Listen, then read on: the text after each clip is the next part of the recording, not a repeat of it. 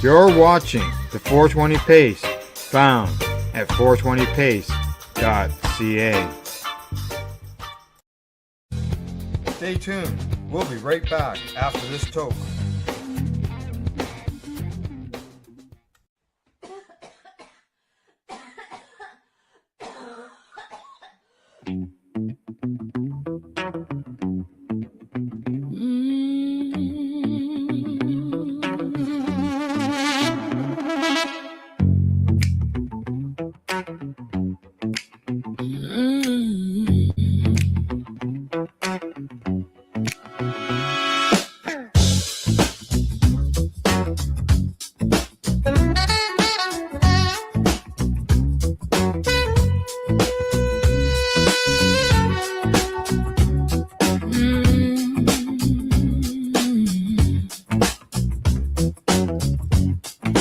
Low glow in the lab, white coat, dark shades, beakers on the table, science on parade. I pull it from the plant, drop it in the vial, charting every change, every little smile. CB1, CB2, talking to your brain, slide into your system. You never feel the same. Cannabinoid groove, sliding through your veins, so smooth. From your head to your shoes, every little cell approves. Cannabinoid groove, body talking back in truth. Let it all line up and move to that cannabinoid groove. Cannabinoid groove. Got a map of your nerves laid out on the wall. Lock meets key, now the dominoes fall. Pain takes a seat, worry drifts aside. Tiny little molecules taking you for a ride. Cannabinoid groove, sliding through your vein, so smooth from your head to your shoes. Every little cell approves. Cannabinoid groove, body talking back in truth. Let it all line up and move to that cannabinoid groove.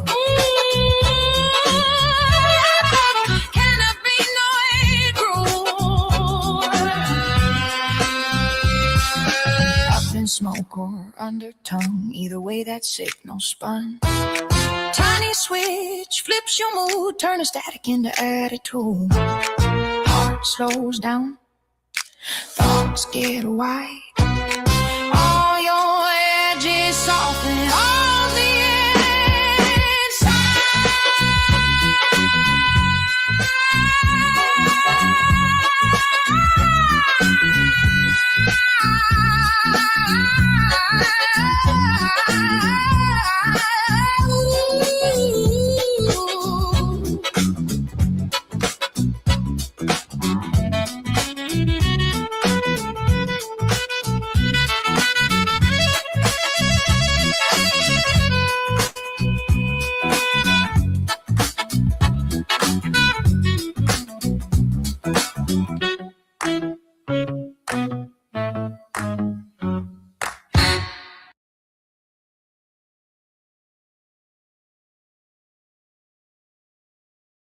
You're listening to the Pace Radio Network here at paceradio.net.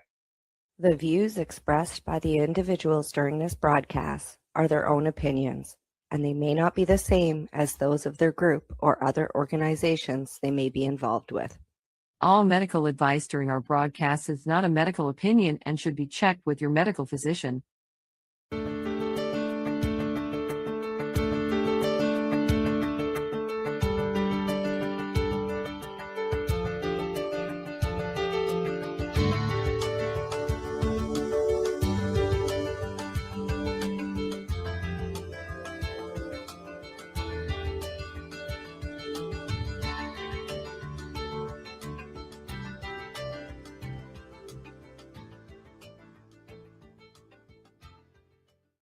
Hello, everybody, and welcome to VAC Roundtable. Oh, we're up to 81 now, and it's the season. It's fall, and being that it is fall, we want to basically see what is possible for planting your soil. Right? Soil preparation is something that is very much required, and something that is not everybody has an understanding of. So we want to bring in an expert, and this gentleman has been doing it for a long time. And he is a legal grower here in California, and that is Mr. Mark Grayshock of Green Shock Farms. And in the past, we've tried to have various discussions, but we haven't been able to arrive here. And fall is the time when you can start prepping your soil for next year. So we're gonna get into it pretty, we're digging in deep. We're gonna be earthworms here for a bit, but the reality is yeah, we're trying to help you understand what you need to put into your soil so that you can get the best possible expectation out of your plan. And there's different ways of growing, and we're going to be concentrating on soil grown today and in outdoor growing. So, first off, welcome, Mr. Grayshock, for joining us tonight and educating our veterans on the subject.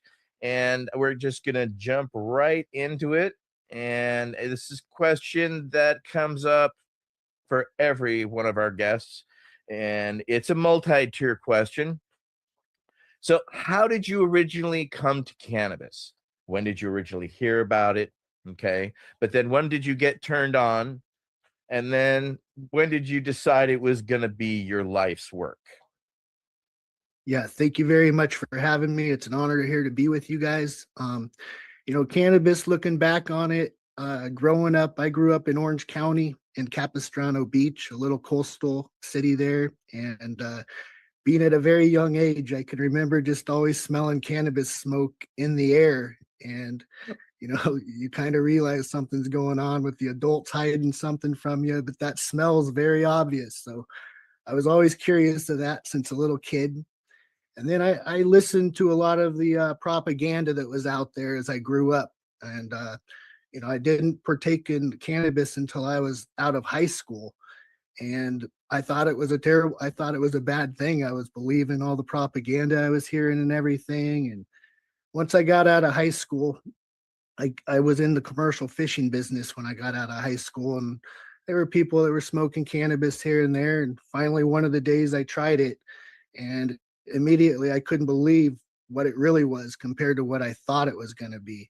It was a really beautiful experience, and I'm someone that really loves nature, and I loved nature before I was in cannabis. I would spend my summertime in Northern California up in Siskiyou County outside of Wairika and Hornbrook at my great grandfather's cattle ranch, where I would go fishing and hunting and exploring and picnicking. And so nature was kind of in my blood. And my mom, at a very early age, just encouraged me. She would take me out. I grew up there in Orange County, but I would go out to Casper's Wilderness Park there and get to go. One of the things I started doing at a young age was catching lizards.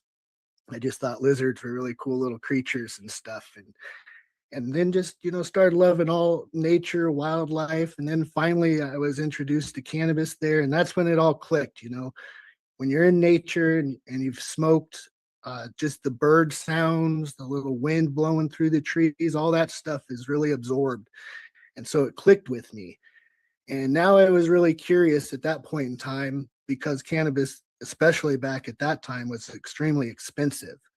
And it was hard to secure good cannabis. A lot of it was just really crummy cannabis, and it wasn't giving me that experience that first homegrown type style stuff did for me. So I started, buying the books, getting Ed Rosenthal's books and Jorge Cervantes, and just reading up on it and trying to learn. And then I put it into practice where, I went out in those mountains, and I know it's something that is looked down on pretty bad, going out and growing cannabis out in the mountains. And I was very conscious of the environment and everything, and I did my best job to not harm things. But I went out there and started to try to grow cannabis, and it's not an easy thing out in those environments like that when you're first getting started with no real practical uh, having done it. So I actually ended up packing on one of the full moon nights all kinds of bags of soil way out into the mountain there, where I ended up putting them in pots.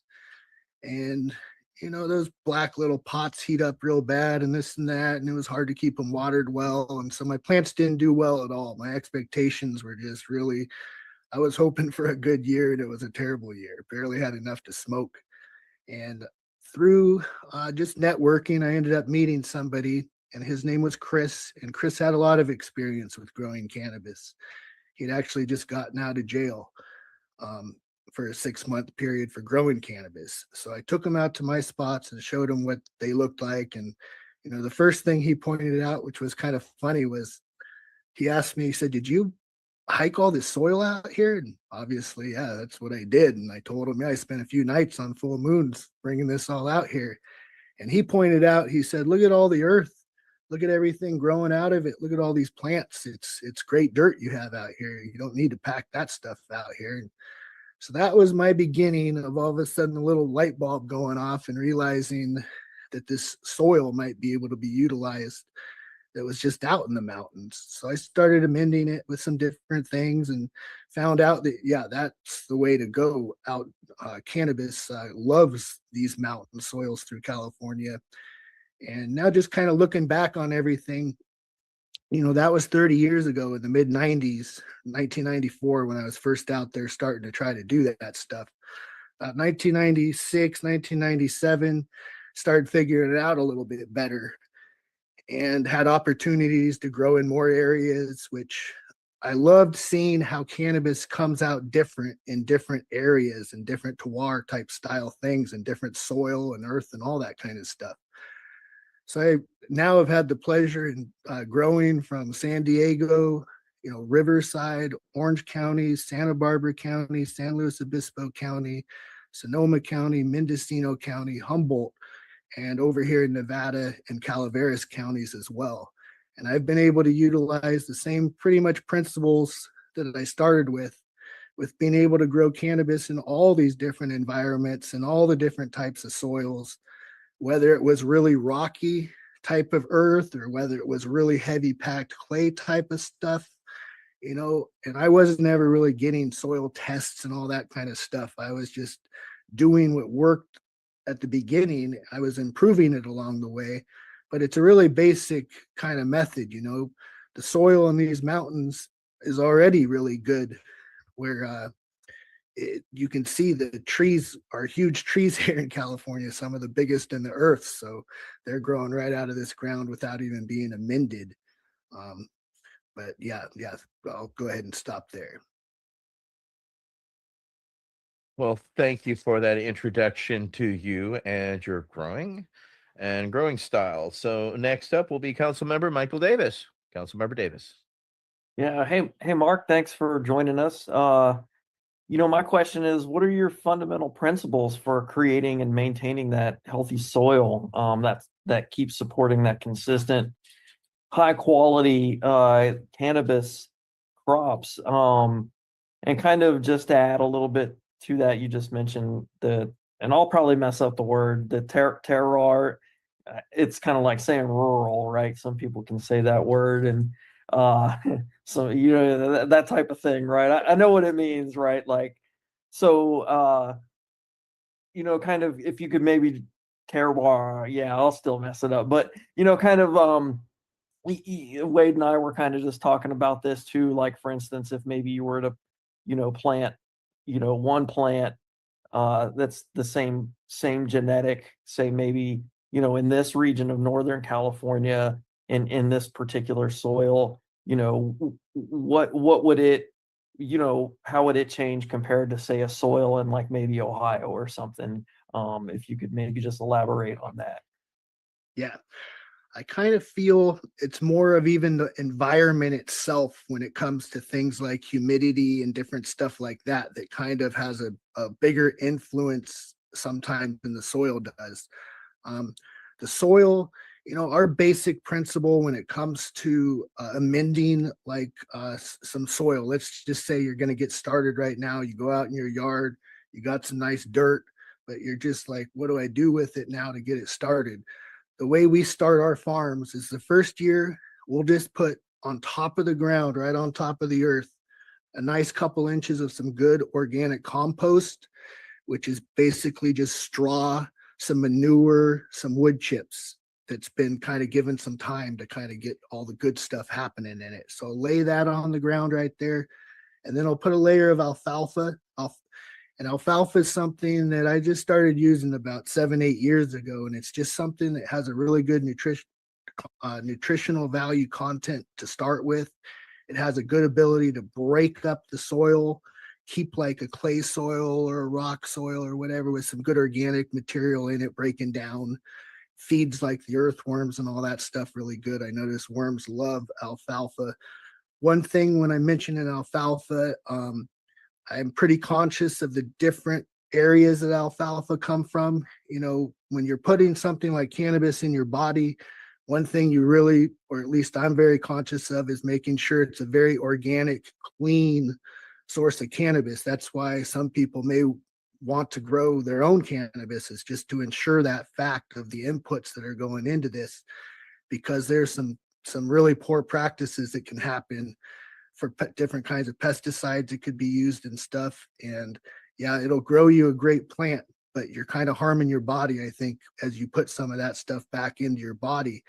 So we keep everything really organic. And when it comes to alfalfa, there's a lot of areas that you wouldn't want to use alfalfa from, I don't think, because it's a heavy pesticide driven area somewhere maybe in the middle of the San Joaquin Valley here, where we get our alfalfa from. We make sure it's a really nice mountain grown organic source. So like us up here in Grass Valley, Nevada City area, just to the east of us is Sierra Valley. And up there at 5,000 feet, they grow some amazing alfalfa. It's the most lush green blue alfalfa. And just to get a little technical on alfalfa, that's where we like our alfalfa to come from. It's a little more expensive, but we feel it's worth it.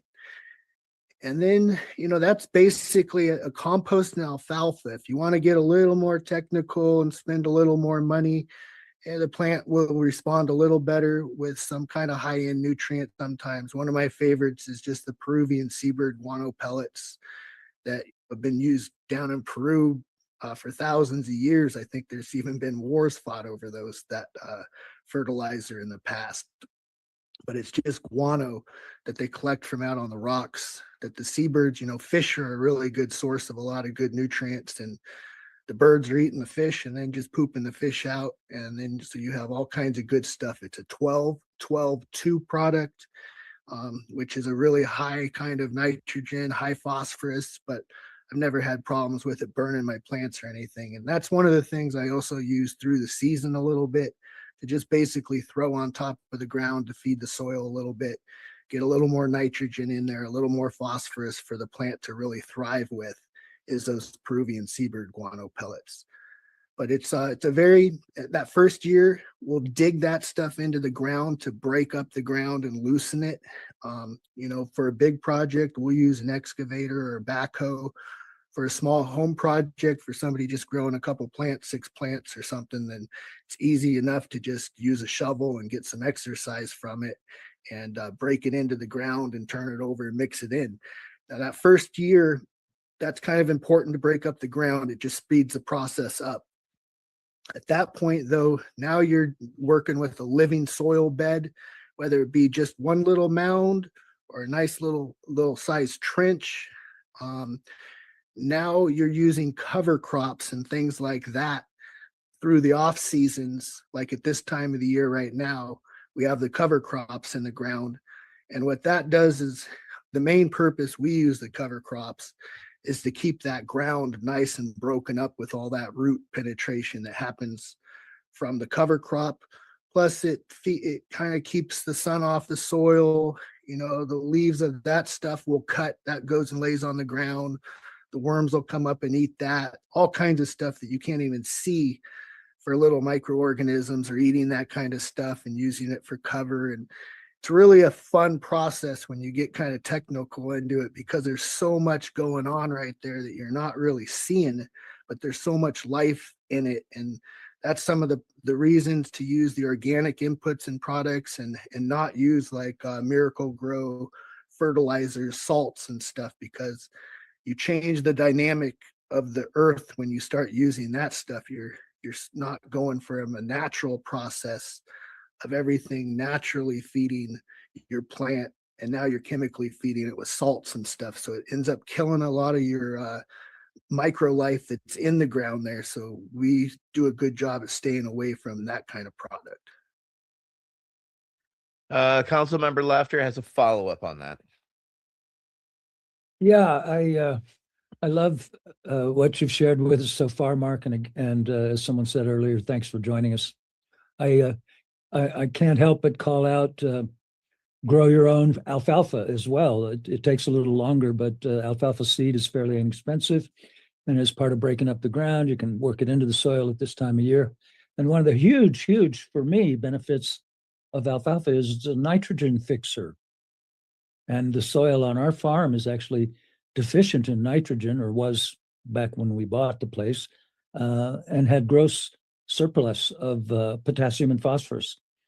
And I realized that because everything I planted would only grow a little bit and then it would flower.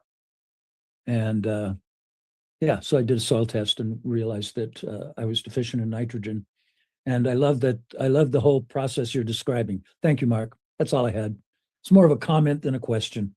Oh, thank you, Wade. I'm honored to hear you say that. I don't come from a learning background through school. Everything I'm kind of sharing has been through just trial and error and having done it. And that speaks volumes, because we understand, and as I've worked in and around cannabis farms and farmers over the past 30 years, for every grower you meet, there's a different way of growing.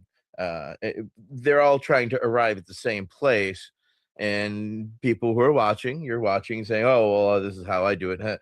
All these things are moldable, but what he is giving you are the basics specifically for living soil organic preparation. So it's stepping away from what I was traditionally taught, which is using salt-based solutions, and actually creating living, breaking down soil so that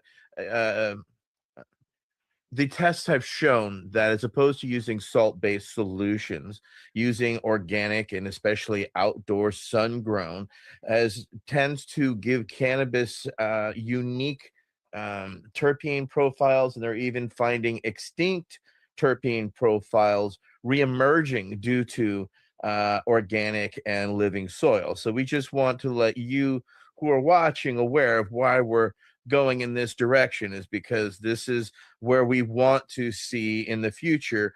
We would love to see large scale production of that, but we know that small scale farmers who are fixating on craft cannabis, good cannabis, can be done in the small scale, but it can also be done in the large scale, depending.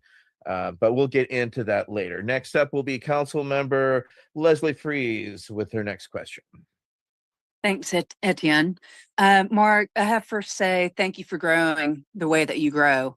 I personally think there's no other way to grow than regenerative and organic. So thank you.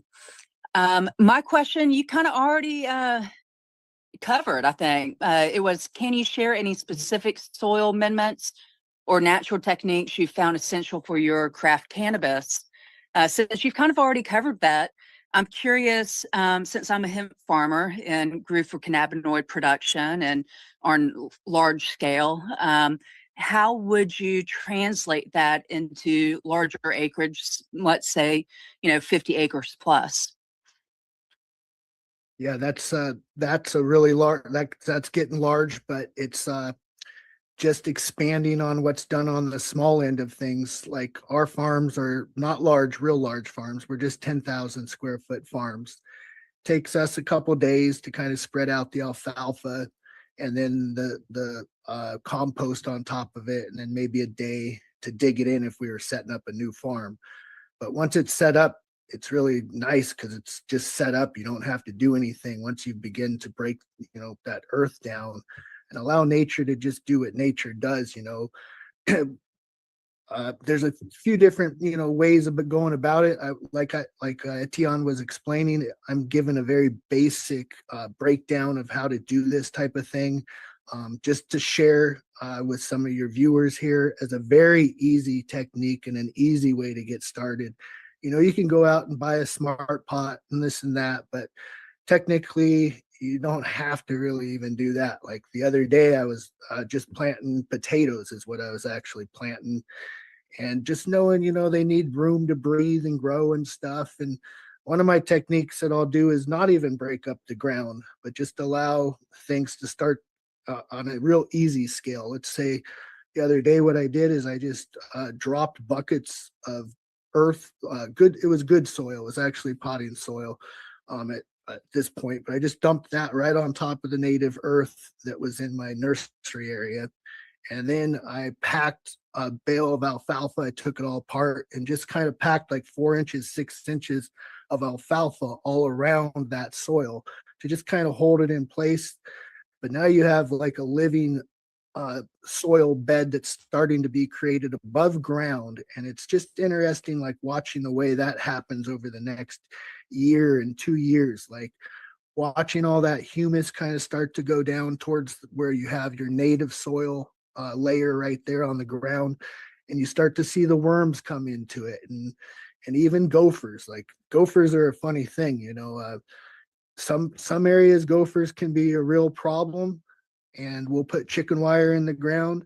But in some areas, for some reason, gophers just don't even bother the plants. They'll go all through everything, but they're not really after killing the plants. It seems like down here in our Nevada County farm, I stopped using chicken wire because it seemed to not have a purpose to it. Yeah, there were gophers and stuff going through everything, but they weren't hurting the plants. And it seemed to me they were almost just doing a good job at keeping soil turned up and kind of getting into clay areas and working them. And I started to almost appreciate the gophers.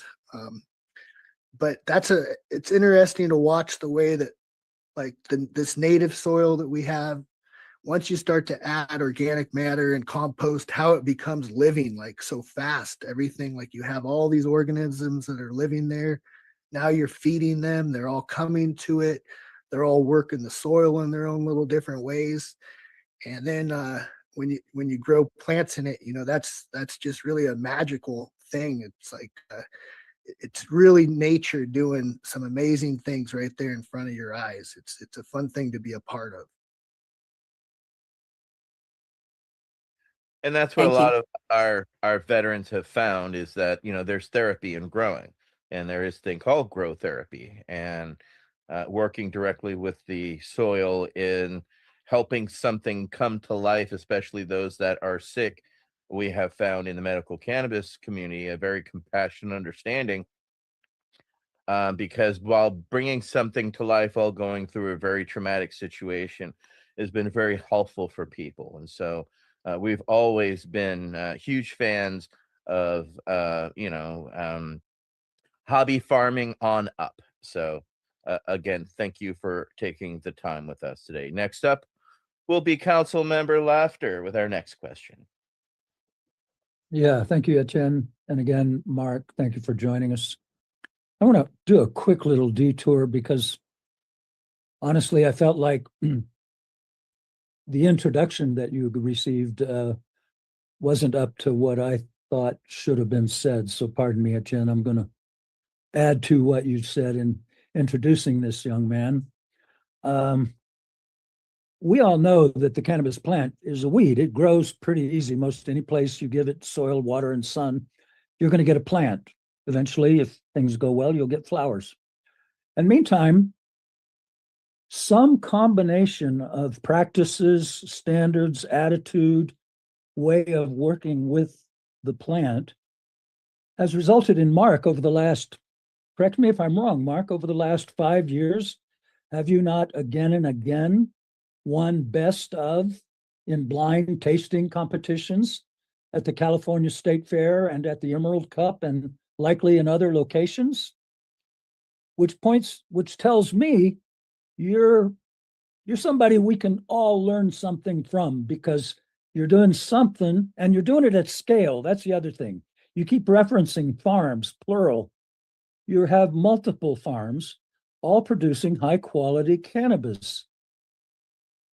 That's the introduction I think you need, Mark, because I think people need to understand these things that you're talking about not only work, not only save you costs, but if done with diligence, actually produce highly, yeah, there's no question about quality, diversity of cannabinoids and terpenes in your plants. I've had a chance to sample a few of your flowers.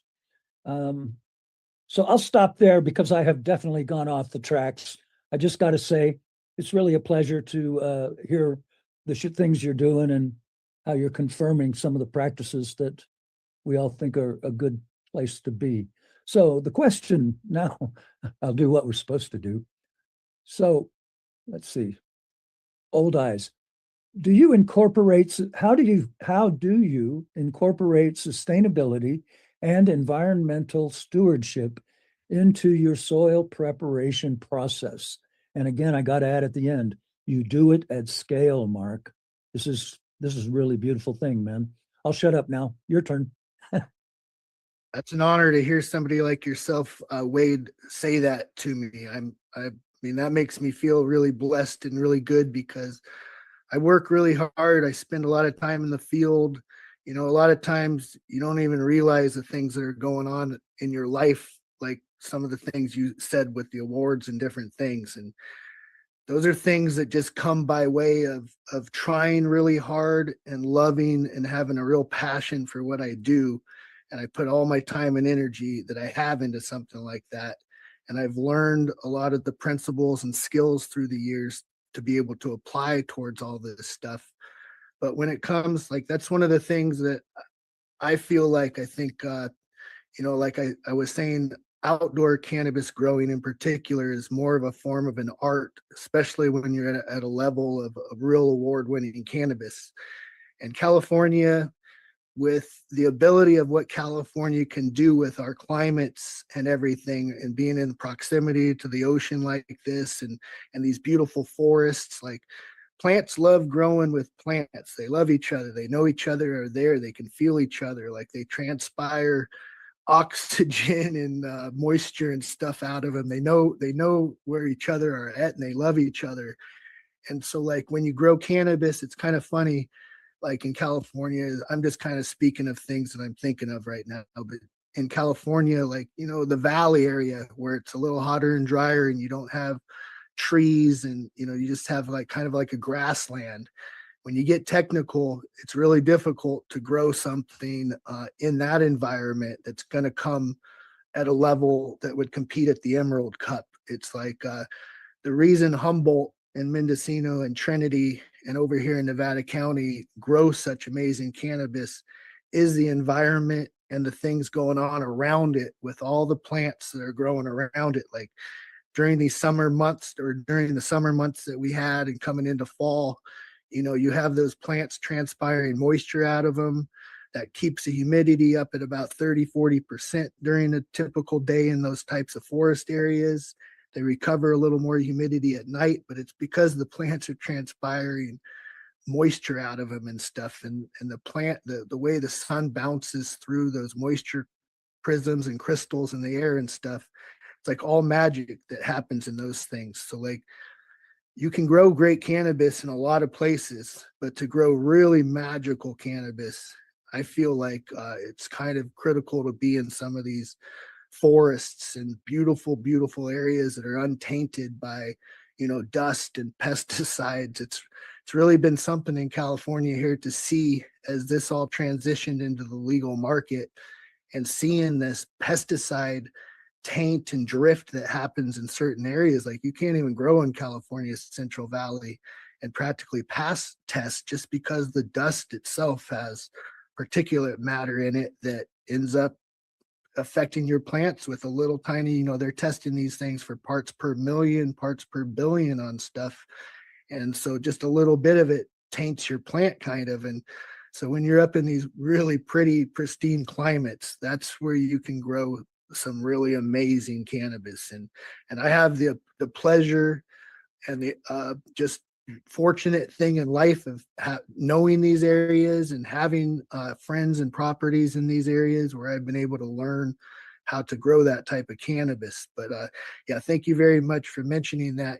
We are one of the top awarded Emerald Cup farms. I think I have a really neat record going right now for 9 years in a row, being able to place in the top 20 category. And just looking back, it's been a heck of a challenge to be able to do that. But it's out of love and just wanting to show people and share a really nice cannabis like that too. And just, if nobody's doing it, nobody knows. And so we're trying to do it up here. I know some of my friends up in these mountains do the same thing. They grow absolutely incredible cannabis, a lot different than what your commercial market is producing right now. And so that was today what I was going to do a roundtable earlier, and that was over in Santa Rosa that got canceled. And that was to just speak a little bit about small farms up in the Emerald Triangle in that area and what makes these things special and produce different types of medicine than your commercial farms are really growing. I mean, even down to the point right now, some of the things that have driven me nuts watching this commercial marketplace take hold. And this is one of the reasons why I encourage everybody as best as they can to grow their own medicine, learn, begin this, like you were talking about, it's therapeutic to get outside and get some exercise and spend time out there with birds chirping and around your plant that you're going to use as medicine. I mean, it's a magical thing being able to turn a little seed or a little clone.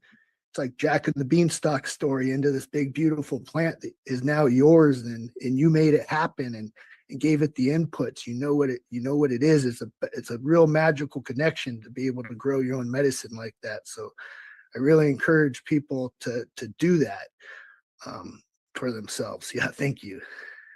And to give some perspective, people, I've been an Emerald Cup judge and I'm an ambassador to the state fair. On average, sometimes it's 400 to 800 cannabis submittals for the Emerald Cup. So when he says he's placed the last 9 years in the top 25, that is no small undertaking when you consider the hundreds of samples I have seen. I usually do the cartridges, so unfortunately I don't do the flower. But specifically, that is a very challenging, and I have pictures going back, because I've been judging for the past 9 years, of the old stacks of just all the different cannabis that are representative there. And to pierce that one is amazing in itself, but to do it consistently 9 years in a row, that's a different level. And so realize this is the type of gentleman we're talking with today. So this is award-winning, many years, many different levels, many different judges and representing. So with that, we're going to go to our next representative, Michael Krawitz. You're recognized. Thank you. Ed, welcome. It's really been great to hear from you and really inspiring. You've kind of reminded me of a little story, so I want to share a quick story with you. But it's hard to remember now. Canada is so progressive with their policies and stuff. It wasn't that many years ago where it was heavily illegal to cultivate cannabis, and it was back to the old world, right, of illegal markets and what we now call the traditional cannabis markets, right? And the RCMP, the Royal Canadian Mounted Police, had put a little article in the newspaper up there that they were trying to get in the heads of the criminals, right? They were trying to get in the heads of cannabis growers. So to do that, they were going to grow a room of cannabis, and they did it. And then, like months later, there was this a while later, there was this smaller article where the RCMP was complaining that they were having all kinds of trouble with the plants. They just weren't growing. They were looking for help and any advice that could be given on what they might be doing wrong. And somebody wrote in and just said, man, you got to love the plants more, man.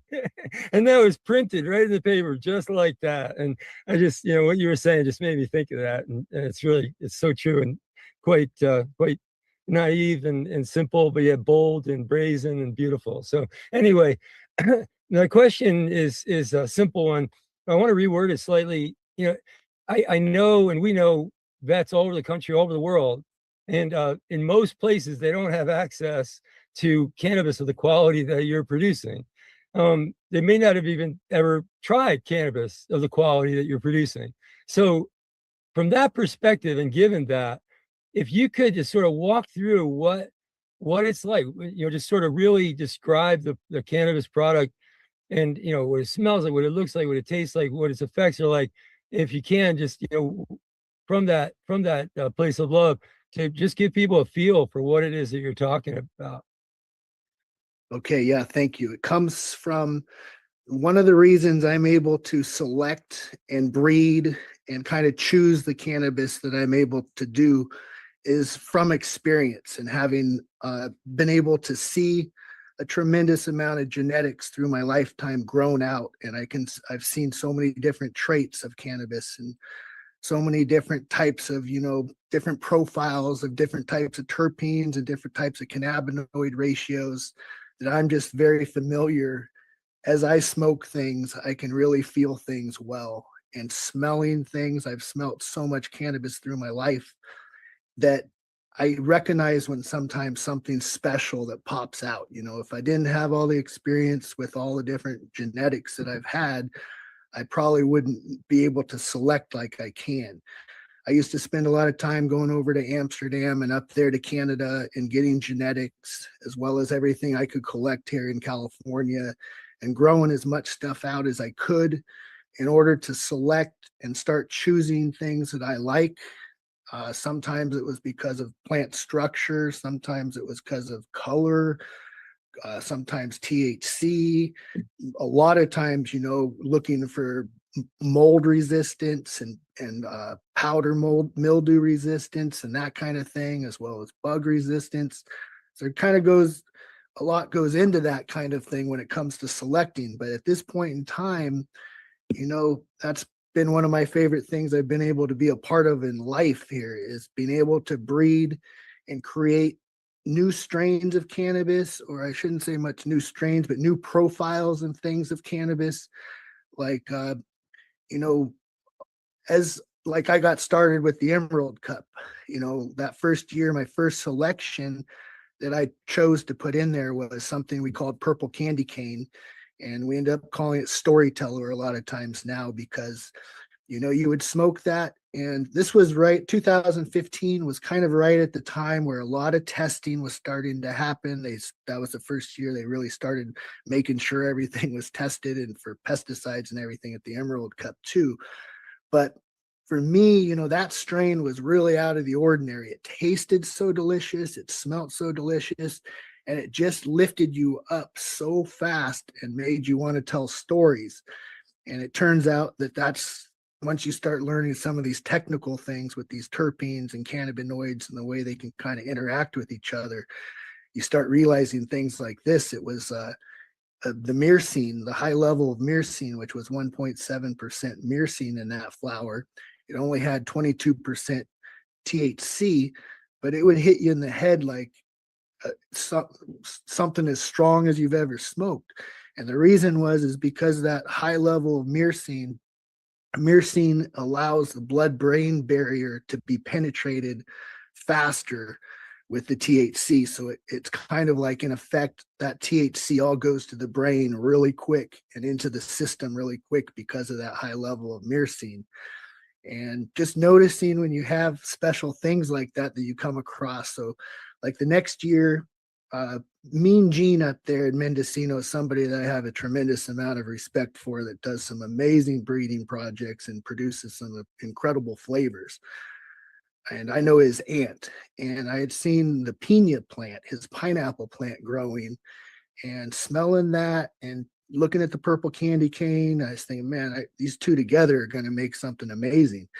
So I bred the pina with the purple candy cane, and then that came up with tropical sleigh ride is what we developed out of that. And tropical sleigh ride was something really unique, though I didn't really know it at the time as much, but I began to learn it pretty quick because 2017 at the Emerald Cup was the first ever lab awards handed out by SC Labs.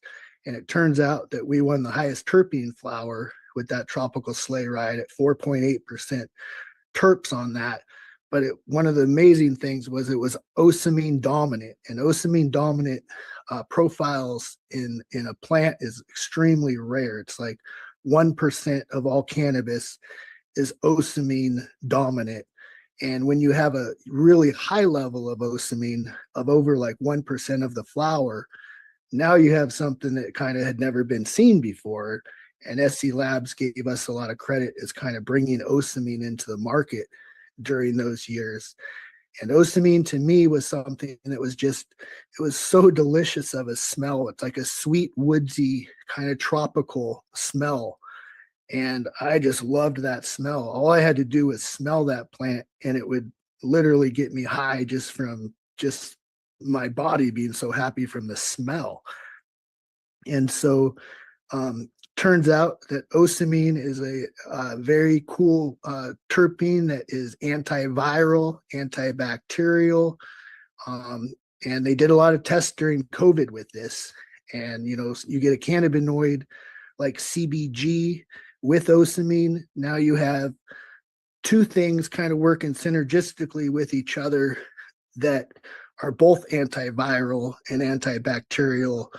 And so it's cool to see some of the medicines that are now being targeted, being able to be developed out of cannabis when you're specifically going after some of these certain traits, whether they be in the terpenes or the cannabinoids.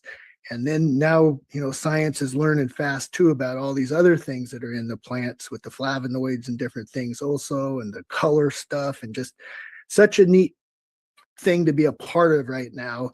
And there's so much learning happening so fast, and to be able to breed different things and come up with different, you know, kind of flowers that are for different people for different reasons. You know, we got a lot of neat CBD line stuff, which you know, a lot of people these last few years have been becoming very familiar with CBD.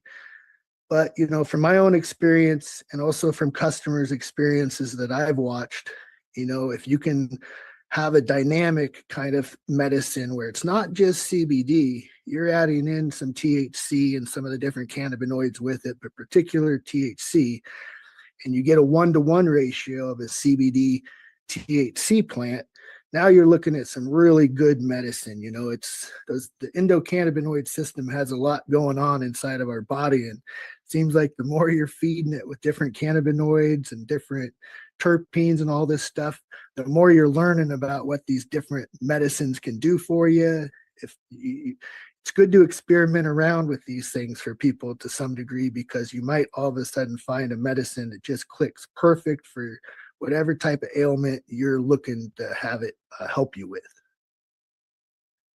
And that's the thing about cannabis, it's subjective, and that's one thing which we still get from patients all the time, is, you know, what's the cancer bud, what's the asthma bud, what's the migraine bud? And unfortunately, that's just always been a frustration, is that people have to try things, and they have to try and find things and document till they can really find something that registers with them, as opposed to, you know, just getting high. It's about finding that medicinal value in a specific cultivar, and then trying to find a similar chemovar type.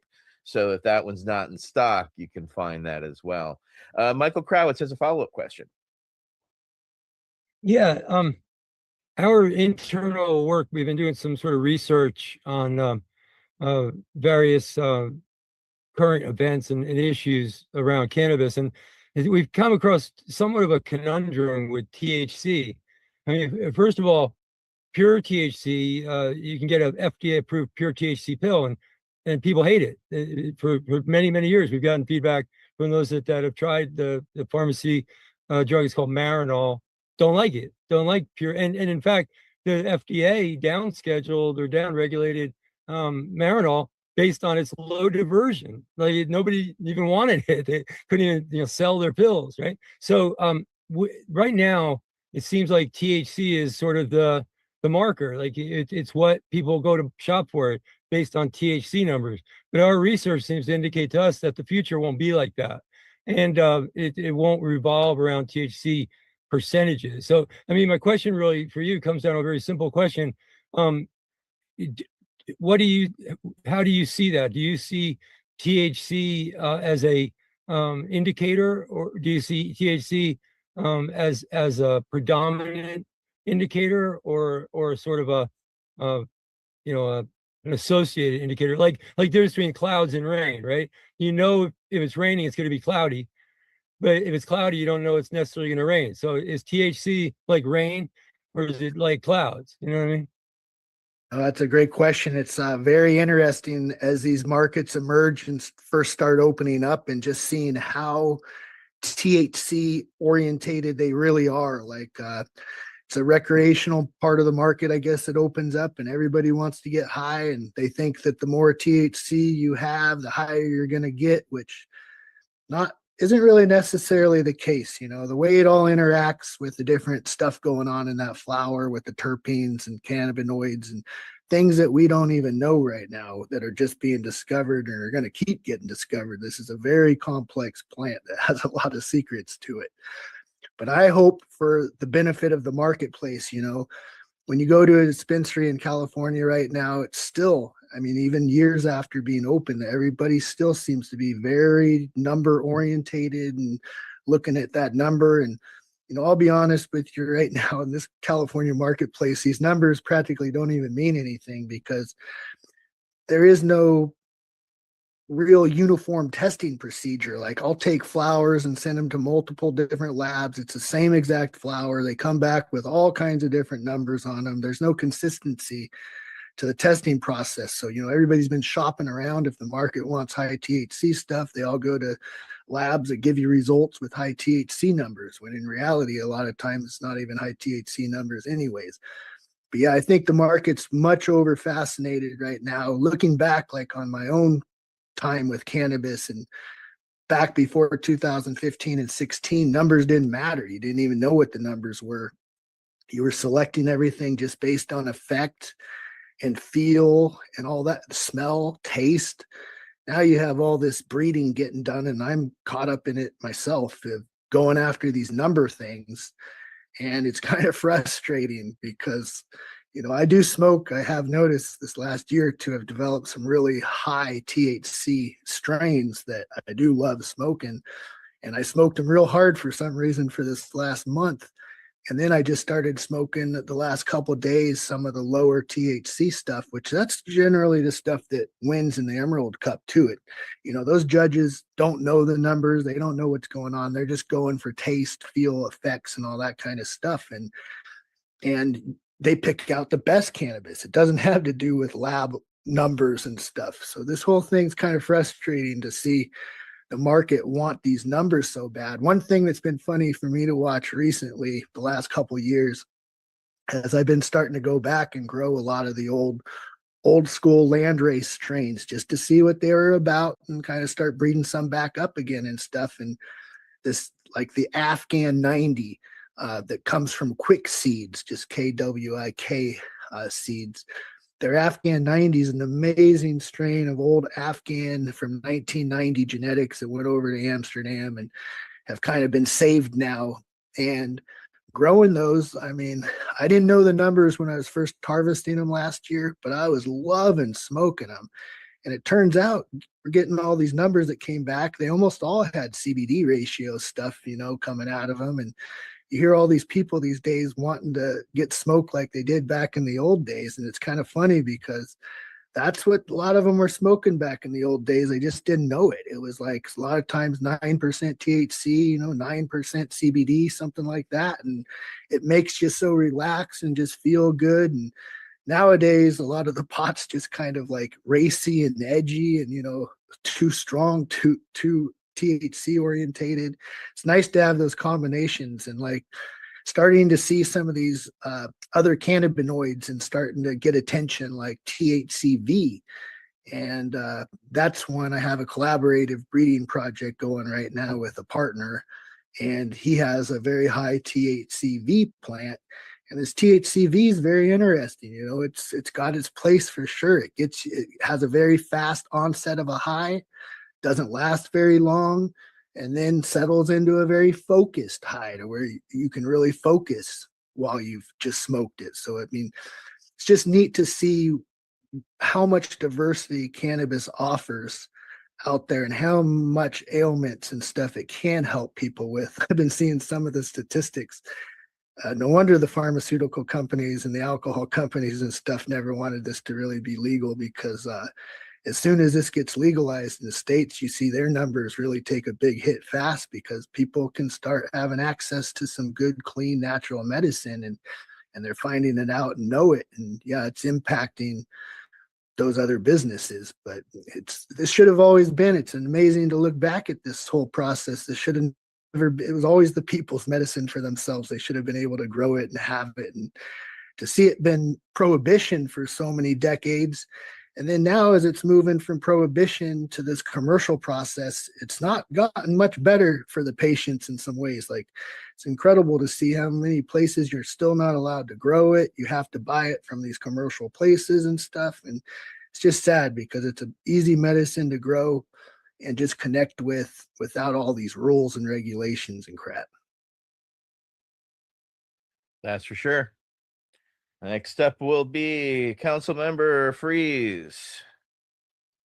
Thanks. So if you're interested in medicinal cultivars, would you discuss the differences in your selection of genetics from the medicinal market and the adult use market? Yes. I was just touching on some of it with the CBD THC kind of combination ratio stuff, and the really high cannabinoid of different cannabinoids and stuff. That has a lot to do with your medical market. Your recreational market, is very THC orientated. That's where the real high, the bang for the buck, I guess, comes from if you're looking to recreate and get high. But even then, THC has a lot of medical benefits. And, myself, I don't sleep well at night. I never kind of have after I worked on the commercial fishing boats and just had a really erratic sleep schedule and stuff from years of that. And so for me, sleeping at night, like, I prefer, a really good, strong, high THC flower. But in terms of so many other things, as I'm getting older, one thing I've had to deal with is Lyme's disease. And it has a lot of, it hurts you, it hurts the body. And so to find good medicine that can relieve some of that stuff is nice, with the inflammation and different things with THCA, and then CBDA, and even CBD, and all kinds of different things.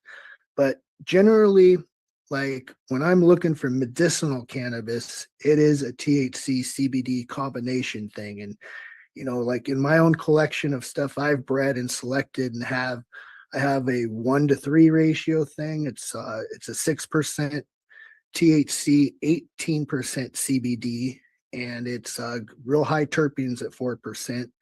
But that is a very good introduction of a medicine for generally people coming in that are new smokers. Like, I'm noticing that's a really sad thing for them, is they go into a store right now, a recreation store, and ask the bud tender what's popular, what they're selling, what they recommend. And here comes this big high THC thing for somebody that's never even really sometimes maybe smoked cannabis before, or a tourist from somewhere else that's never really smoked. And here they now have this THC thing that's going to blast them. It's not the first thing they need to smoke, to bring them into this, to plant. So a 6% THC, 18% CBD thing, that's a very comfortable smoke, and I've seen a lot of older people that have asked me, what they recommend that they try smoking. They've never smoked before, and that's what I recommend, something like that right there.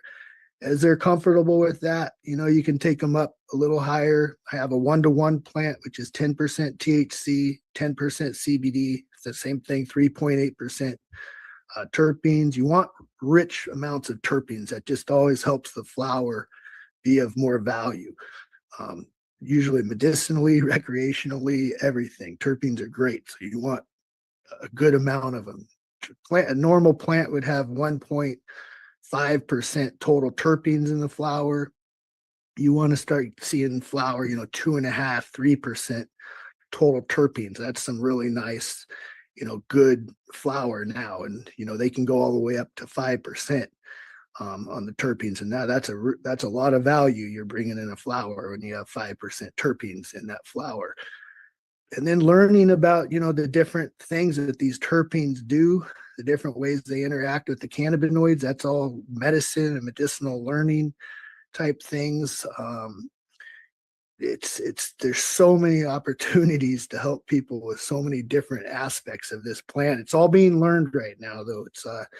It's happened rapidly. Wade Lester has a follow-up. Yes, thank you, Etienne and Mark. This is a fascinating conversation. First off, a couple of observations. I love that your guide, if you will, that leads you to select this plant over that plant for breeding is really based on your senses, your sense of smell, your vision. How does it look to you? Does it turn you on, to use an old hippie cliche term? But you know what I mean, because I understand that's what has happened to me more than once. I've encountered a plant that it's hard to describe why, but something stands out, and all of them, it turned out, had medicinal value, very much like what you're describing of plants with medicinal value. And then one last, no, not the last. I never stop at the last. Years ago, I was really fascinated with this very thing that we're talking about.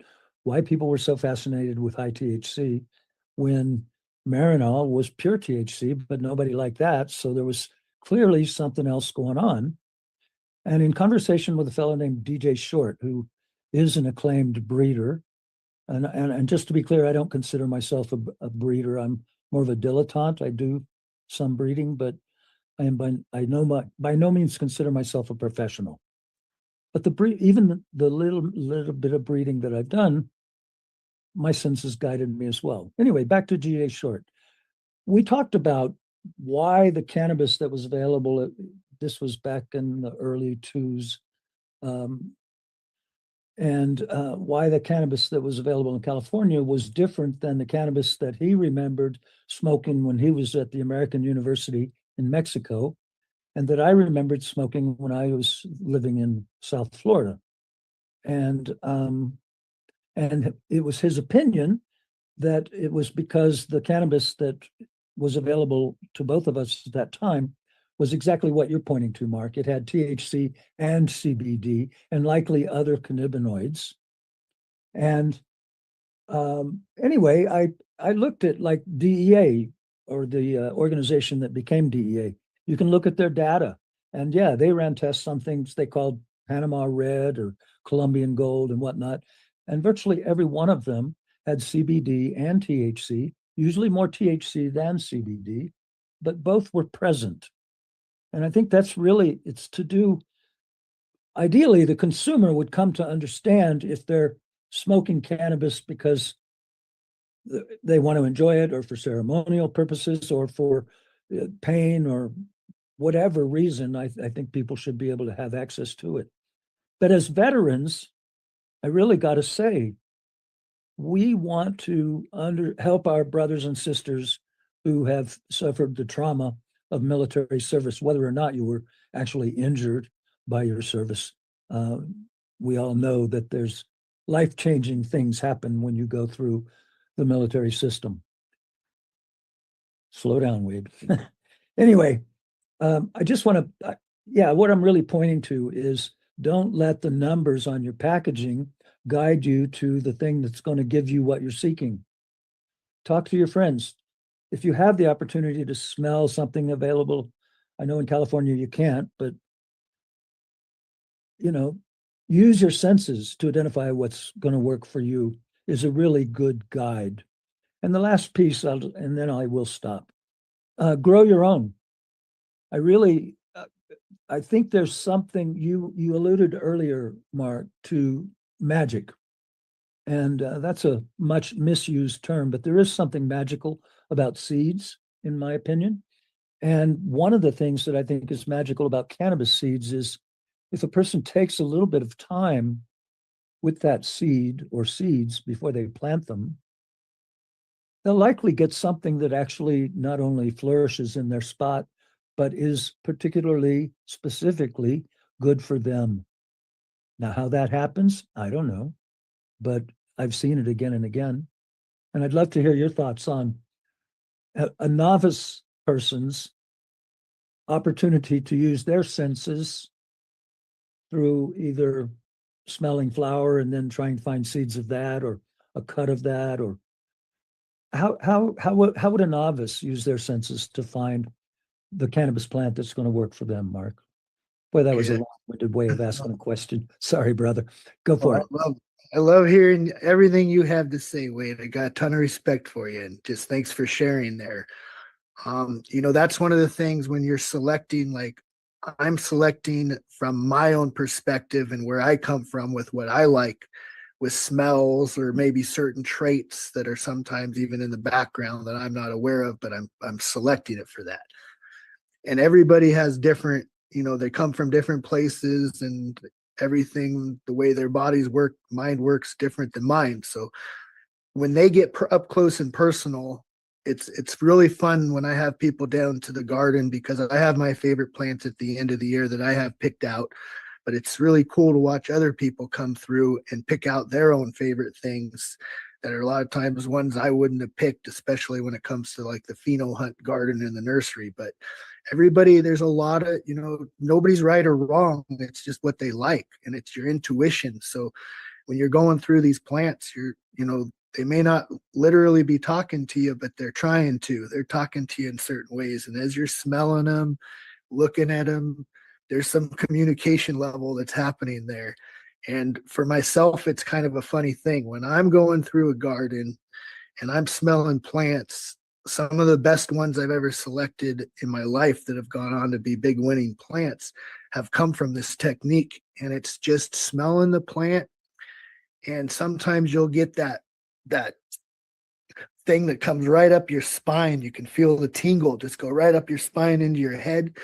When I have that happen in a strong way, that connects me to that plant and just lets me know something's talking to me here. And if that keeps happening through the course of a little bit of time as I'm visiting the plants, and you keep going to that one that is sending a chakra up your spine, there's something going on right there with that. And so that's kind of just one of my own personal techniques that I use when I'm selecting plants. But it's to a person, whatever's enticing to you. If you want to, like, all of a sudden you're smelling something and it just makes you literally want to smoke it because it smells so good, and there's something telling you, man, I need to smoke that. That's another one of those signs. It's just calling to you for that plant. So on a personal level, for people, hopefully somewhere down in the future, when you're talking about you're not allowed to smell the plants at the retail, that's a bummer. Like, you're trying to buy a good medicine for yourself and you can't even smell the plants, and you have to go on this number thing and stuff. It'll be really cool.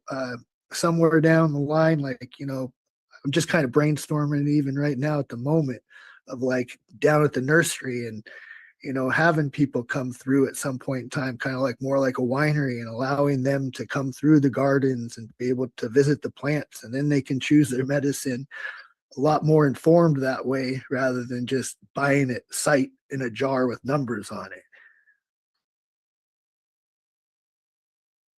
I love that vision. Yes.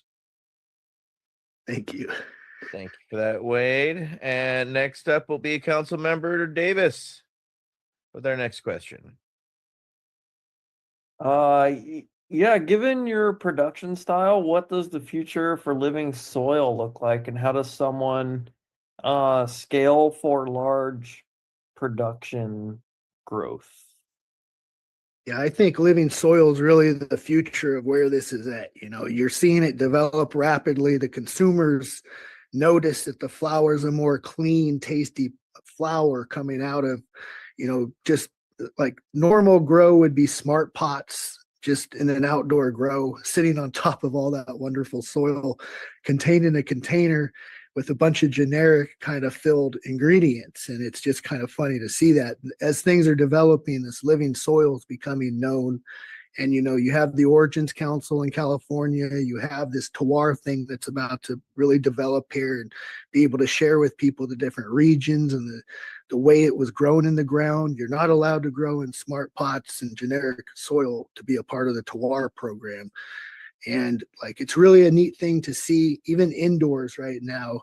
Like, I am my palate is for clean, tasty, organic medicine. Like the market down in Los Angeles, there's these giant salt-fed hydroponic grows under the lights down there indoors, and it's a totally different tasting product. Like, I'll give them this type of product sometimes, and it takes them a little while for them to get used to it. They think it tastes wrong to start with because they got this salty product that they're so used to smoking that anything that tastes different doesn't taste right. To me, what they smoke doesn't taste right, but it's really neat to see some of these farms converting, and even some of the large indoor farms here in California converting over to living soil. I know there's a couple of them down there in Los Angeles. There's one really highly awarded one up here in Mendocino that's kind of a smaller one, but just to see them now converting over into the living soil techniques indoors is a really cool thing to see happening. And just seeing that product now becoming much more clean, just tastes better. It's better for you, I think. It doesn't have all the salts and chemical kind of stuff in it. And living soil to me is the future. It's hopefully you start to see large agriculture. You're seeing it to some degree, but really start to see large agriculture starting to see the benefits of having good, healthy living soil. Unfortunately, a lot of this soil that's out in our Central Valley here in California, which at one time was the most pristine, perfect, highly mineralized ground really in the world. And in the last 100 years through farming practices, it's been really ruined to a lot of degree. And just the costs that have to go into trying to keep a soil growing that doesn't want to grow anymore and everything, and to produce when it's been kind of ruined is it's going to take some time. But nature has a way of plants and everything. You see that little one spade of grass growing out of a sidewalk crack, and if nobody ever does anything, the next thing you know, it takes over the sidewalk. It's just what nature kind of does. It's resilient. But we've really put it down a lot with different farming practices that are happening. And that's another thing, just talking about the living soil. That's, I think, a really critical component for people to be able to grow their own medicine, even if it's an indoor thing and you're just growing in a little tiny grow tent. Start to think about, watch some videos and start to think about doing some living soil. And it's just really a fun thing to learn about and be a part of, and you grow better medicine with it also. And then just nature in general. Like, I'm a big proponent of encouraging people to grow with nature. Like, none of my techniques or anything that is really, unique. I don't put a ton of things into it. I just really understand what the plant needs and the way nature corresponds with it. And I do my best to just bring those two things together and let them do what they do. I stay out of the whole process as much as I can. I've seen a lot of people screw up their plants and medicine by just trying to do too much with it rather than just letting it be and letting it enjoy its time while it's alive too. You don't need to be in there tying it around all over the place, defoliating leaves, all this different stuff that people will do. A lot of times it's just because they love their plant, they want to be with it. But a good technique and principle is just to let nature support it the way you need to, but let nature really do what it does. It's the one that really does the growing and everything. And that's where I encourage, sun growing at like, we're finding out that this cannabis plant's a hardy thing. It can grow all over the country. It may not come out quite the same as it does here in California, but it's still good medicine. And if you're in those northern climate areas and it's just, you got a harsh, fast winter set on, these auto flowers that are being developed these days are super hardy. And there's some really good genetics going into these auto flowers. If people want to look into some auto flowers, I tell them I experiment, I grow all kinds of them. But Purple City Genetics here in Oakland has some really great genetics. If they're looking for some auto flower seeds they want to get, I'd look at it from those guys. Their stuff is super consistent, super hardy. If you're planting up there, if you're in Minnesota and you think you can't grow your own medicine outside, you kind of can. These auto flowers are built for tough climates. You plant them 1st of June, it's done end of August, and you got nice stuff. There's nice cannabinoid numbers in them now. There's high THC stuff. Regardless of where you're really at in North America here, I feel that you can grow outdoor in the sun. Just a matter of dialing in your right genetics, which might be auto flowers. For some people up in the northern climates. All right.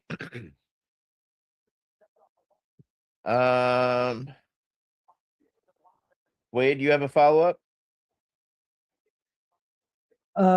No, it occurs to me that if we're getting close to the end of the recording, I wanted to make sure that Mark let everybody know how they can see his website or whatever sort of online presence he wants to call out to help him with his products in the market. That's all I had. Thank you. Yeah, Mark, this is your time to promote yourself, your website, any social medias. How do people find you and get a hold of you if they want to learn more? I appreciate that. That's something I'm not real on top of a lot of that kind of stuff. We got our little Instagram thing. I got it's at Green Shock Farms there on our Instagram handle. And then, I got the website greenshockfarms.com.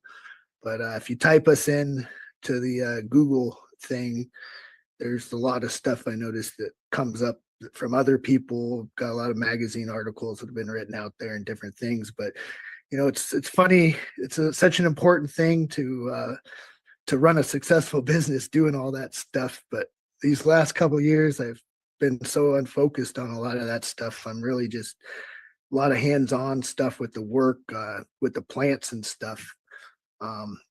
We will be here. If people are looking for genetics, we'll be at the Terpnomy seed event here coming early in San Francisco this year with David Downs and Leaf Lee. I have noticed that in terms of unfortunately, we have some counterfeited products that are out there with some different handles and people selling seeds that aren't coming from us and stuff at times, which has been kind of a bummer to see. I'm trying to open up, hopefully to be around the first of the year, a place where people can come and get genetics from us on a secure website where they know it comes from us and it's not from something else. But and then I just, talking to you guys, one thing I would love to do is maybe be able to donate some seed packs out there to you guys to give out to some of the members.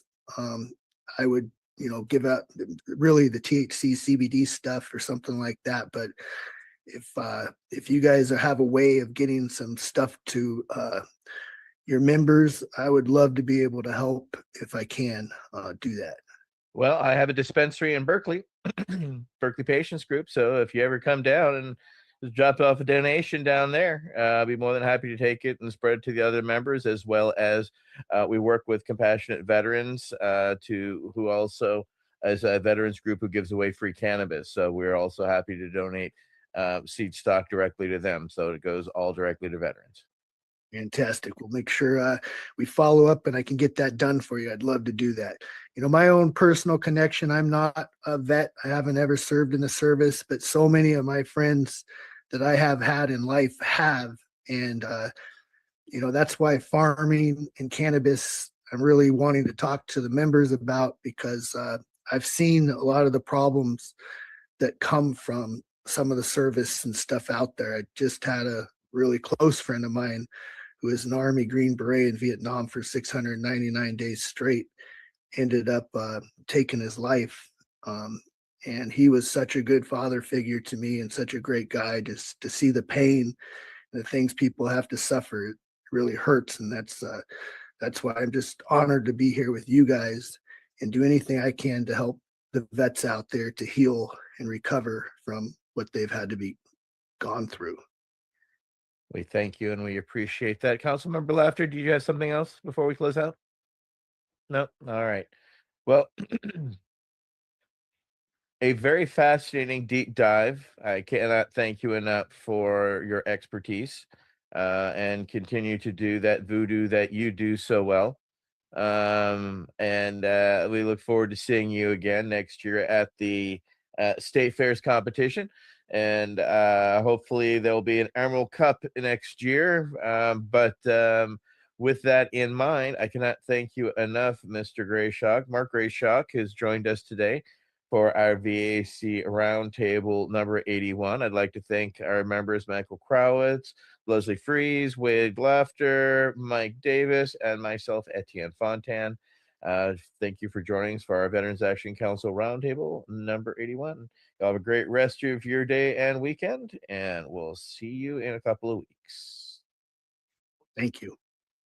The Veterans Action Council is a Pace Radio Network content provider.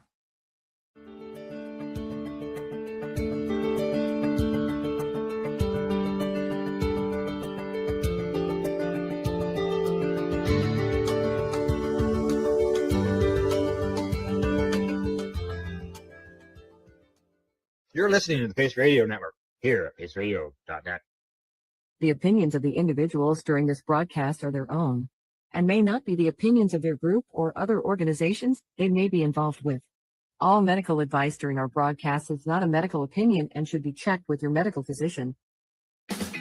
Enjoy the buzz of legalization with Campbellford Lifestyle Shop. From lights to plant nutrients, books, consumption accessories, and more, we've got all your basics to grow or consume cannabis. Visit our info center or take a look at our piercing services and body jewelry, now available in-store through Campbellford Lifestyle Shop, 17 Bridge Street West, Campbellford. Limestone City Hydroponics is Kingston, Ontario's hydroponics shop. Take your growing to the next level and create the optimal environment with a tent kit, or maximize your yield with an ebb and flow flood table clip. Either way, Limestone City Hydroponics has more sizes and options to fit your needs. Are you looking for the power of the sun that adapts to your budget? Then look no further, as they have professional grow lighting. They have indoor grow systems that are easy and cost effective, with many options to fit your living space and lifestyle. Cultivate your growing potential. We have everything you need to succeed. And if you can't make it to the store, they offer local delivery to the greater Kingston area. Remember, when you're looking for experts to help you grow, then look no further than the locally owned Limestone City Hydroponics, 105 Sunderland Drive in Kingston, Ontario. Call them at 613-548-0420. We are people advocating cannabis education here at paceradio.net.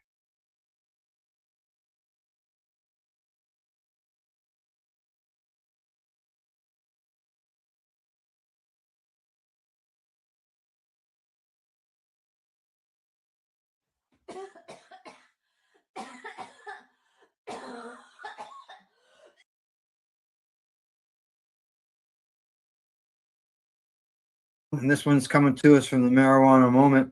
And the headline on that says, Michigan officials are spending nearly $100 million in marijuana tax money to local government and tribes. Super news. Now, Michigan officials have announced that they are distributing nearly $100 million in cannabis tax revenue to over 300 local governments and tribes across the state, thanks to the state's adult use legalization law. Now, the $94 million in total tax dollars will support various local infrastructure, education, and other programs and services in 313 municipalities, counties, and tribal areas. That level of cannabis-derived funding is roughly equivalent to what the state allocated last year. Now, a total of 114 cities, 39 villages, 81 townships, 75 counties, and 4 tribes will receive payments from the Marijuana Regulation Fund, which is official set up with the state cannabis regulatory agency. Now, Michigan officials have announced they are distributing this money, and I'm messed up again. Here we go. Now, for the state of Michigan's 2025 fiscal year, this means each eligible municipality, county, and tribe will receive $54,000 for every licensed retail store and micro business located within its jurisdiction. Now, under the state's cannabis law, tax dollars from cannabis sales must go to cities and tribes with licensed retailers. They get 15%. Counties and tribes with retailers, they get 15%. The school aid fund for kindergarten through grade 12 education, they get 35%. And the Michigan Transportation Fund for repairs and maintenance for roads and bridges gets another 35%. I don't know about you, Cindy, but I'm not seeing anything like this in Canada. Nothing. No.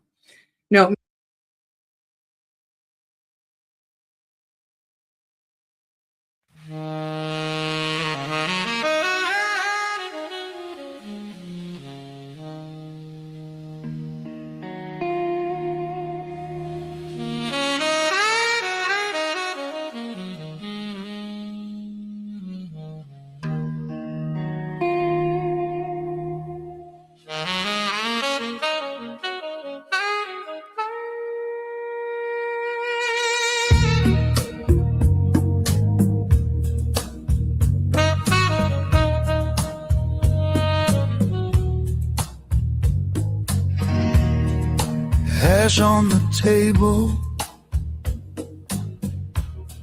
soft in my palm. Gumball in the glass jar, calm in the storm. Fingertips sticky, scissor blades brown. Pass it in a circle, kept it low, kept it sound. Hash gooey like Play-Doh, press it, fold it, take it slow. Original concentrate, that's gold. All love, harm reduction, consumption. Hash gooey like Play-Doh, soft little sun and a snow glow. Just story in the smoke, all love, harm reduction, consumption. Yeah.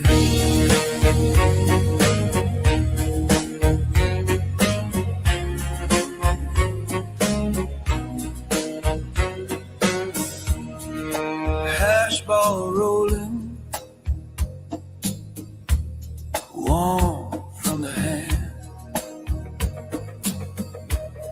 Soft little planet, spinning on demand. Talking about limits, water and ice. Treat your trick homes gentle, never aim for the edge. Hash gooey like Play-Doh, press it, fold it, take it slow. Original concentrate, that's gold.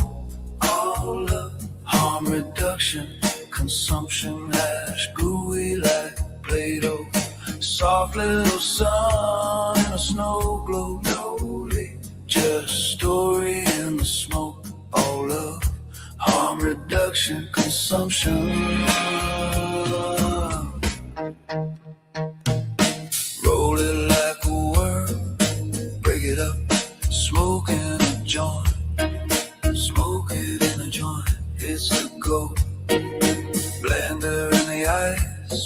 and track chrome head.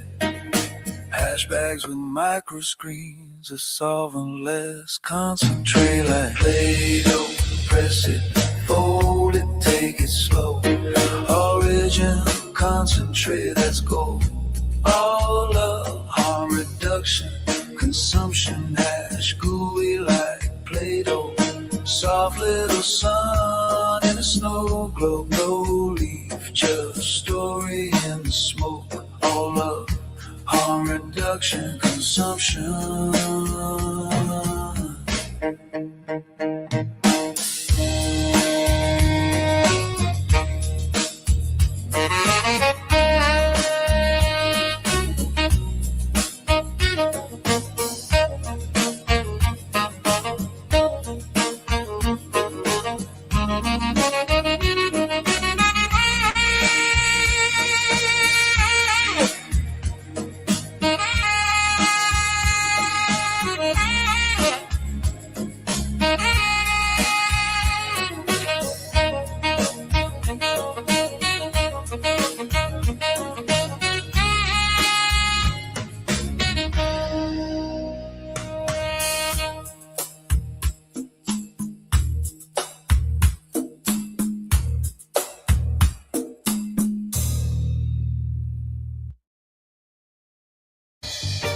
You're watching the 420 Pace, found at 420pace.ca.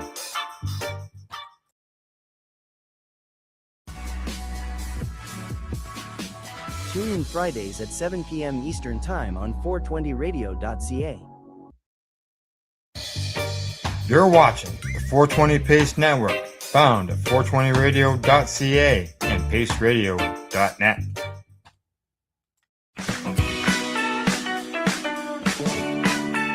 This podcast is for adults only, should not be used as a meal replacement, and may contain nuts. Hey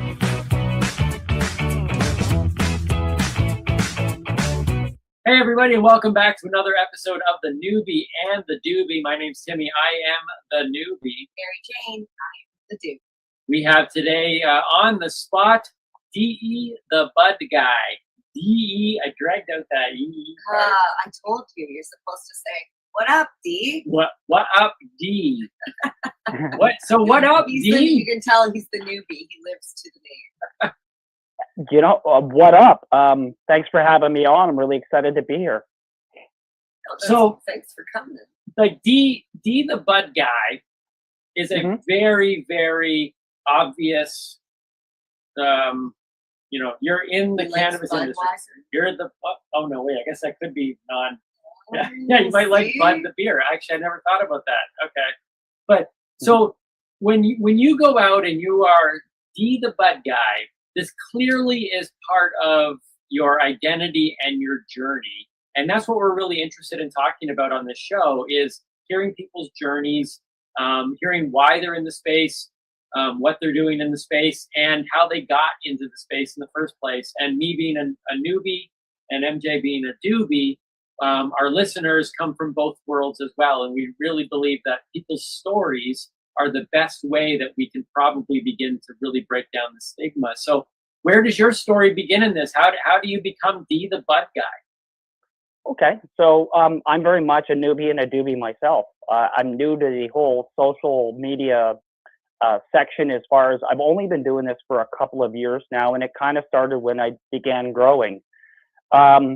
The doobie part being the fact that I am a recreational smoker who's become a medical licensed grower. My journey began a little over 2 years ago, and for me, it started with an outdoor grow. This is actually my third outdoor grow, I should say. It was just completed last summer. So with the legalization in Canada, much like everybody around me, it was like, hey, are you going to grow?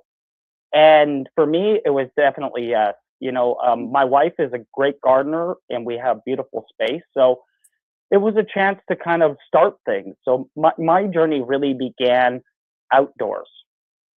It progressed from there, of course. So being a recreational user became a medical grower. We've often talked on the show. MJ is a medical consumer. and grower. Okay. We've talked a lot about how there's a lot of recreational users are in fact medical users, and many of them don't even know that or are aware of that. They think they're doing it recreationally, but ultimately it's causing some sort of balancing effect within them. Yeah, even as Absolutely. preventative, Yeah, preventative, yeah. right? Like in my opinion, even as a preventative measure. I agree. I agree. It's definitely safer for the people around me if I'm consuming. Right? I smoke weed for your protection. Yeah, but all kidding aside, Timmy, I really agree with what you're saying. Like, I think that the danger in that though is that we as people have a habit of self-diagnosing ourselves too. So you want to be careful that if this is your reason for doing it, it doesn't become a suppressant to something else. Like I know in this case, a lot of people will use it to treat depression, but it's you don't want it to. I don't know. I don't advise maybe using it as that kind of numbing agent that like maybe alcohol and some other drugs have been kind of prone to do to people in the past. And do you know what I mean when I say that? Yeah, no, absolutely. I think you know, it can easily be used as a. We were talking actually. We were talking today on. Now, this might not be the same day that this obviously comes out, but this morning in real life is Blue Monday. So it's the day where depression by statistics seem to peak in North America due to the fact that we're in the middle of winter. Christmas bills are all now starting to become realistic because those credit cards are calling and all those overspending. And people's have already within about 2 weeks they've all their New Year's resolutions have failed, and so people are in this intense state of depression. And we were talking today on my, I do this show in the morning on Instagram called Smoothie, Avocado, and Chat. We just chat about different things, but I'm on a health journey myself. And we talked about the fact that, you know, that there is medicine that's needed for some people that are battling depression, but there are also some people out there that are using other things in their life to sit and say, oh, well, I'm depressed, that's why I drink. Or, you know, maybe in this case, that's why I smoke. And we went back to a lot talking about the fact of, you know, well, have you tried sleeping better, getting more exercise, and eating better? Because those three things might solve your problem before you start pretending that something else is actually and it's just an excuse to smoke or to drink or whatever. 100%. 100%. That's the basis of any good medical practice, I believe. I mean, I think that's the first thing that any doctor should or usually does actually ask, is they're going to look at your sleep routine, your diet, and the aspects of your life before they even begin to try and diagnose you with anything or even look at any secondary treatments, Timmy. So in your particular life and journey, because you acknowledge your description of yourself right away was, I'm a recreational user, but you're a medicinal grower. So that's right. Where does it? Do you feel that for you cannabis is simply recreational? No, and I'm glad you asked, because I do a lot of like live feed discussions on Instagram with my friends, and this topic comes up often. And see, here's the thing. I really like I myself, I'm just going to say how I do things. And at the beginning of the day and the end of the day, I start with a concentrated rosin. I do what's called dabbing. Okay, so if you're unfamiliar with that, it's basically a product called shatter or rosin. It's a much stronger version of cannabis, and it has secondary cannabinoids present, things like CBD and CBA, and again, I can explain some of these things to some degree if you like, but it's been decarboxylated, which enhances it. So there's a lot. Those are kind of the reasons it does that. But what I find by doing that is that it gives me a much more different cerebral high. It's a much more concentrated and consistent euphoric experience when you are dabbing than you are, say, hitting a bowl. Like I'm a big advocate. I have glass. I use pipes. Like I pretty much consume it any possible way that most people do. But for me, it's a different experience. If I find that if I don't start my day with a dab or end my night with a dab, I either don't sleep correctly or I don't really I don't know. I kind of get like, I find that smoking joints, pardon the expression, it's a completely different high altogether. It's a great experience though. Like it's important to, what I like about a joint or the dab is that it slows you down. It makes you it brings you back into the moment a little bit. And a joint will help you lose the moment. And that's what I like is this, a joint is a good way to meet people. I like the sociability of a joint where like, like especially now, it's not like you're carrying a bong somewhere with you. And I think that if you're hitting a pipe, people are usually looking at you and wondering what you're smoking versus the fact that you're smoking a pipe. There's all kinds of thoughts that come into it. And I got friends that recovered from other addictions that refuse to smoke a pipe because of that, because it's too much of that process for them. There's too many similarities for them. So in a long-winded way, yes, I'm a strong believer in medicine. And I also like, I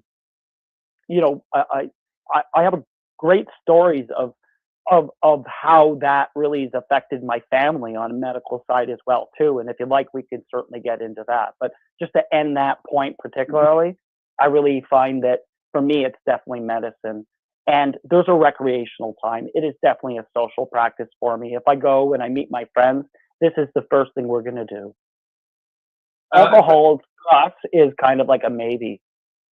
I thought it was interesting that you threw in, you said smoke a joint, and then you said pardon the expression.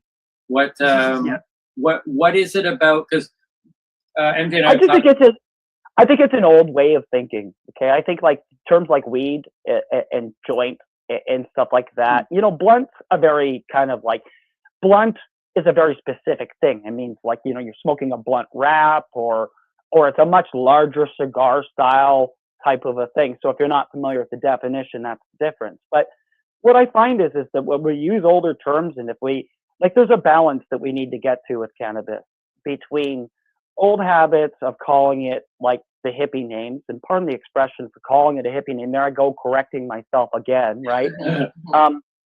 Versus getting it mandated as a full-blown medicine, because with pharmaceutical classification, there's a whole other box of things that will be opened up, and we could go there and not go there. It's just I have an opinion on that as well, obviously. But what I do think is that until we get to the point where it's readily accessible to the people that need it, we need to keep it as it is. We're not ready to grow as a society until everybody catches up. There's a lot of people in the States that can't get a concentrate, so they'll never really, or potentially not legally, be able to have the experience that I get medically. And that's not right to me. Well, up until I can't remember what year it was 2000 something. But you probably know this, in Canada, it was legal to have a medical license to consume flower, but it had to be in combustible. You could not bake with it. It was actually illegal to turn it into any sort of concentrate, including butter. So children, this is what it meant. Children who had medical cannabis licenses for whatever reason had to smoke, or they had to burn it in a vaporizer and put a mask over the child.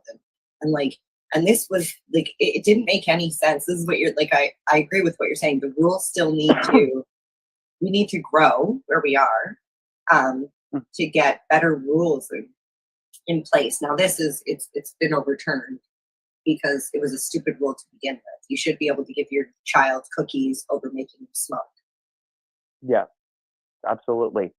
Yeah. And especially now that they understand how it differs, like, the thing is cannabis now, because it's accepted and it's looked at as a potential medicine.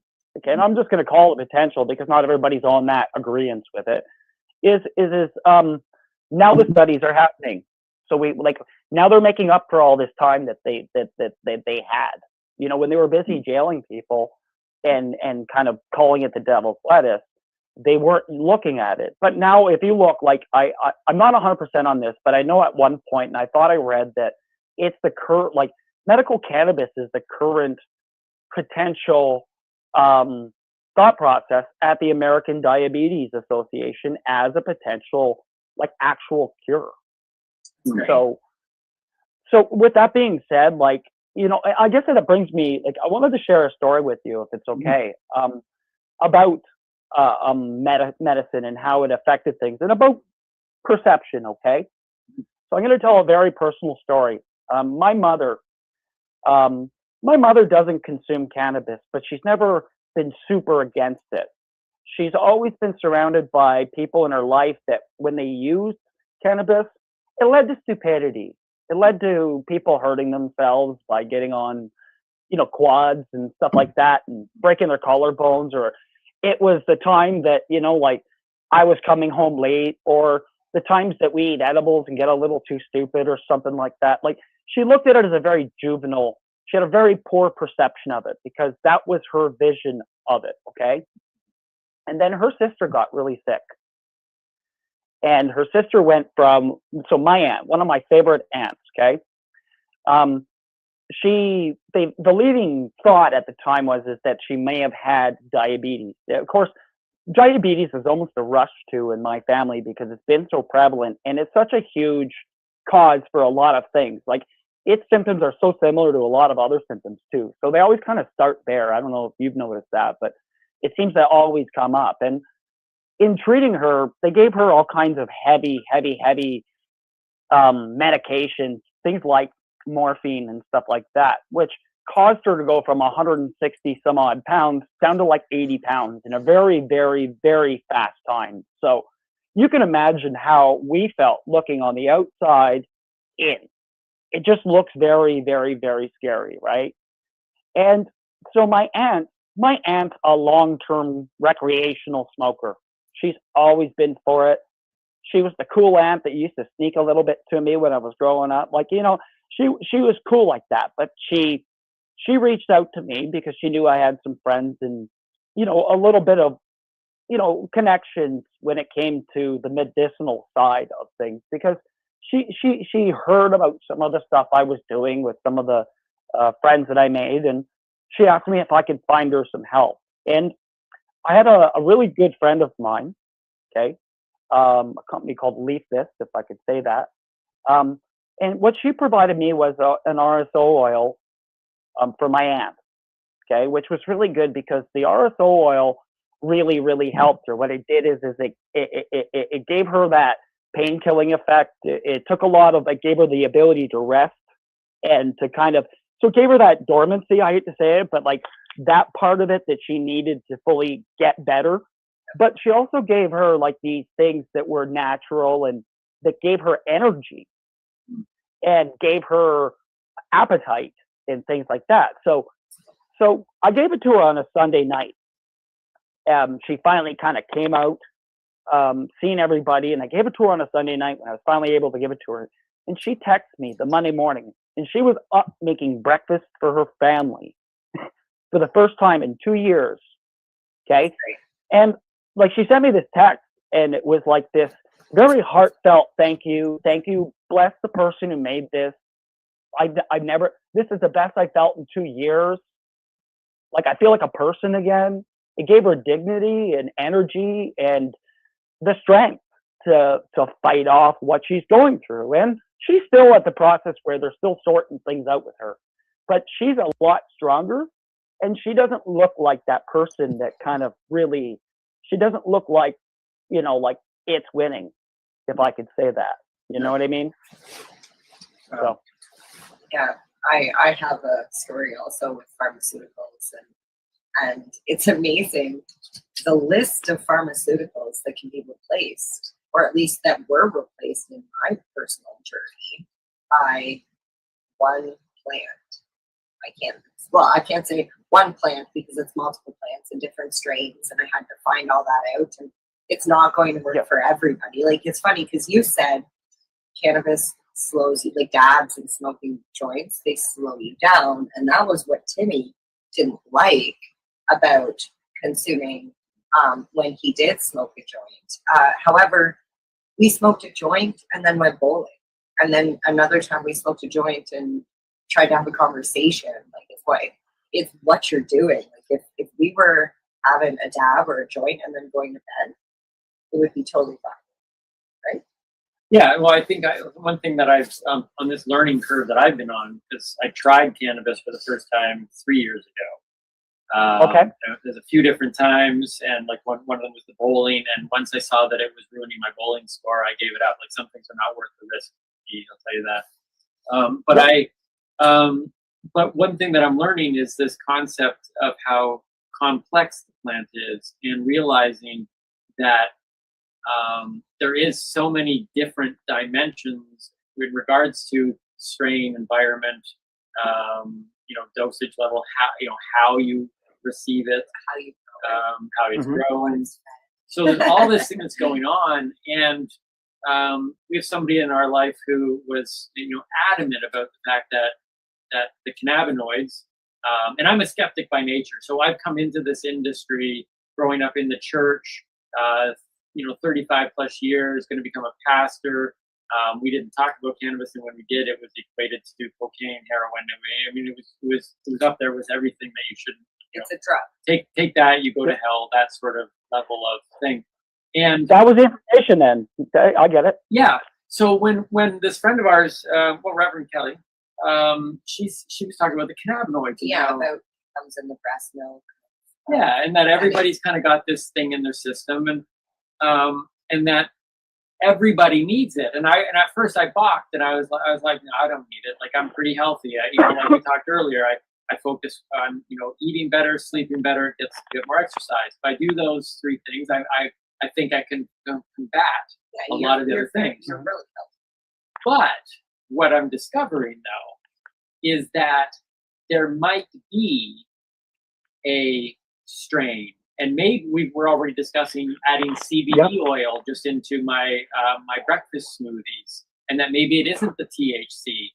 And so I think within my skepticism that I had growing up, and my healthy skepticism that I still have now, has at least transformed to the fact that I now see the benefits. I see that there is potential. The word that you keep using is definitely there. And so I stand on now the side of the advocacy of it. But now the skeptical side is continually going, well, show me the science. Show me how this can help me. And if it can, I'm in. But show me how it can do it. But see, I look at that like it's personal.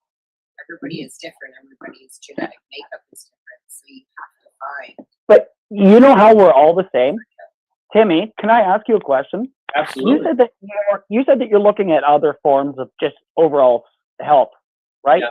Yes. Are like, am I correct in assuming that maybe some of it's dietary? Like, are you looking at like those kind of principles as well? Are you vegan or vegetarian or anything like that? I tried veganism for a year. I ended up adding meat back in, but yeah. Me too. Okay, but let me. So you'll understand where I'm going with this.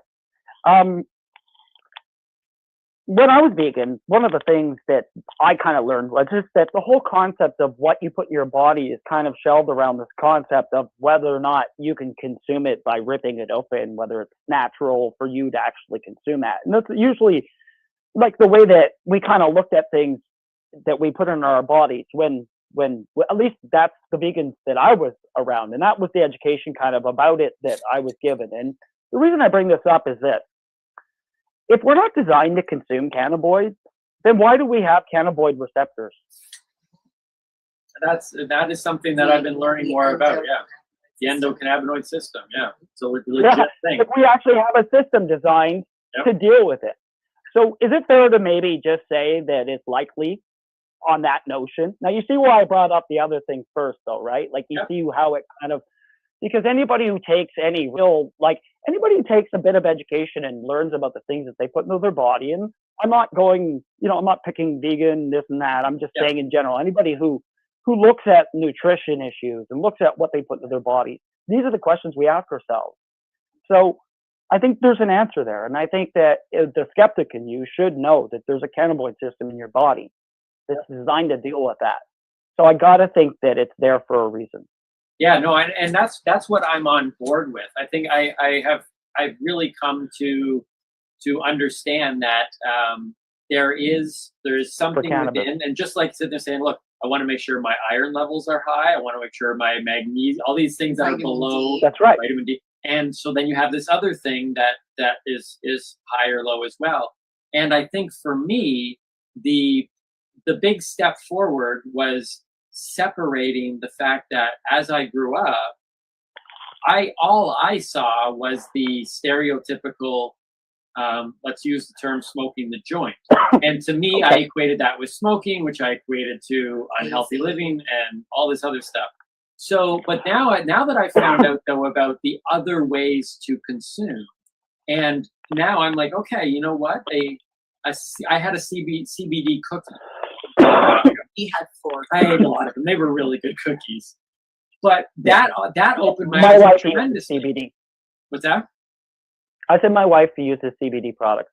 Yeah, and that to me really opened my eyes, and I went, oh, okay. There's another way to possibly receive the benefits and to get the cannabinoid thing, and that's right.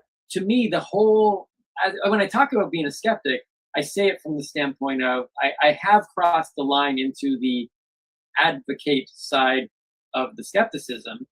Now it's a question of, and that's why I enjoy these conversations and the show that we've been doing, which is not just about teaching me, but teaching other newbies. So, and you know what, MJ will appreciate this. MJ, I presume you grow likely organic as well. Just thinking. Sorry, Timmy. You said. I actually am probably one of the most healthiest looking unhealthy person you would meet. I eat the same crappy processed bagel with cream cheese and microwaved bacon every single day for breakfast. And I say breakfast, but it's like 1 in the afternoon. But mind you, she does have a cannabis leaf every once in a while on her bagel. So. Yeah, when I do the cheddar cheese. So it's funny you say cannabis leaves. So cannabis was prohibited over 100 years ago, right? And we have this endocannabinoid system within our body. There is a theory, and maybe it's just my theory, but I'd like to think it's a theory that's actually out there. So there's a theory that says that when they banned and made it prohibited, what happened was our diets then started getting, our system became deficient in the cannabinoids. So we started getting sicker. Cancer is doubling, like they're like at a crazy rate. I think that I heard about Dr. William Courtney, who believes that cannabis is a vegetable. It's actually a plant. You can eat it like lettuce or juice it. His wife actually was told she would A, never have children, B, wouldn't live past 30 or whatever. And with just cannabis juice alone through a wheatgrass juicer, he was able to save her. She was a patient, and then it's like a love story. They ended up getting married, and now they have children together, just from cannabis juice, right? Like it's and it's inexpensive to do. You literally can do this at home. You just keep a plant in vegetative state. You know how easy that is. Just lots of light.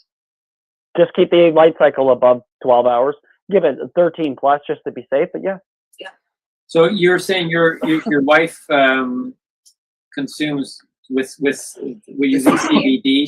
Does she also smoke or no? No, my wife doesn't. And mind you, the last time my wife consumed cannabis, so here's the thing. In high school, she smoked cannabis, but she didn't like the effects that it had on her. So it was very juvenile to her. Her friend, who's about 60, she's 67 this year, about a year, almost 2 ago, gave me and her our first dab the first time, like same night, in our backyard. She's a dear family friend, and she's the one who got me into dabbing.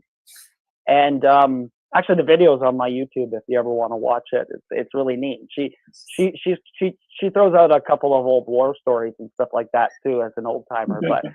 But anyway, she educates me on the process, and you kind of see how I experienced it for the first time. And my wife did it then, and she really enjoyed it. She would be the first to even admit that. But she didn't see it as something that was going to be a long-term thing for her. We're not big drinkers either. We're not, we're not super healthy. We eat a lot of fast foods as well and stuff, but we are somewhat conscious. The things that we do eliminate into our bodies are chemicals. So, like I'm a fully organic grower. And the reason I asked about the organics is Here's another thing to look at, Timmy, is the source of the cannabis that you get. I grow mine. So I do consume secondary source cannabis. But that being said, primarily my grow is what I grow. And I don't put any chemicals of any kind in my plant at any point. Not even grow things like I can add things to my grow that make it look even better and stuff. But they're usually synthetic based, or they're kind of assaults. And I'm not saying that they're super bad for you, but they are definitely eliminatable, and there's an organic thinking that the more pure something is, the better it would be. And because I'm now at the point where, as a grower, I'm now getting to the point where I'm able to kind of process this into some of my medicine for personal use. I'm really cognitive of that. So I have a rosin press, which is like, I prefer solventless extractions, which means you don't mix a chemical to it to get the cannabinoids out of it to make the shatter or you're looking at rosin or hash, right? Or like, but I've also recently tried alcohol-based extractions and things like that. So I'm learning things, and certain things are better at extracting things than others, and certain things have other considerations, like what you're using to extract it and whether or not it all gets extracted. But then again, certain things are okay to smoke. Certain things are okay to smoke, but certain things you can't consume if they're made with certain things, because then you can hurt your digestive system. So, I urge anybody, if they're growing or they're considering to do all this, to get all the information you can and to speak to other people that do know what they're doing. And there's lots of people out there that I have access to as a grower, and they ask me about growing, and they'll teach me about extracts and things like that. It's a great community, and there's always lots of people that are willing to help direct you the right way. Through, I'm sure you notice that through your own dealings, like with your channels and stuff. Like, the cannabis community is one of the most biggest hearted communities you'll ever meet. Yeah, we definitely love the plant. It's the one thing that unites all of us. There is a very strong unity there. Well, even like, it's one thing to smoke it and to enjoy, like you say, the rituals of like rolling a joint and smoking with your friends or whatever. But when you grow and you raise that plant from, like, I've got a jar right here of my blueberry headband. And I mean, the buds are not the biggest. I absolutely, but like, I gave some to a friend, and I always do this too. Her husband smells like weed. Her husband found the jar because it was curing still, and she's like, he picked it up and was like, "Oh my God, you're hiding the good weed." Oh, we can't see it. Oh yeah, because it's green. So he's like, "You're hiding the good stuff," and I was so impressed that he called it good stuff, because that means my shit is the good stuff, because it's gassy. It's this blueberry headband from Humboldt. So that is very delicious. I've had that before. Oh yeah, so good. Any band strains, but also like blueberries. Okay, so here's another thing that we can kind of touch on. Okay, so there's a thought process, like in the medical cannabis community, they have certain strains and profiles that they've traditionally used, but they've expanded that. And a lot of them happen to be the berry-based strains and stuff. Now, me thinking the way that I do, a mad scientist-y kind of thing, goes, wait a second, aren't blueberries and cranberries and all these things rich in antioxidants anyways? So maybe there's a correlation. And the thing is that cannabis terpenes are derived from the same terpene profile as fruit. So with that being said, there's definitely a similarity, and there's a correlation there. I'm not smart enough scientifically to know, but I'm willing to say that I think that there's evolution that's being made, I think, in that kind of category, and it's something that we should definitely be exploring more of. I think it's only a matter of time. Like you said that your friend considers cannabis food. Well, then it's only a matter of time before the FDA has it anyways. Right? Yeah, that would be nice. So everybody has their own theories on this, but Why do you feel things went so wrong with cannabis? Why did it get put on the blacklist when it clearly seems to have so many useful benefits? So what is your theory? Cannabis? Yeah. Well, okay, so like, I don't know. I guess the obvious answer is to blame the war on drugs. You know, like, so I do believe that there was political aspects and stuff, and I only say that because, you know, like at the time the war on drugs became a problem when the U.S. was suffering themselves and the government had to do something, right? And what they did is they had these impoverished neighborhoods in the U.S. where people were getting super sick, and on the other side of the world, they were going after these guerrilla growers and stuff like that. But really, history said that there was more to it. And I'm not going to get into that. The people can read about it and see what they say. But I will say that that was probably some of it. And the other aspect is like, the other thing too is like, there's a lot of people that, like, MJ, was it you said that you got rid of a lot of medicines and then just kind of now you one plant? I think that that's the answer. You know, I don't want to say anything that's too kind of specific because of the way that these algorithms work, but I think people know where I'm going. I think you know what I'm saying. Like, I really think that, you know, what will your parents think when they find you dead from marijuana, I think is what they said, right? Like, there was some real funny shit, you know, that they have. Well, Reefer Madness. She made me watch Reefer Madness, and that movie was yeah, like that was crazy. He at the end of the movie, he just kind of like looked at me, and I'm like, "What? Like, should I like be worried?" I thought she was going to end up killing tonight? me. That's the way it looked, anyway. But you know, like, history has shown us. Like, have you guys ever seen the movie Thank You for Smoking? No. I might look it up. Okay. It's pretty interesting. It's a good movie.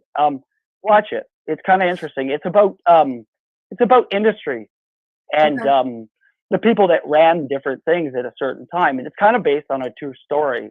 But it's done for a more entertaining like version, of course. But it's like the tobacco and the meat people, and they all get together. You know, all the lobbyists in the States and stuff. So it's kind of an entertaining movie, but there's a lot of 50% of truth is said and just, I think is what they say. Mm-hmm. Yeah, I would agree. I love quotes. As a you have a social media presence that probably is different than your personal social media, I would imagine. Or is it one and the same? Yes and no. Like my immediate circle knows me as D the Bug Guy to some degree. Like, my family knows what I do and they support it to some degree. But for the most, as long as I don't become D the Bug Guy when I'm with them, they're okay with it, you know. But they're happy in the sense that I help them with their personal growth and stuff. But like when I walk around my hometown and stuff, like, it's D, or people will call me Dwayne, right. You know. And I have like personal accounts that I don't post my cannabis content to my Dwayne account. Right. But okay. But I do share bits of it if I think it's important. So what is it? What drives you? Because some people don't talk about it at all, and some of those people are for still stigma related reasons. Some of them are for they're just more personal. Like, if I started to consume again in some form, if we didn't have this show, I probably wouldn't talk about it.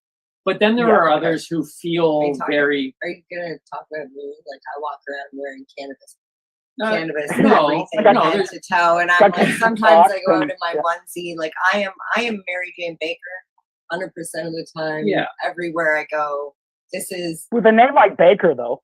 But her and Mary Jane. Yeah, and Mary Jane, like. But her thing, her in her, like, when we had to put bios together for the show, like, it was very clear that she had to put advocate in her thing. Like, she has, this is not just a part of what she does or what she needs as a medicinal user. It's not just a passion, but she wants to advocate for it. So there are people who choose to just kind of do it personally, and then there's people like yourself who have a personal presence. And I'm always interested to know what that purpose is for you. Like, what What are you hoping? Like, do you have an angle? Do you want to teach people about the science? Do you just want to encourage people? What is the Bud Guy about? All right. So there's two stages to that. The first one's very easy. It's a connection. I came and when I started growing, and long before I was any good at it, I presented it. Okay. So I was okay with that. I've never been a very competitive person, but I do like connection. I like connection through these platforms. And there's a lot of people will say that like they're the place where people bully you and stuff like that. And I've had my experiences with that too. But that being said, I find genuine connection. I've met really, really super people. I met you two at Lyft. You know, I went to Lyft to be with other friends of mine. I think that was one of the things I even said to you. I said, you know, I'd love to stay and chat longer, but I'm coming to meet my friends. Yeah. And the thing is that I went to Lyft to learn about cannabis industry, to be a part of it, to feel part of it, but for the connection. I made that series, the Cloudy and the Six, my video series. And I did that because it started as a bit of a promotional thing with Raw and with Aim High. But it became a thing about connection. It was always about the people in the cannabis industry. It's about me going into dispensaries and grow hydroponic stores and meeting growers and seeing their gardens and stuff. And so there's that connection. Like the Bud Guy started at the beginning when they took our ability to connect away. So all of a sudden I put everything I could as a person into this projected outwards to try and draw people in and try and learn things and feel part of something, you know, as a grower, and work towards that acceptance as a grower and hopefully earn people's respect as a grower. Learn some things along the way. The growing part of me started because I learned from the University of YouTube. Okay. I watched every growers. There's a lot of amazing content growers, and a lot of them are Canadians, guys like Pigeons 420 and Mr. Canuck. And if you grow cannabis, you know who I'm talking about. These guys are Canadian. They're out there, so they're out killing it, you know. And I kind of wanted to do a little bit of that. Like I've taught people before. I was in the automotive industry. I was in the Canadian Armed Forces. I started as a cadet. Like I've always been comfortable speaking and teaching and things like that. And I've always felt like a bit of a teacher. So for me, it's like this door opened, this rush gate opened of opportunity with the legalization. It was legal for me to do it. It was something that I was enjoying. And I really believe in it. Like my saying is this: growing medicine is my medicine.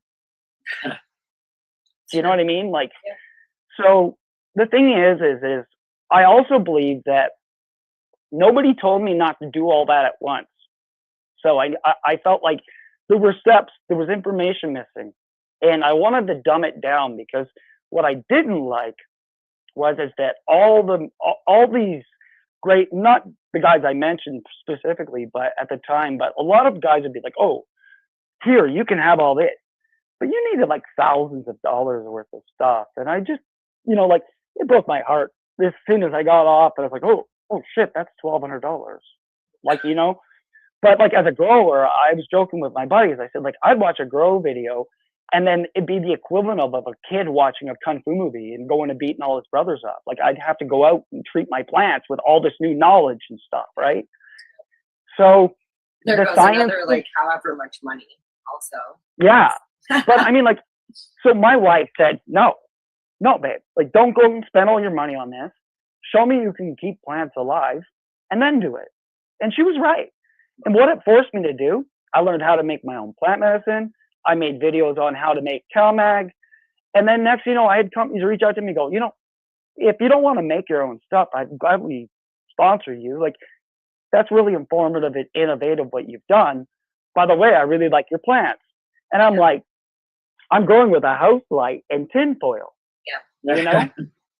So a lot of what I do, like, now is, this year I'm going to make a grow series for my YouTube channel, and it's going to be basics, very basics. Okay. I've already done a video that shows you how to set up a basic setup if you don't have equipment. But what I'm going to do is I'm going to do a seed through the process, and then it's going to be a base that I can build an advanced growing series off of, where I can share some of the tips. And like outdoors, I do living soil. I build my own soil systems. You asked about sciences. I am all about the sciences because I'm a student and I can't wait to share it. Awesome. And you know the great thing nowadays with YouTube or university, as I like to call it, which is why I did. Anyways, is that no matter how many people are out there doing the exact same thing, showing people how to grow, you know as well as I do that when it comes to growing, everything will be different. Something that works for you might not work for somebody else. So if I watch somebody else's video, I might be completely useless when it comes to that. But your video might be the one that is like, oh my God, are you kidding me? That's what I need to do. Yeah. So I try to draw people in with, like, if you look at the content that I do create, I try to draw people in with music and a little bit more upbeat tempo so that I don't lose you. Like, I always found school boring. Okay. Like, but the teachers that came out and did this, like, things slightly different, they really got through to me. And because of that, I mean, I became a student of humanity, I think, you know, like, in the sense that, like, my favorite teachers were the scientist and the librarian and, like, the history teacher. Like, these were my favorite teachers. It wasn't the English teacher. Like, you know, the math guy was cool, but, like, they didn't make it fun. There was no fun in that for me, you know. But the science, like, my science teacher ate chalk, and everybody thought that shit was weird. You know, like, it was enough to break down that barrier and just, like, what is it? Like, you know, it took my interest, and I try to do things flashy and loud because everybody's done boring and slow. Oh, that's true. But it sounds like it's great stuff. Like, I learned it through boring and slow. I just think that there's a more fun way to do it. That's all. It gives me connection too. We absolutely agree. Well, and you keep go ahead. I actually learned through mistakes. I make lots and lots of mistakes, but I'm like you, constantly making videos and showing people what happens when you don't put your plant into a bigger pot, or what happens if you forget to water and let the soil dry out. You know, like all these things that people will do. So I think that there's a lot of value in we often, I've talked about this in my own personal journey about, I'm a very private person, and I like to show people the end product.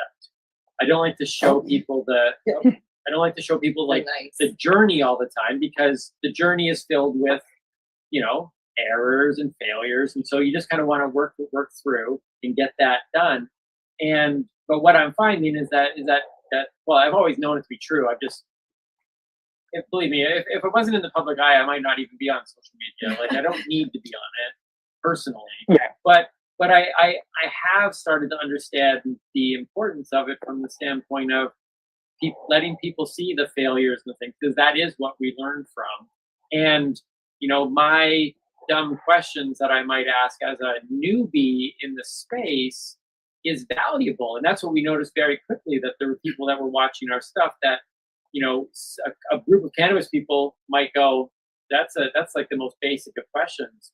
And, you know, it's almost, you know, not that you would do it, but somebody might, that's kind of silly. It's like, well, no, it's not actually. It's from that very basic thing that a lot of other people are going to be able to learn from asking that dumb question, that doesn't, you know. That's funny. You said notice very quickly. And the first thing that I noticed very quickly was the unit sitting in front of Kermit the Frog. Yeah. Do you know what I'm going to say about that unit? Do you see the water in it? I'm going to say that it looks very clean. Yes. Yes. Yeah, we did a video the other day on how to clean a bong, and that is how you should, if you're going to leave it for another sesh, that's how you should leave it. That? Clean water and not. I was impressed by Kermit. She was impressed by the clean bong. That's the way our world It's hot goes. that he's wearing a Supreme. Equally impressive. Very perceptive, by the way, too. Yeah, you know what? Kermit was my wife and I was telling you earlier, love thrift store And so we found that at a thrift store, and I had to take Cribbit home.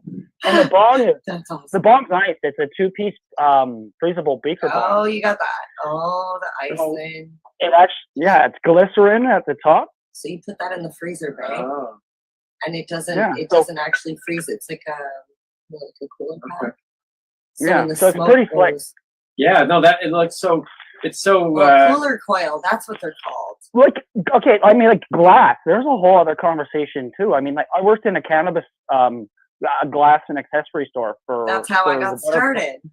better part of a year. So I learned so much about people, cannabis users, and their preferences through that. Like, there's a lot of really golden experiences through that. Eh? So you said you worked in one too? Yeah. So it's so funny. One day back when I actually used to eat McDonald's, it was like 2014 because that's the last year I ate McDonald's. So I was in the drive-through and I was like, puff, puff, pass. What's that? I know what puff, puff, pass is, but like there's a store. And then as soon as it opened, the first week I went in there and I was like, what's going on? I would love to like get a job. And yeah, I started working there and there was like a lot of downtime because in between customers. So I had my laptop. I spent a lot of time on the computer watching documentaries. And then when customers would come in, like you're saying, you talk to them and then they'd be like, you know, I use cannabis for cancer treatment, or I use cancer for insomnia. And, you know, do you have, I learned what a pollen press was when I was working there, and like, you know, the honeybee extractor for the butane and all that stuff. Like I didn't know any of that, and it was a great learning experience talking to everybody. And I love upselling. Like you bought a bong, you're gonna need a bottle of cleaner because trust me, you're not gonna want a dirty bong. And bong, flavored bong water. That was like, I love that stuff. Well, we know you're in Canada, getting your jacket on and everything. Chilly, eh? Oh yeah, it's I smoke in my garage. It's my man cave, right? Yep. It's definitely Okay. very much. It definitely feels like a cave today. So yeah, it's funny. We were talking about Blue Monday earlier, and in real life, it's Blue Monday. It would be hard not to be blue today. We literally got slammed with the biggest snowstorm. yeah, I shoveled my snow. I did my driveway right before I came in. Now, is that space? Is that space that you're in? Is that just a man space that men tend to have their men cave, or is that a way for you to get away because your wife doesn't consume? I'm interested in that relationship because we're in a relationship where I don't consume at all, and she does, and you've talked about how your wife. I did just consume literally. That's true. So it's both because it's not even just about consuming cannabis. It's also about content creation, right? So as I mentioned earlier, is I do a lot of like lives on Instagram and things where I'll have conversations. Like a studio as well. Yeah, so it is a bit of a studio in a sense. That's why I chose to kind of come in here, and it allows me to just smoke and converse with you and not affect her. Like right now, she's not feeling too well, so she's resting, and that way I don't have to be intrusive. If she wants to watch her show, she can watch her show. But although she doesn't consume, she does assist me in a lot of ways. And I mean, like, you both are a testament to it. I mean, like, when you do content creation, you're not really just you. I mean, like, whether you recognize it or not, you're not usually just a one-person gang. There's usually other people that are assisting you along the way, whether it be with the actual filming or, like, if I do a giveaway as an example, my wife will help with the data input of the names and stuff like that. And people will send her roses in the chat. And, like, it's become a bit of a personality within the Bug Guy brand, as everybody knows Tony, you know? And I think it's great. Like, they're the unsung heroes. Is the spouse of the grower, the spouse of the content creator, the spouse of the, newbies and doobies of the world. Like, like, without that right support system, it's hard to do what we do. Yeah, well, you can't see it, but we've got our 12 wives on the other side of the camera. Yeah. They help Yeah. get everything going. Has there ever been? You were talking. I mean, you talked about you and your wife knowing each other back in high school. Is that correct? Well, no, we didn't. Here's the thing: is we actually I can tell you our story. Our story's kind of neat itself, I think, because my wife and I have only been together for 4.5, maybe 5 years. Okay, but getting she. through there. Okay, yeah, I think I'm connecting where I thought the story was. Yeah. We went to the same high school. We had all the same friends and never met. That's crazy. We live in a small town, so statistically, it's just really weird. But I will tell you that when we did meet, I fell in love the instant I met her, and I really mean that. I went home. I called my mom and I said, "Mom, I would never believe that I would ever even fathom saying this, but I'm telling you straight up, I met the person that I love the most in life." And I told my mom, I said, "Write this shit down, Mom. I found her." And the crazy thing is like we like realized like we're on the first date, and she goes, "Well, what did you look like in high school?" And I go, "Well, actually, a friend of mine tagged me in a post recently. Like, here." I pull out the picture and I show her the picture. You know what she says? She goes, "That's me on the other side of it." Shit you not. That was her on the other side of the same fucking picture. What? Sorry. Oops, sorry. No, that's you crazy. can That's say crazy. picture on the show. Yeah, sorry. So I mean, like, it's really just kind of weird. And then I remember feeling like, when you meet somebody that you love so much, like you almost like, especially in my case, like you feel like, wow, like why, where were you all my life? Like, and you start to almost feel cheated out of that time a little bit. And then it dawned on me, like, honestly, I had a lot of growing up to do. And I think everybody deserves the person that is good for them. And I try to be the best person I can for her too. And I mean that. I'm not trying to swallow myself up. I mean, I really do mean that. And I maybe just wasn't ready to be what she needed yet. So I'm a firm believer in that. And I think the destiny brought us together when it was right. So Well, I'm grateful for it. Like, I couldn't be D the bug guy without T the bug gal, you know? That's sweet. Yeah, the Yeah. universe works in strange ways. Like Timmy and I, like I feel like the universe brings people back in around the same area. Like we had been close to each other vicinity wise many times over the years of our lives, but we just didn't meet until it was like the right time, I guess. But like our parents live like a couple city blocks away from each other in Toronto, and like 20 minutes to walk from one place to the other. It's crazy how close they are. Yeah. We'll get ready to let you go and make sure that she's doing fine. What was it? D the bud gal? T the bud gal? T I for love that. Tony, yeah. Was there though a moment of hesitation for her or stress at all in the relationship based on your consumption? Because people often look at us and ask those questions to say, well, one is a consumer, one is not. Oh, that must get stressful, or Well, is you there? had some people in your life that might have been concerned. I might turn. Yeah, like, so was there anything in that? Like, it sounds like you guys are in this great space, but was there anything that was connected to that where it caused maybe a hiccup, maybe with outside family relationships and stuff as well? Not the consumption itself, but the creation. Definitely the creation. Okay. I think when I became a creator, there's a time where you kind of like all of a sudden you're doing things that you're not used to, and things become you feel a little bit like Dorothy and Oz, and you can get swallowed up pretty quickly and easily in it, and you can lose sight of things right in front of you by being in here.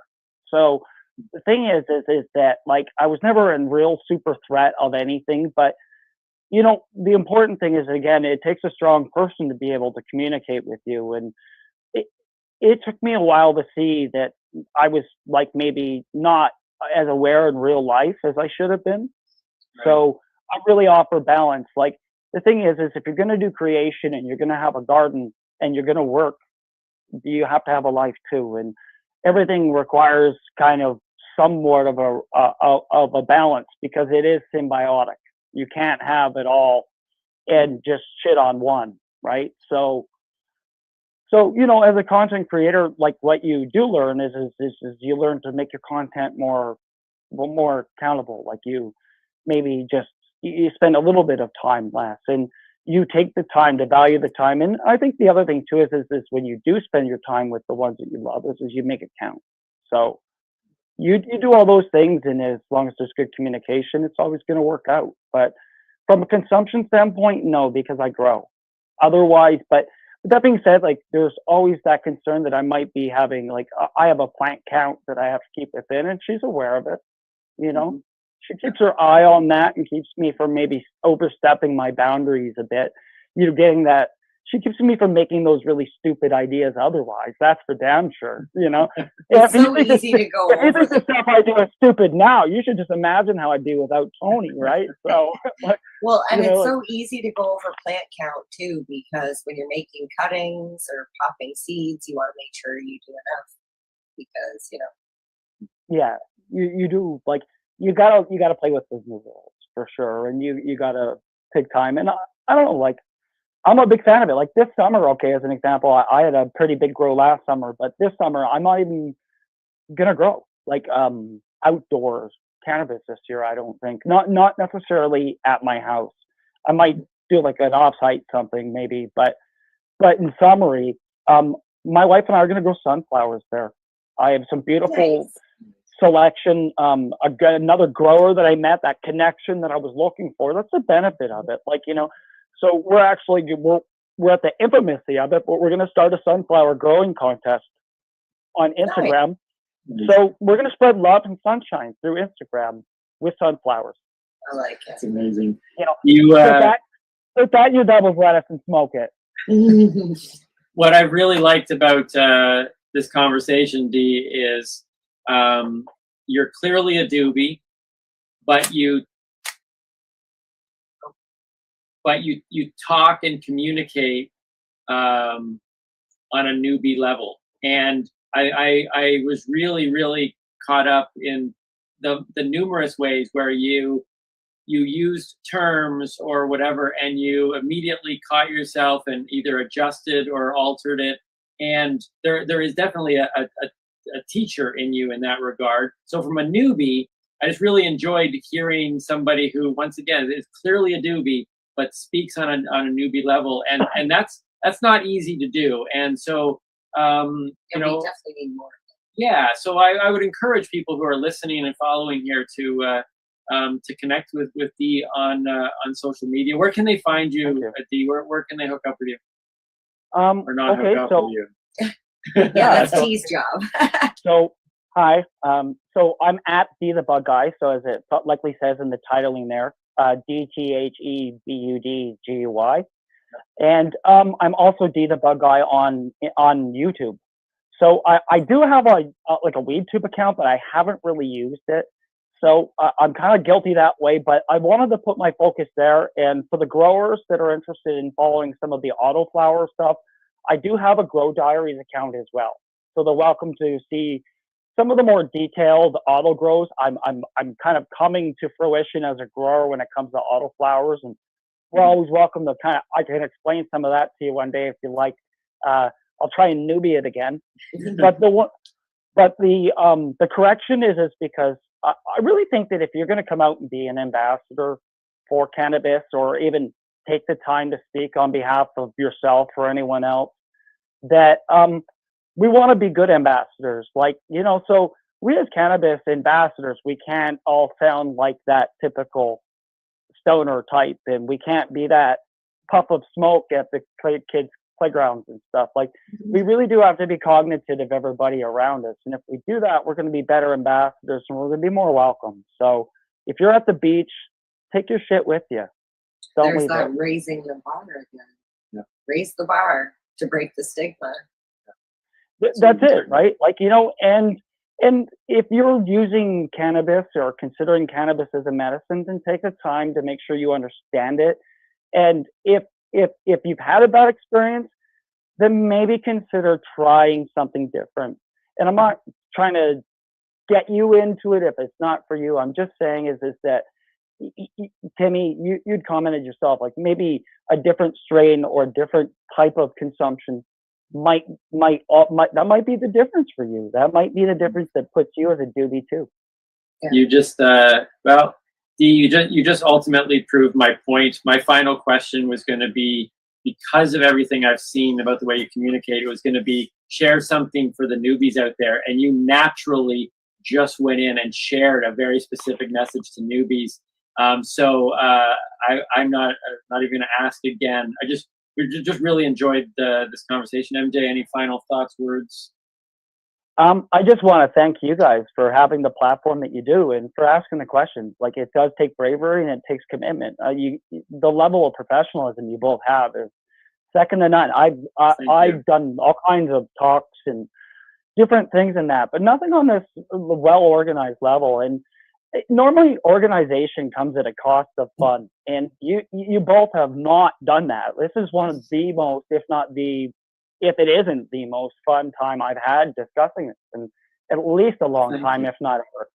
So once again, I look forward to meeting you again in person one time. And being we are so close in that, I know that because you're involvement in the community that we're going to see each other. I will see you at Lift this coming year.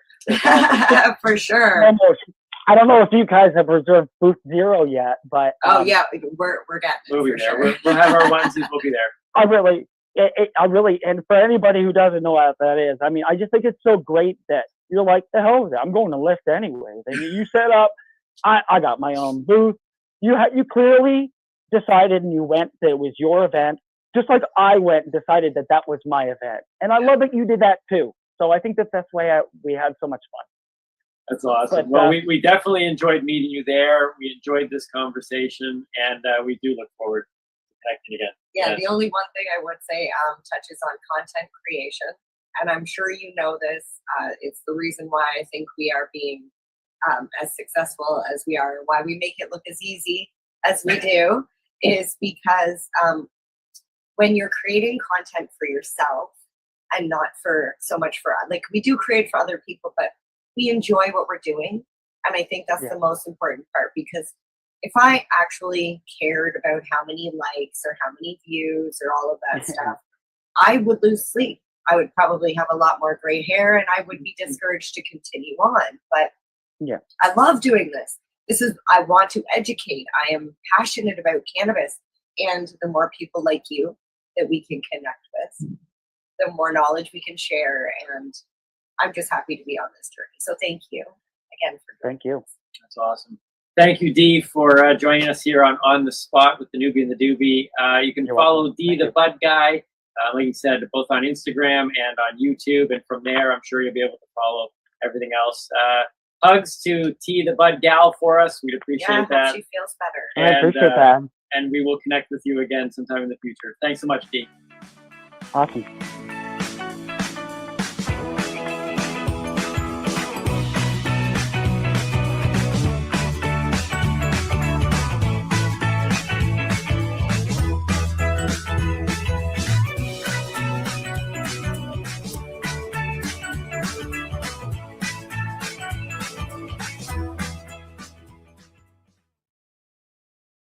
Are you looking for non-stop, continuous cannabis and psychedelic programming?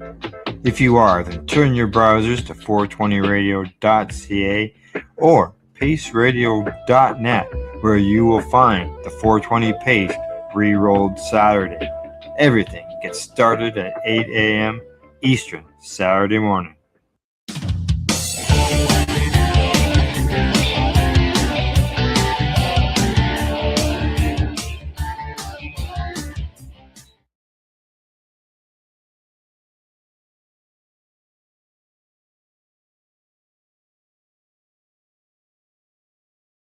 We're still in entertainment. Bring it on. I've got a dewdrop to test. Yes. To test out So, today. You And this showed is that made- to us, but This is how made does it by work? Dave. Electric. Dave, and I'm gonna mess up pronouncing his last name. Carreras. Roperas, correct. Yeah. Or Electric Dave on Instagram. Yeah, and he's He- also the maker of the Happle. Correct. And I've got that. So right it's here. not Electric Dave though. No, it's electric. Electric. Electric. Yeah, Just so you know, yeah, correct. when you're looking for him. ERRLECTRIC. Earl Electric. Earl Yeah. Electric. So there you go. This is his Here, dewdrop. hold on now. Here, hold on. There you go. This is Yeah. the dewdrop. As you can see, it's nice and clean, and it's nice and clean because I have not used it yet. Okay. On the top of the stem, this is the piece where your hash will stick to. Mhm. You light your hash, you stick it in here, and You it like will the flow. hash? Yeah, I've put Hash goes in the water. Yeah, no, Well, no. there's a glass enclosure. Oh, okay. I see. All right, and then Here, let's make you bigger. Nice. Oh. Wrong one. Oh. It's not going bigger than that. No. Okay, just go ahead, Al. Okay, it's probably So there you go. It's hand blown. Dave does them all. And we've seen Dave at many events. Oh, yeah. And so now He's very, very well known in the community. Correct. And an amazing blower. I've got some hash here. Now, what I have found, some hash will work really well, and some hash will melt. Uh-oh. And when it melts, it makes it a little harder for it to burn because it's melting. So yeah, because it's also dripping. Correct. Exactly. So I got leaves falling on me. Yeah, you know what? It's really weird here. It was green up until about 3 days ago, and now everything's starting to turn. Yeah. So I've got some hash burning here.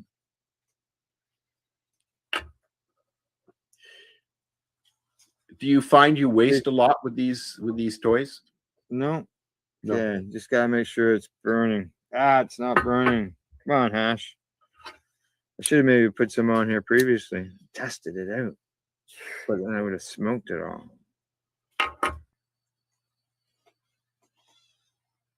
Yeah, I got her going. I haven't had any hash in a while. So I put it inside there. You can see it filling up with smoke.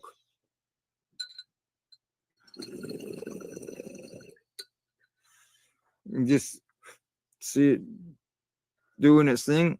It sort of looks like our background. Yeah. Nice and smooth. Oh, yes. Nice. Yes, I like this. And you could flavor the water as well, eh? Yeah, I imagine you could. Yeah. Put a couple of droppings of some terpenes or something in there. And it's very, very nice. Dave says it's got a new reinforced stem on it here.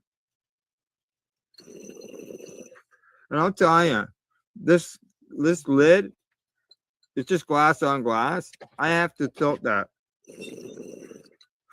to clear the chamber. It seals that well. Yeah, it's got the little bubbler in the bottom. 4 holes. And the handle for this has got some ridges on it, so it's not a completely smooth surface, so it's good to grip onto. And the thing about smoking hash too is it goes forever. And what's the price range on those? You could have just said you don't know, Al. I don't. I don't know. I don't know. Now I can tell you, the apple that I've got, the apple here. Yeah. I purchased it at Spirit Leaf in Campbellford, and it's a smaller version. I gotta clean it. This was $55, but it depends on the store, right? Yes. If anybody's interested in one of these, you can buy direct from Dave. correct. Yeah. Check your store, your local store, if you see if they've got one. Oh, stuff. I was checking out another store. It says it's $55 too. Pardon me? I was just checking out a couple other stores. They're $55 too. $55. Yeah. Good. Yeah, it's coined one of the best hash pipes in Canada. Yeah. Exactly. Yeah. It's no wonder Nugs was like, we want to brand it. Oh yeah. Yeah. Yeah, okay, you got a little cough on me, but yeah, but that's a concentrate for me. That's right. Exactly. Any concentrate can It's make nice, you hack. Nice and it pulls nicely. It's easy to hold on to. And then it'll be easy to clean. Just like the apple will be easy to clean as well. I put my student glass, I take it apart and put it in the dishwasher on the top. Well, there you go. I don't know if I'd put that in the dishwasher, but yeah, it might be a little too thin. Yeah, but it's good stuff. So you can check out Dave's Instagram at Electric Dave, ERRLECTERIC Dave. Should have probably pulled him up on Instagram. And here is his page right here. There we go. Electric Dave. Some of his posts of his stuff. Oh, look at that. He's put an e-nail on it. Oh, yeah. Yeah, see, I was wondering if the top had a different feature because it looks wow. That is cool. I might be able to do that. I might be able to do that. You know what? I enjoy I use the student glass more as a bong than I don't even have water in it at the moment. No, you just use it dry. Just use it dry with the module as my vaporizer, and throw some shatter in there or some diamonds. I've got one scoop of diamonds left. Yeah, right. It's my movie watching bong. I don't own a bong. That's the only thing. I use my shatterizer and my student glass. All right, here it is with a banger on it. Is that a banger on the front of it there? Yeah, that's. I was wondering because the way the thing, it just looks different. Yeah. Here, let's make it big, Al. Yeah, I got it. Yeah. There you go. Yeah. That's cool. Funny. I've got like 6 bongs and I don't use any of them. Oh, 7, 8. 8 bongs. Now he's got. I've got a glass one, a raw one up there on the shelf, but I don't use it. So he's got a bowl on it. Yeah, there. he basically made it like an it's an everything. Yeah, it's gonna smoke everything. Flour, concentrates. Yeah, you can see he's changing it out, eh? Yeah. The drop. You're a genius. Yeah, he did. Fucking brilliant. I wondered because as soon as I seen that, I was like, what the fuck is that? Like, I've seen the hash kettle for years, but you look at the hash kettle prices, holy fucking shit. You could buy like 6 or 7 of the Happles. Yeah. Yeah. Yeah. Why would you buy that other thing? Steven, fuck off.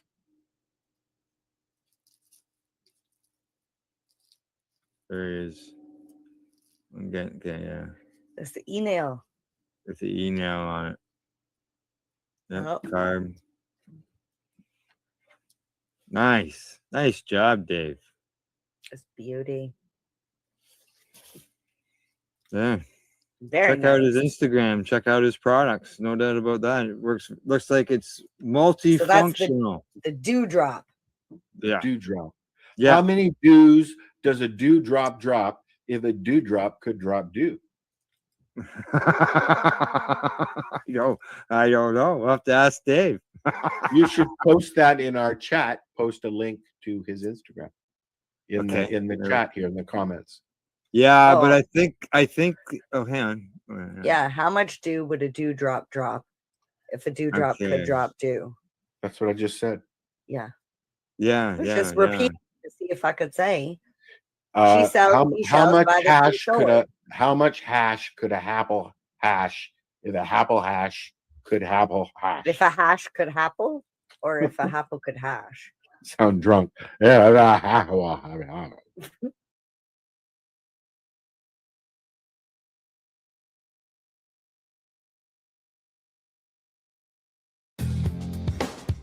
Stay tuned. We'll be back after this toke.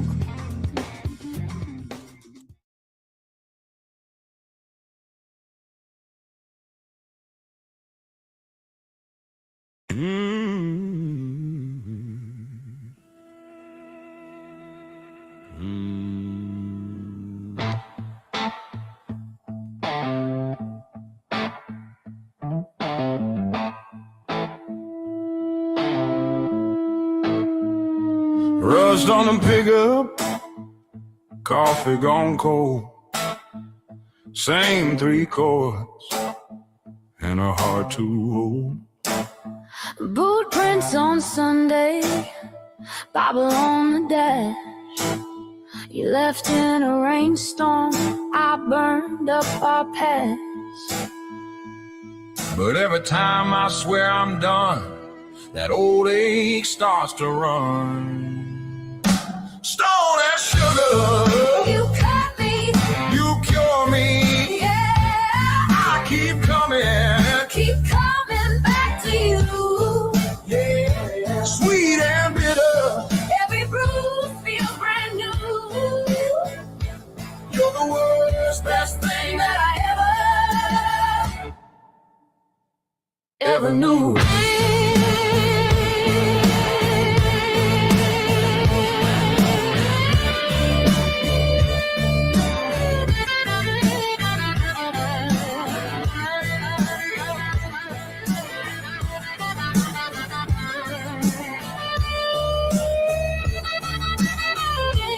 I drink like my father, I love like my sin. We fight in the kitchen, then fall back again. You slam all the doors, I shake all the walls. I shake all the walls. You tear up my picture, I answer your call. I answer your call. I say I'm leaving one last time, but you're wild in my mind. You say, baby, You're poison. but you still take a sip. You say this is the last time while your hands on my hips. We're a car crash slow. We're crash slow. We already know.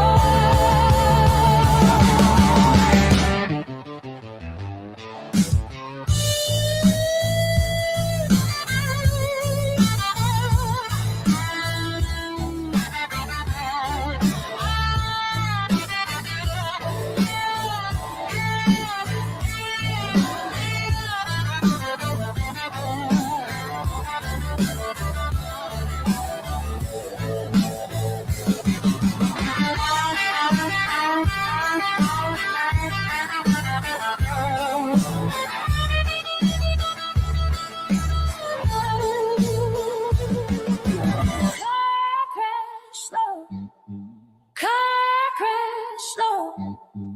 We already know.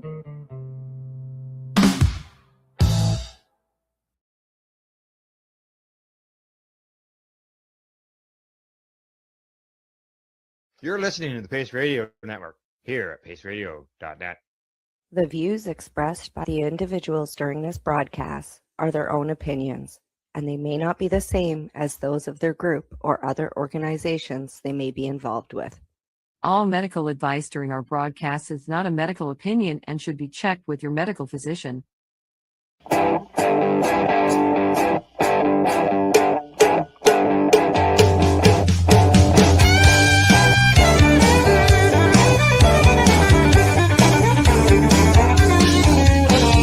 woke up this morning with a crack in my head.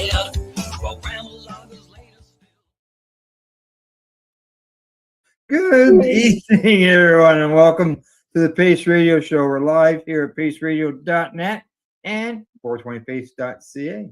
Good evening, Tamara. How you doing? We actually are live tonight. This is the first live. Yes, exactly. We are live tonight. It's been a few weeks since we were actually live, and in its place, most of the stuff that was played was some really old stuff. Well, you know, it's really like even like with my show, I didn't do anything Monday. It's really hard to get content. Like it's really hard to find content, especially when you don't have a guest or a co-host where you can bounce back and forth with. When I sit there for an hour talking to myself to an empty screen and there's no comments or nobody coming in, I just feel like I'm talking to myself, and it's like. And I did ask somebody to come on Monday, but right now they're in the midst of trying to get some stuff done and they can't talk about it right now. So. Oh yeah. No, the last few weeks, actually we aired some audio podcasts, and they were actually the first 3 audio shows of the Pace Radio Show. So those would have been like Debbie and Allison and. Well, no, yeah, there was Deb and Keith. Oh, that would have been amazing. Keith Fagan. Yeah, because Keith's no longer with us. Eh? Correct. Yeah. You know, I was thinking about that. The next one was show number 2 of that first season. That was with Owen Smith. And what I did is the first show, we introduced ourselves, like myself and Deb and Keith, and then we had Owen when Owen was on the second show. We acted like a host and a co-host type thing, and did the interview of Owen, and then on our third show, that would be bringing in the 4th co-host of the show, which allowed us to spread across the country, right from BC with Owen, Keith, and in Alberta, Deb down in Nova Scotia, and Chantal Oreo in Quebec. And then Chantal was the third show. We had the interview with her. It's quite funny because Owen was just featured on the Montel Williams show. Yeah. Last week or the week before, and he's written a book. And Owen Smith is the reason why we can all share our meds and bake cookies and do all the things that we couldn't do, because they took that all the way to the Supreme Court of Canada and fought for our rights as patients to be able to make canna butter and make oil and make tinctures and make all these things, because he put his freedom on the line for all of us. Yeah, and not make criminals out of mothers who are making coconut oil for their young child who's dealing with seizures. Yeah, that was the Sean Howell ruling after Owen, to be fair. That was because before Owen, we couldn't even before Owen Smith ruling, we couldn't even make canna butter. We were but in Owen's case, Mandy got involved in that. Right, that's right. Because she would be a criminal making her son medication. Well, they expect the children to smoke it, because the only way we could. Well, yeah, exactly. Raw flour. So it was either you smoked it in a joint, or you put raw flour into a cake mix and you ate raw combustible beef. That was it. That's all we were allowed to do. Yeah. You couldn't legally make canna butter. Like putting a pound of butter into a pot and simmering it down was illegal. Yeah. Like, we're not even talking oil.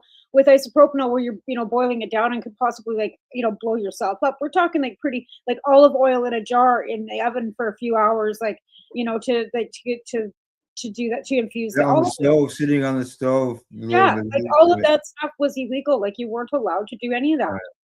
Yeah. Yeah. It's just, yeah. I mean, we've come a long way. Sure be have. fair. We have a long way to go because I was Yeah, reading yeah. something last week too, where 4,100 licensed producers license Yes. was revoked. Right? That was Yes, also I actually have send us that. I reports. have that to discuss today.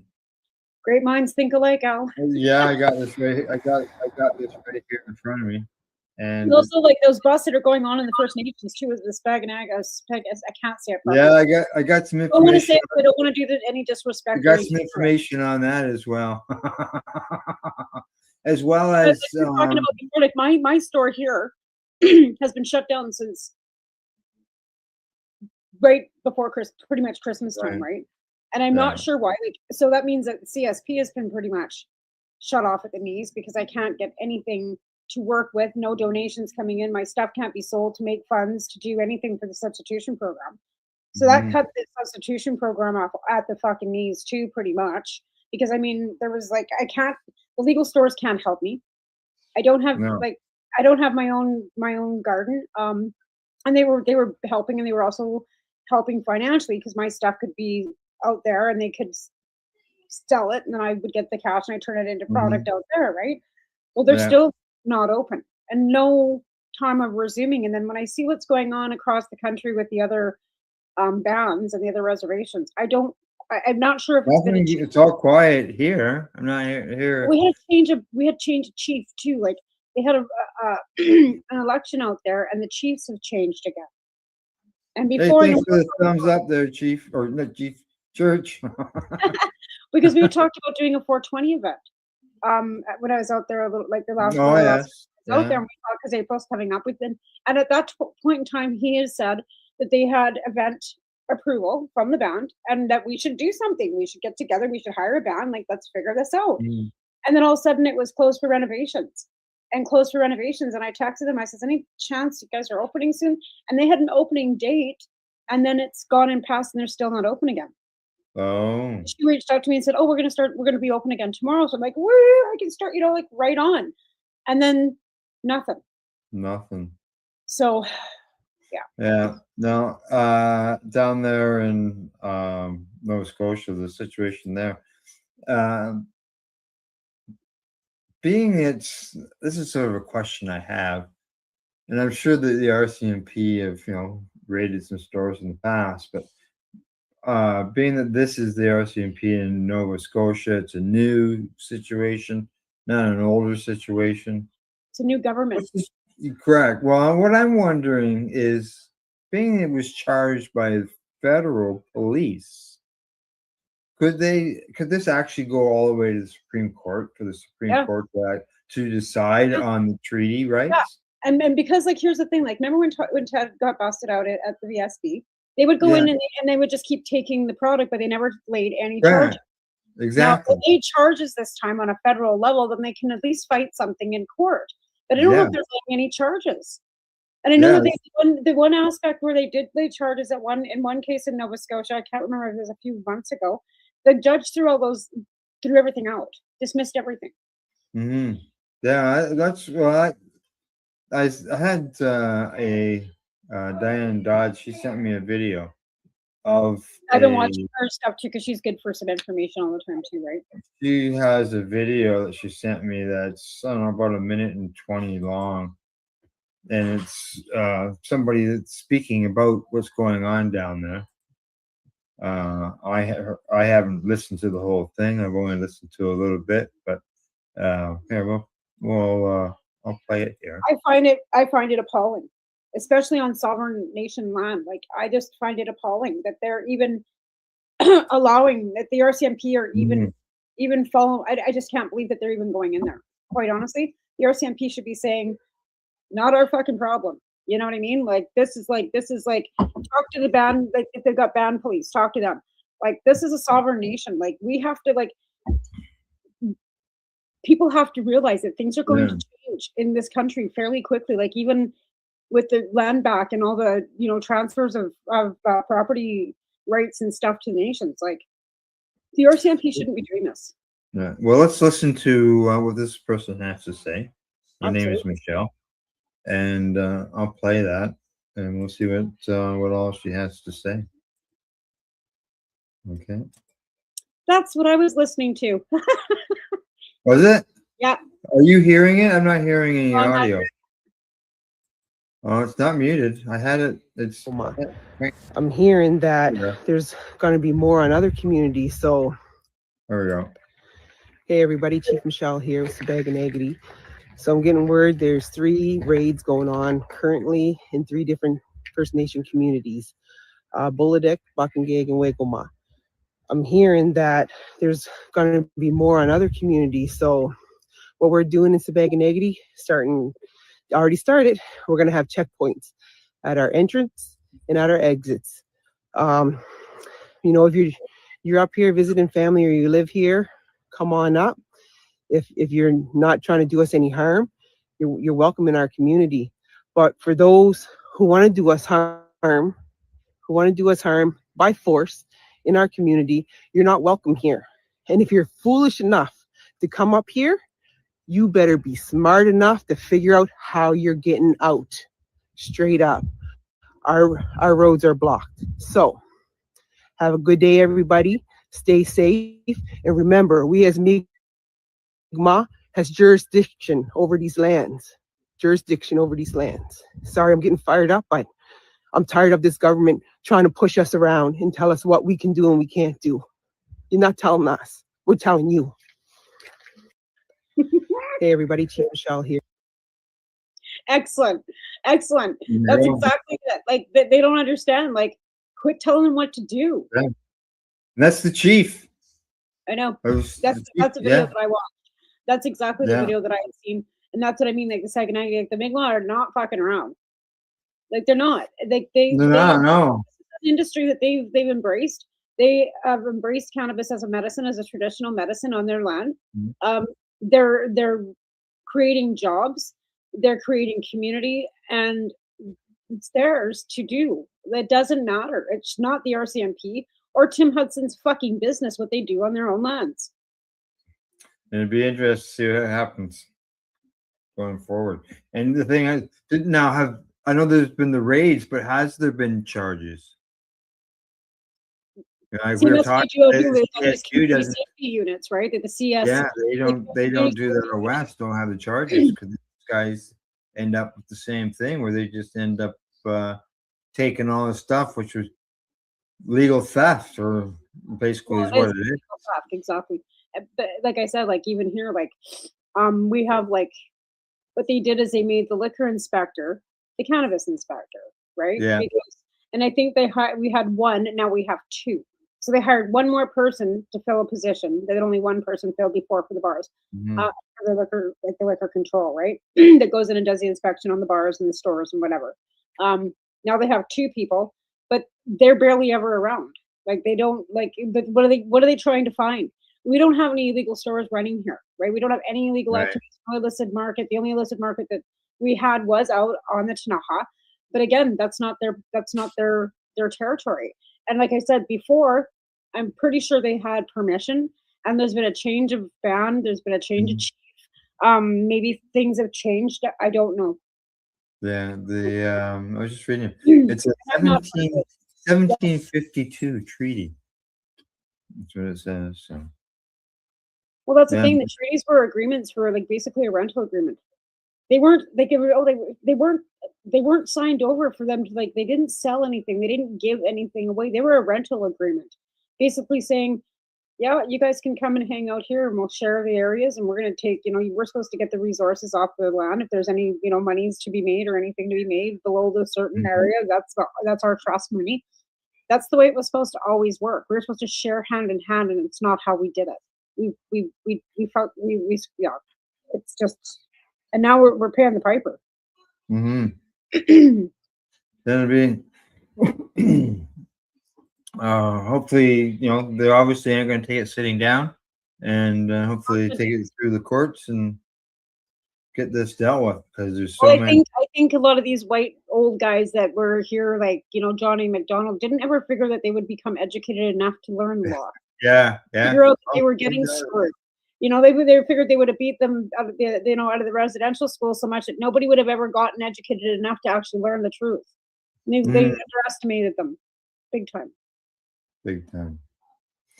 Yes, yeah.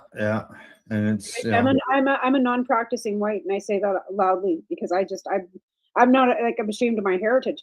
But some of the stuff that these people did when they came here, I'm not like, I don't want to be participating in. right. Yeah. You mentioned Health Canada there earlier. Mm-hmm. Yeah.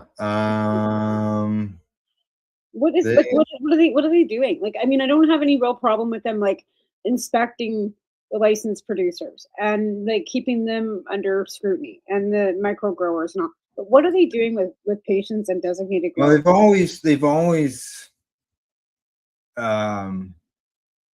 said that they had inspectors, and at one time they had it seemed like they had like 2 for the whole country, and you never ever saw or heard anything about them.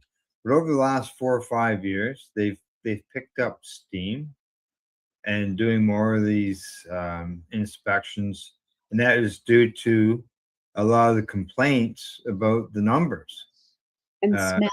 Oh my God, I can smell it. It was the municipalities.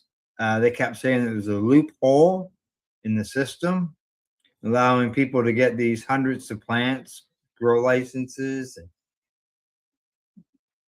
on they went. Politicians were complaining, especially the conservative end. They were complaining about the numbers. So there was 35 people that sent letters in total. There's what? 35 people. It was probably 35 people that sent letters in total. So yeah, the Health Canada said that they refused to revoke over 4,100 medical cannabis regulations, including 3,400 for reasons of public health and public safety. Like public health and public safety. If you got a license for 5 grams, and you're going to grow your 25 plants, public safety, they worried that they went into a house and saw something that was dangerous electricity wise, let's say, for example, and took that under as public safety. I don't know. Yeah, but you hardly ever heard I would fear to hear what the ridiculous reasons were. Yeah. Like I said, the licensed producers under scrutiny for pesticides and all that thing and backdoor out the back door because they're losing money and all that shit. Yeah, 4,100 last year. In up to that point, it was from 2022 to 2024. There was 1,400. Well, I know the veterans are like. Yeah, 113% increase in refusals and revocations, and a 423% increase in the number of refusals and revocations made because of public health and public safety. That's since 2022. That's not that many, really. Yeah. But again, it says, although the personal production of cannabis for medical purposes has been guaranteed by several court cases in Canada for more than 20 years, the regulator has been seeking to address concerns from different levels of government over the potential for misuse and diversion of cannabis from these types of licenses. Now you're getting to the bottom of it, and why especially those associated with high daily limits. Here's where they're coming in on this, because they're busting these fucking illicit, right, on the fucking First Nations land. All that stuff is illicit, right? It's not coming out of the government. It's got no excise taxes paid on it. It's not going through the legal channels. So if you've got like Legacy 420 and big operations like that going on in the Tananga and every places, never mind, Vancouver still has theirs. They're still online, right? Yeah. So they're proving that patients are diverting. And we were given that right to produce medical matter cannabis for our own purposes, right? To Yeah. supply ourselves, not to supply ourselves and 20 others, right? That's what a designated There grower was license there is for. wasn't there was the court ruling. There was section 4 and section 5 didn't apply to the patients. Section 4 and 5 of the CSA, something to do, and section 4 or 5 it has to do with distribution, Yeah. which We're basically still not allowed told to said that we we're could not allowed, you're help. allowed to share. You're allowed to share 30 grams as a gift. You are not allowed to sell. Well, that's on the federal legal end. I mean, Even court as a case. patient, even as a patient with the Smith ruling, we were allowed to share. We weren't allowed to share prior to that either. We weren't allowed to gift. We weren't allowed to share at all. The Smith ruling gave us the ability to share, but it was gifting only. We weren't allowed to sell it. We weren't allowed Yeah, to. yeah. The gifting part of it. Yeah, correct. But again, like patients and designated growers, like that was the thing, right? Designated growers could give patients their fucking nuts for free because they could divert their. I've been right? waiting for them to pull the designated grower, but I don't know if they can or not. They say that when they use they say the average amount of cannabis authorized under the medical access program, that's for those who are going to the LPs, is anywhere from 2 to 2.5 grams a day. But for those who are growing their cannabis, it's 33 grams per day. On average? Yeah. I thought they were cutting licenses back. Why would it be like why would Oh, they have- okay, sorry. That was at the end of 2023.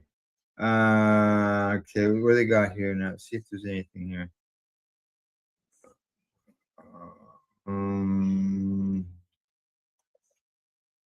Not seeing anything for right now. Now, as far as the commercial licenses, since 2018, Health Canada has revoked 29 commercial licenses as of the end of January this year. Of those, 15 licenses were revoked as a result of license holders' failure to pay annual regulatory fees, and 14 revoked as for result of non-compliance. And in 2025 alone, there were almost a total of 90 commercial licenses removed. But how many licensed production sites are we up to now? Like we were at 4,000. Oh, I don't know. Last I heard, we were just over 1,000 or somewhere around there. Only 1,000. Yeah. Oh, so they've lost. There's been quite a few closures then, obviously, because there was way more than that. Or no, I guess it was 400. It was only 400. It must have been 400 because I've never seen it. I haven't seen it much more than 1,000. So. No, that's what I mean. I was confused. It was 400 and something. Last time I looked, now it's at 1,000. So it's still 1,000 fucking producers, right? Like. Oh yeah. Well, I saw one there today, Aurora. They've just gone strictly medical. Aurora was supposed to be strictly medical right from the get-go. Right from the launch. Went to commercial and then now it's back to medical, and they're selling tons of it to different countries. Yeah, well, that's what happened here too. Like Delcar here or Dicar here doesn't sell to the Canadian market; they sell to Germany, and foreign markets only. Yeah, it's actually like something like 20 tons or something, 40 tons. It's huge for the amount of cannabis that they're sending to Because it's Germany. cheaper for taxes for them to sell it outside the country than it is to sell it within the country. Our excise Yeah. taxes are more expensive for them to sell within domestically than it is for them to sell internationally, which is bullshit. Like, how are we supposed to keep anything local and keep our producers here if they're, it's too expensive for them to keep their product in their own country? Sell it elsewhere. Again, like I said, this is, something that wasn't done properly to begin with. Even the way that it was set up for even the ability for it become a stock exchange industry. You know what I mean? Right. Like, it's always supposed to be for patients. And then, Yeah. like, recreational, sure. But again, like, they just took it to the extreme. Like, Yes. Yeah. And Geez, I'll I get still that. think it's So really bothersome that they're just taking licensing out. Like I said, licensed producers, pesticides, overgrowing, backdooring, whatever, not following, complying with the rules. Great. Patients and domestic and designated growers. But again, we've had people that lie and say they're patients when they're not, and overgrow and make us all look like we're criminals. Yeah, they say that recent police reports over the past year have also noted large raids of license holders who were growing outside the perimeters of their medical licenses. And that makes us all look bad. Correct. Oh, I know. That's why, like I said, I don't even bother anymore having a license. Like, I'm not growing anything I can because of the power situation anyway. But like, 197 inspections of registered personal and designated production of cannabis. That's up from 160 in the previous year and 170 in the year before that. so what do they do? They just each randomly year they show up get on your more. doorstep? What's that? What, do they just randomly show up on your doorstep, knock on their door, like without a warrant? Or Yeah, anything? I guess so. Yeah. You don't need Yeah. a warrant. You can just come in and look. No, like, they don't, because when you sign Yeah. your license, right? yeah, you're right. You You're forfeit. right. You say, "Hello, come on in. Would you like some tea?" Yeah. Again, like, if you're not overgrowing your license, what do you care? Like, that's when when the RCMP showed up at our place when we first moved to Coronation, because somebody had, said we had an illicit grow house. The only thing they wanted to look at was the plants, and they were all like this big and fucking solo cups. But I only had the amount that I was supposed to have. And I had transferred my license because they were trying to get me on the fact that I had moved from Tabor. My licensing was for Tabor. But I'd kept everything, and I had already sent the transfer into Health Canada, have my license transferred to whatever. And that's what saved me. They say here that there was one person in 2021, a patient had been authorized for 100 grams a day and had a court reject an allowance for the patient to possess up to 1,000 grams in public. That's 2 pounds. 1,000 grams a day. That's 2 a lot. pounds. That's a lot of weed. I don't know, man. Like, some of it sounds so ridiculous. Like, I don't know, what are you doing with that? Like, like, what are you, like, I don't know what to say. But again, like I said, market prices drop. Like, the vets are pissed because they're clawing back their allotment on what they're paying out for the because the market price has gone from $8.50 to $6.50. So they're only going to pay them $6.50 a gram for their medicine. So they're feeling like they're being rolled back when that's what's happening with the market price. But my friend that I have that lives in Montreal, he's been asked to do a documentary. Yeah. And he's asked me to help him with, like, we're going to have a discussion, and I'm not sure, but they're looking for their patients. Yeah. Other people use cannabis as medicine, so I don't know. Maybe I'll be in another documentary. All righty. I see we're at the bottom of the hour. I see we got a comment. Brian Jones says, hello all. G'day, Brian. How you doing? How you doing? Thanks for tuning in and for hitting the thumbs up as well. Really appreciate that. All right, Tamara, what do you say? Time for us to take a break? Which means I can go check my lasagna. Okay, we're going to take that break. When we get back, Tamara and I will continue this conversation. I've got some studies and some reports and stuff like that that we'll be discussing, as well as whatever comes along at the same time. So you just never know. You're watching the Pace Radio Show. We are live here at paceradio.net as well as at 420pace.ca. I have to find the commercials. We are people advocating cannabis education here at paceradio.net. Limestone City Hydroponics is Kingston, Ontario's hydroponics shop. Take your growing to the next level and create the optimal environment with a tent kit, or maximize your yield with an ebb and flow flood table kit. Either way, Limestone City Hydroponics has more sizes and options to fit your needs. Are you looking for the power of the sun that adapts to your budget? Then look no further, as they have professional grow lighting. They have indoor grow systems that are easy and cost effective, with many options to fit your living space and lifestyle. Cultivate your growing potential. We have everything you need to succeed. And if you can't make it to the store, they offer local delivery to the greater Kingston area. Remember, when you're looking for experts to help you grow, then look no further than the locally owned Limestone City Hydroponics, 105 Sunderland Drive in Kingston, Ontario. Call them at 613-548-0420. Rerolled Saturdays. Check it out. Nothing but non-stop cannabis and psychedelic programming. Find it at 420pace.ca. Enjoy the buzz of legalization with Campbellford Lifestyle Shop. From lights to plant nutrients, books, consumption accessories, and more, we've got all your basics to grow or consume cannabis. Visit our info center or take a look at our piercing services and body jewelry, now available in-store through Campbellford Lifestyle Shop, 17 Bridge Street West, Campbellford. Are you looking to get your medical cannabis grow license? Limestone City Hydroponics can help patients through the process of obtaining their license to grow medical cannabis. What's that?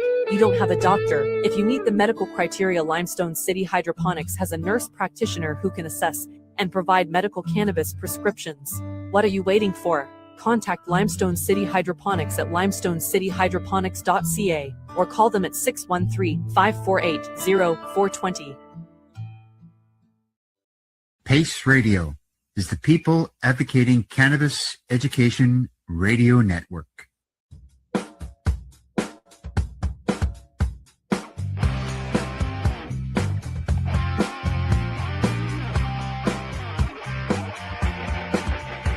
I'm having an awesome day, and I'm gonna make sure it stays that way.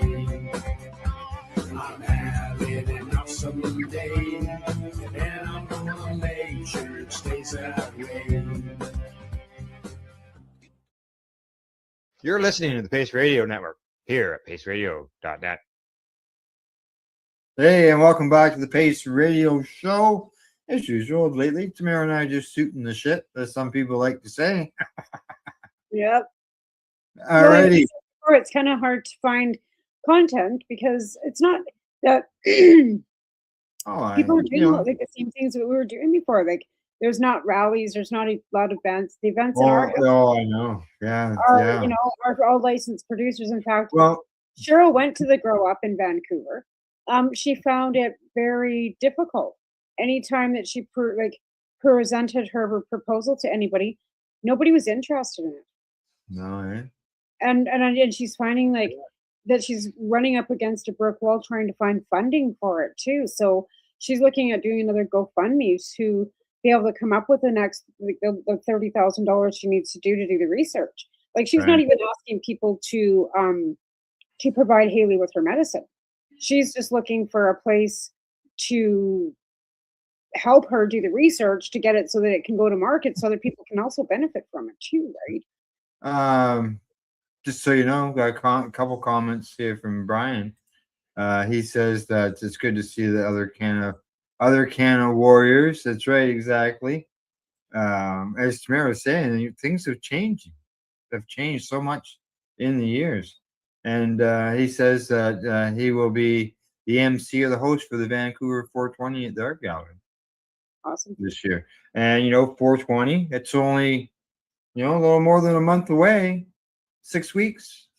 And like I said, not even 6 weeks. Talked to somebody out here on our on our First Nations to do something out there, but like they're not even open. The store's not even open at the moment. And I did my first 420. God, when was that? 2012 in Lethbridge. 2012, right after I got my license, because we didn't want to do anything without anybody without a license. And me and Ryan Weeb were the only two that actually had our pink paperwork. And that was 2012. And we marched from Bob headquarters down to Galt Gardens with our little signs and stuff. And I think there was maybe 30 of us. Now, Brian says he's a past guest on the show. I know. Yeah, I remember. Yeah. But that's excellent. I'm glad to see that it's still community. But Vancouver's always been like such a shit show the last few years because there's always so many people like organizing Vancouver. The art gallery, then there was the beach, then there's like I don't even know where Dana is anymore. Like I don't even know what's going on. No, eh? Well, I mean, he's like I don't because like I do, but I don't. Right. Right. I seen some stuff and I seen some other stuff and I just kind of like, oh my god, I don't even want to know. Okay. I'm just loading up. I'm loading up something, and when it's done, I'll run it. I had Allison on my show as my last guest before I didn't have any, right? And then she was still working on the psilocybin thing. RCMP Nova Scotia just shut down Infinite. Yeah, we know. That's what we were talking about at the beginning of the show. Actually, is how the Spaganagity. What Brian? Get your input on this. I asked Tamara when we were talking about this earlier. Is this something that, being that it was the RCMP, which is the federal police force, is this something that could be taken through the court system expeditiously to get to the Supreme Court for this to be settled? It wouldn't be expediently. That's the thing. It would not be expediently. It may not be expedient, but could it still get to that point? It's always missing. It's missing out the provincial. It'd be missing out the provincial challenges. No, you have to go through that first. But it's been charged federally by the federal police. Taken to court to fight with treaty rights. Federal crime, I guess. That's exactly it. So he's like, Bryn's right. Like, treaty rights, right? So it's because of the sovereignty. Yeah, exactly. That's what we're saying. We'll fight these, get the treaty rights settled. Treaty rights trump everything. Like that's what Canadians don't understand, is that the treaty rights trump everything. And that's why I don't understand why the RCMP is even bothering. It's a waste of taxpayers' dollars for them to go out there, spend the time, take the abuse, just deal with it. It's just a waste of taxpayers' dollars. It always has been. Yeah, he says the community leaders have started the process. I don't. Earlier, Brian, we played a video from the chief. Michelle. Yep. Yeah, I'm talking about Michelle. Talking about the situation and how they've set up the roadblocks, and if you're there, already, like I said, there's been one precedent-setting case that was already set in Nova Scotia already because they already took. They went into on the First Nations and they loaded a sea can onto a fucking back of a tow truck and took the whole fucking thing. Now that was all dismissed in a Nova Scotia court. I believe it was 3 weeks ago. I have to go back and talk to Deb and look at Debbie's page. Deb spelled Skiffin's page somewhere in there. But that was a precedent-setting case. Why I don't understand why the RCMP is even wasting their time. Now he's got a good point here. He says that I think it will be like tobacco was, where you have to have status to buy. Just like with tobacco. Well, now people without status buying tobacco, but they still can be charged. They can still be charged $150. Depends on where you're buying it. And again, the status here, you get the no taxes, but you have to buy like name brand cigarettes. You have to sign a registry. You're only allowed one carton at a time. You can't buy any more than one carton of Demory or Players or whatever. You're just not paying the excise tax. You're still paying almost $200 a carton. Right? Now the illegal illicit cigarettes, they just busted. What it is for a carton of cigarettes? $200. Really? I know, right? What do you think? I don't smoke anymore. I can afford to smoke. Oh god! But the illicit cigarettes that they just busted a fucking truckload full worth $7.5 million in Westminster, right? Like last week or something. Yeah. But again, those are not nations cigarettes, are not the same thing either. So again, like if your status, you can possess First Nations cigarettes, but the illicit market for cannabis is not being grown on the First Nations. It's not being produced on the First Nation. Well, there is some being produced on the First Nation. I've been to some of it. Well, some of it is, but I'm just saying, like ours here is not. Like for sure, they're not growing the 500 different strains they've got in this in out here. There's just no way. There's not enough people out there. There's not 500 people growing. Never mind 500 different strains, right? They're buying it online. I know I just know this. They've got the same anyways. That's the problem, too, right? So the supply. Well, that's where they can set up their whole system, their whole independent system, where they're growing their own. Tobacco is also a different thing because it's treated differently on First Nations because it's used for ceremony, right? Where cannabis is not used in ceremony, where tobacco is used for ceremony in pouches, right? So it's an ancestral ceremony tobacco. Okay, this is what he says. The access to the products under treaty is for Indigenous access. The RCMP are there because non-status are being served. They will claim that it is their right to enforce federal laws. The courts will have to determine this. Well, if they're non-status, then they shouldn't be operating on First Nations land. Yeah. So if they're First Nations, they should have no right going in and taking anything. Well, non-status, there's like the store. If the stores are selling, if they're looking at the stores are selling to non-status people, they look at that as the store is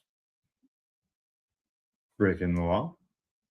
Because people are non-status are going out there to purchase. Correct. Yes. Well, that didn't make any difference. You know what? Here's the thing with that. Status was something colonization did. First Nations don't give a fuck about a card. Only the government does. Yeah. Oh, yeah. Yeah. They're the ones who implement it. So you know what? That can be fought in court too, because as far as any First Nations, we are all one people. So that's a bunch of bullshit. Colonization made the fucking treaty status and all the quantum blood bullshit. It's bullshit. It's just bullshit. All right. From that, yeah, exactly. We agree. Yep. It'll be interesting to see how this goes forward. It'll be interesting because it'll be precedent setting. But again, yeah. And like every time there's something major like that comes up in the news, we always like I said to you, the same question. I want to ask again: how is a premier able to direct a federal fucking police force to begin? Yeah, because that's what the quote was in the one news article that I read. Yeah, Tim Houston directs the RCMP to go and take down all First Nations, illicit drug sales. First of all, it's not drugs; it's medicine. Secondly, you're a premier. You're not the fucking king of fucking Nova Scotia. But all it takes is one complaint, and they'll. What did he do? Make his own little. Yeah, I said that earlier. Yeah. Oh yeah. But it'll be interesting to see what happens down the road. We'll keep an eye on that, and usually it's as it will be tomorrow. It'll be the first story in our news show. Contract law. Yeah, because the treaties are a contract with the crown. Yeah. Yeah. Yeah. The contracts can be broken. They're broken by companies and governments. It seems to me that the white guy's been breaking them fucking contracts for fucking decades. So, oops. I have zero sympathy for anybody that's a white presenting that want to fucking argue about what they're entitled to. I have no patience for it. Let them do what they want. It's their land. Fuck, mind your business. These okay. From there, I'm gonna move on to something a little bit different. And they say that they have found that cannabis that has been cleared for sale can still be tainted by mold. And they think that mold could be connected to scromiting. What's scromiting? What the fuck is that? Is this some other fucking delusional, Trump, this is derangement syndrome that some fucking lunatic made up? What is this? Cannabis cytosis? Yeah. Even Taven, he's like, what the fuck, mom? Anyway. Exactly, Brian. Now, I'm pronouncing it Brian, and you call him Bryn. Bryn. It's Bryn. Bryn? Bryn. Okay. Yeah. He says provincial contract RCMP, the province contracts the RCMP for policing force. This does open an interesting legal Well, they fight. do, but so does each municipality. And I believe he's saying bullshit to the scrummeting. I'm thinking it's BS too. But again, yes, they do contract by per province. Province has Yeah. a general contract with the RCMP, but each municipality does too, right? Like we've got a contract here with the RCMP to Mhm. police our community in the area. So I don't know. I just think that's bullshit that the RCMP should be being directed by any politician, period. I don't care if they get a contract. I don't care if they're wiping his ass. He's a politician. He shouldn't be able to direct the RCMP to do fucking Yeah. anything. Yeah. Okay. Yeah, that's what I figured. Yeah, exactly. Hypersimesis. Yeah. Yeah, we all have problems pronouncing CHS. Whatever, they can Scrummening, it sounds more scary. Sounds scarier and it's easier to pronounce. You know what? If they just let us grow our own medicine, No, we wouldn't have exactly. to We worry didn't see about this it. before Anybody legalization. adding anything to it, we wouldn't have to worry about any hypothesis fucking Yeah. I well see. I look at it. I'm looking at what Brent is saying here that we didn't see this before legalization. And what are No, of they course we didn't. now that they allow all these sprays? Like Health Canada allows over 100 pesticides to be used. And what they're saying here in this research article that's in the news says that it could be what's left over from the mold after it's been irradiated, because the radiation doesn't kill it all.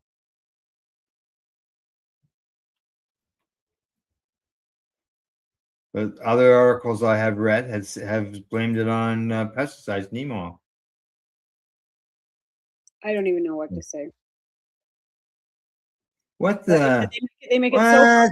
What? I've heard of arsenic. Is this the same company that had the arsenic? I know. Is that the same one that Loretta worked for? Yeah, that company found to be selling products with asbestos. Yeah, exactly. What's wrong with the system?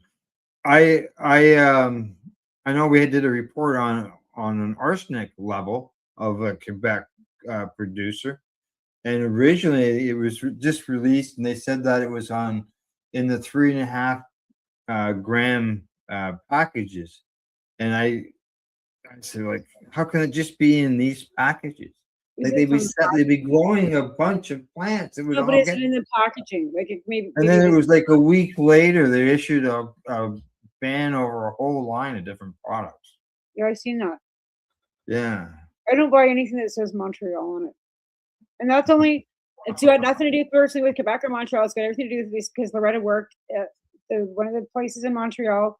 I can never remember which one it was, and it was a shit company, and they treated their staff like shit. And I don't want to give them any of my money. So it's got absolutely nothing to do. There's no shade on Montreal. Montreal's a beautiful city. They just got bought. So they just got bought. Yeah. Oh, by who? I think they're with Canopy now. Of course they are. Of course they are. Jesus Christ. Now, this is a mold behind cannabis scrummeting, they ask. Or is Canopy behind the mold and the scrummeting? I better watch myself, But like these, like if they're worried about mold and these other compounds that are still left there after irradiation. Well, those things would have been there for. But are they eradicating? Is that the thing? Like that's the key. Well, even if they stay there, like okay, the bacteria, the mold stays there. You don't think there's been no mold over the last 100 years, thousands of years? Like the scrummeting didn't come in effect until recently. Like again, why are they letting the cannabis continue past like bud stage if it's got mold in it? Why are they continuing to allow it to flower if they're noticing there's mold in the bud to begin with? Why is it not like? Why is it having to go through eradication to begin with? They take failed cannabis that failed initial screening for mold, then they zap it. You can't kill mold. Then they sell it. It's just a bunch of shit. Oh. You can't kill that shit. Like fuck. That's like okay, white powdery mildew. You can't kill that shit. Yeah, No matter what you do. they call this. They say one of these. They call it fusarium, fusarium. They are microtonics, and one of them is called vomit toxin. And they say when it's eaten, it makes people throw up. I guess. They said it's found in Canadian cannabis at 2 times the level that is allowed in human food. And we're also seeing an increased incidence in vomiting associated with cannabis use. David, I have a kid that's in the fridge, and I got dinner in the oven. Hang on. Taven.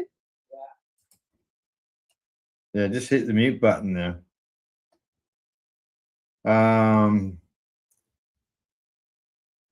Powdery mildew, yeah, the white powdery mildew. Yeah, that stuff is nasty. Yeah, you wash it with a chemical, but like I'm telling you, that chemical still does not get rid of that white powder. Yeah. The one way that they talk about doing it, and I've tried it a few times, is with Sour milk. No, I don't. Is milk? Oh, I just use peroxide and a little bit of Sour water. milk.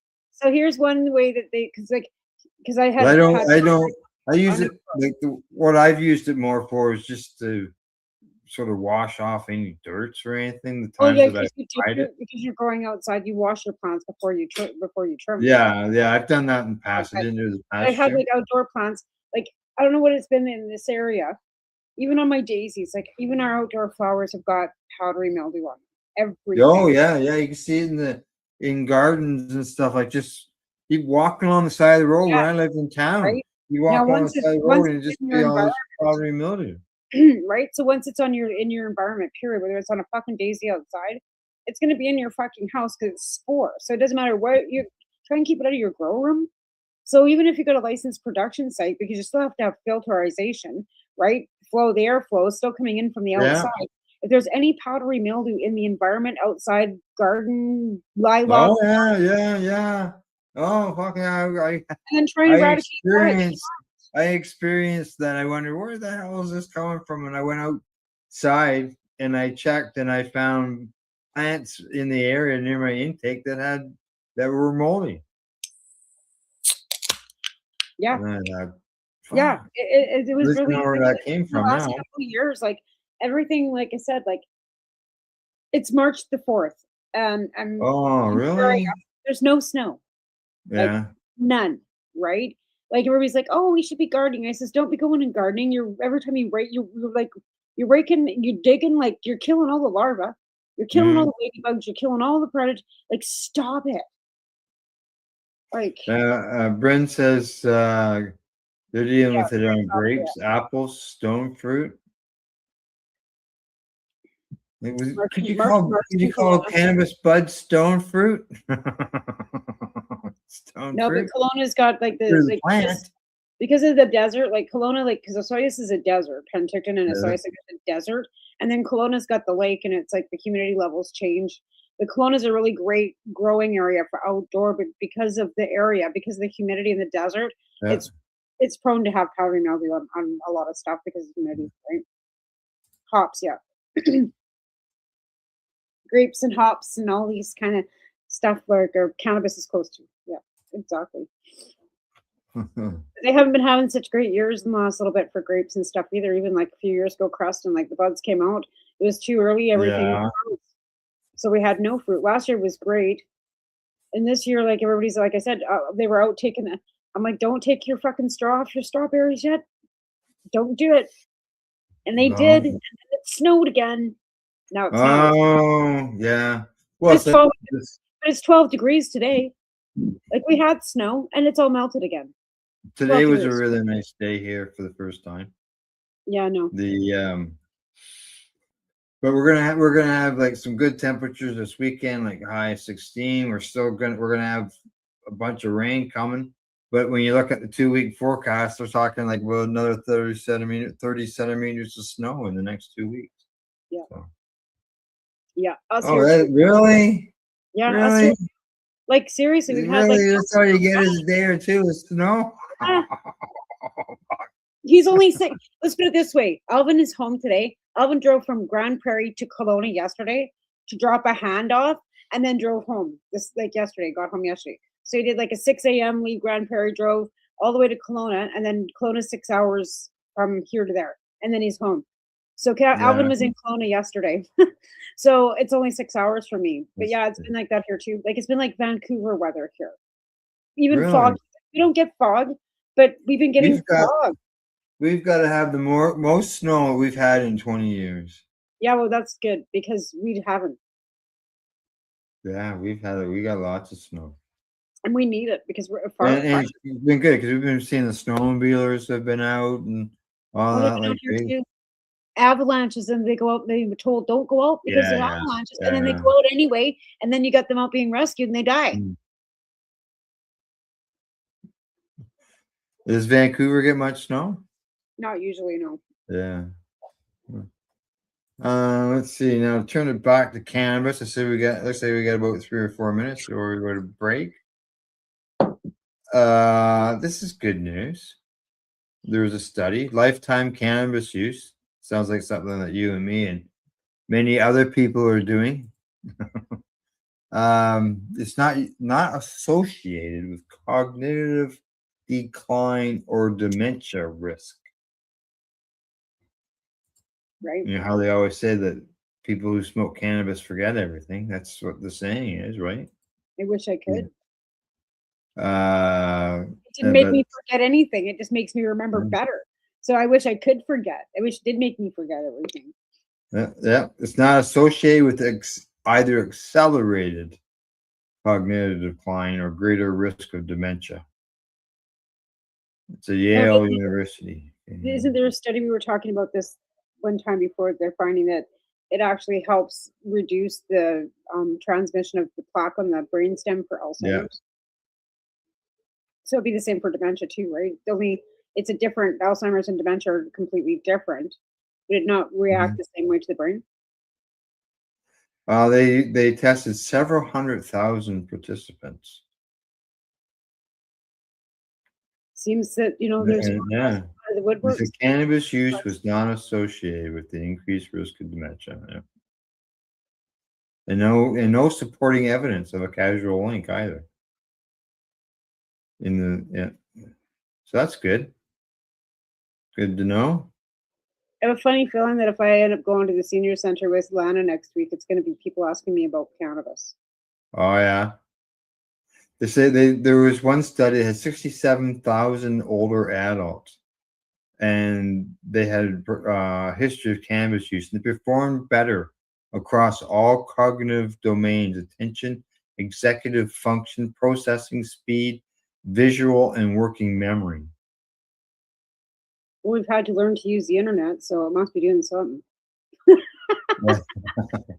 Phones, all the technology that we've had to learn in the last 25 years, Yeah. like since the 80s. Like, come on, we had to do something.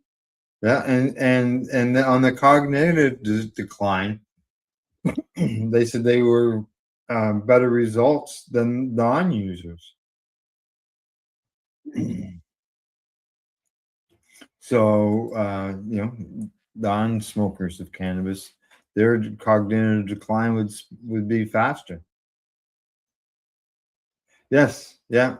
Was that the study? There was a study that was done in Saskatchewan on the brain and it rebuilding your brain. So getting I believe that. and stuff.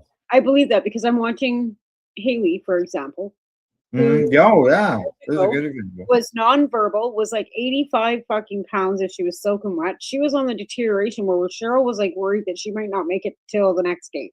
Like basically there was like fear of like losing her. If you see her now, she's 33 years old and she's talking and out socializing and going out. And I mean, she still has to be careful, but because of the use of the juicing, it's just incredible. Like how much she's improved over like the last 15 years. It's incredible. Yeah. And they're using microgreens. So it's like a bean sprout, like not a bean sprout, but like a like, you know, sprouts you put on a sandwich, right? So yeah, it's microgreen. It's just the first set of leaves. All like That's it. two sets of leaves, if that. That's Yeah. it. Because the amount that you have to use is like 10,000. You need 10,000. Like, it's the alkalinity in it, actually. It's not even, it's that too, but there's alkalinity. It's the alkalinity in it. It's because it's non-heated, right? It's the same with the juice. So there's no high to it at all, but it's helping Haley immensely. So Immensely. Cheryl's got approved. Health Canada is even interested in her getting results on this. It's all about the licensing. It's about how to Yeah. do the licensing properly. And finding somebody to help her do it and be able to produce the 10,000 seeds a day she needs. Oh, righty. See, it's top of the hour. Great All right. time. Great time again. You know, one of those things, pay the bills, whatever. Help us make our voices louder.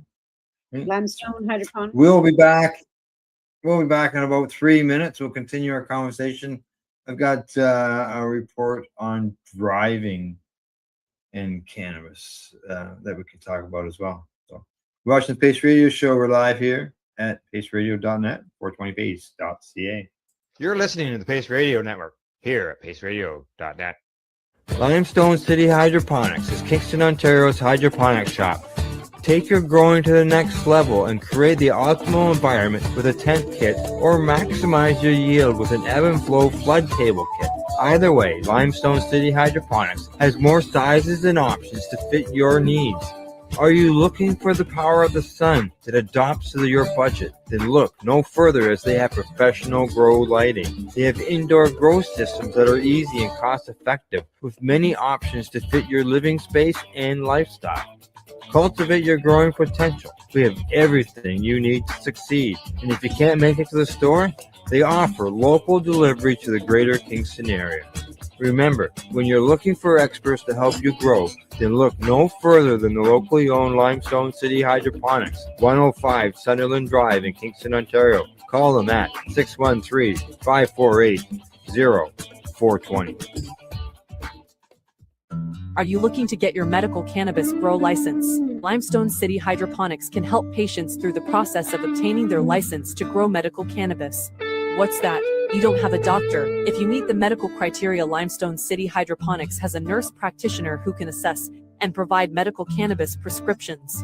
What are you waiting for? Contact Limestone City Hydroponics at limestonecityhydroponics.ca or call them at 613-548-0420.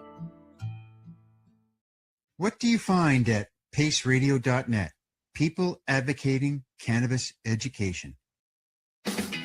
Enjoy the buzz of legalization with Campbellford Lifestyle Shop. From lights to plant nutrients, books, consumption accessories, and more, we've got all your basics to grow or consume cannabis. Visit our info center or take a look at our piercing services and body jewelry, now available in-store through Campbellford Lifestyle Shop, 17 Bridge Street West, Campbellford.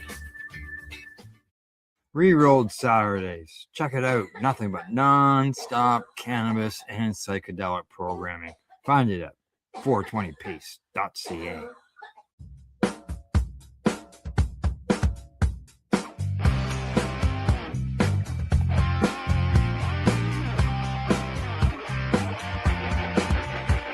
I'm having an awesome day, and I'm gonna make sure it stays that way.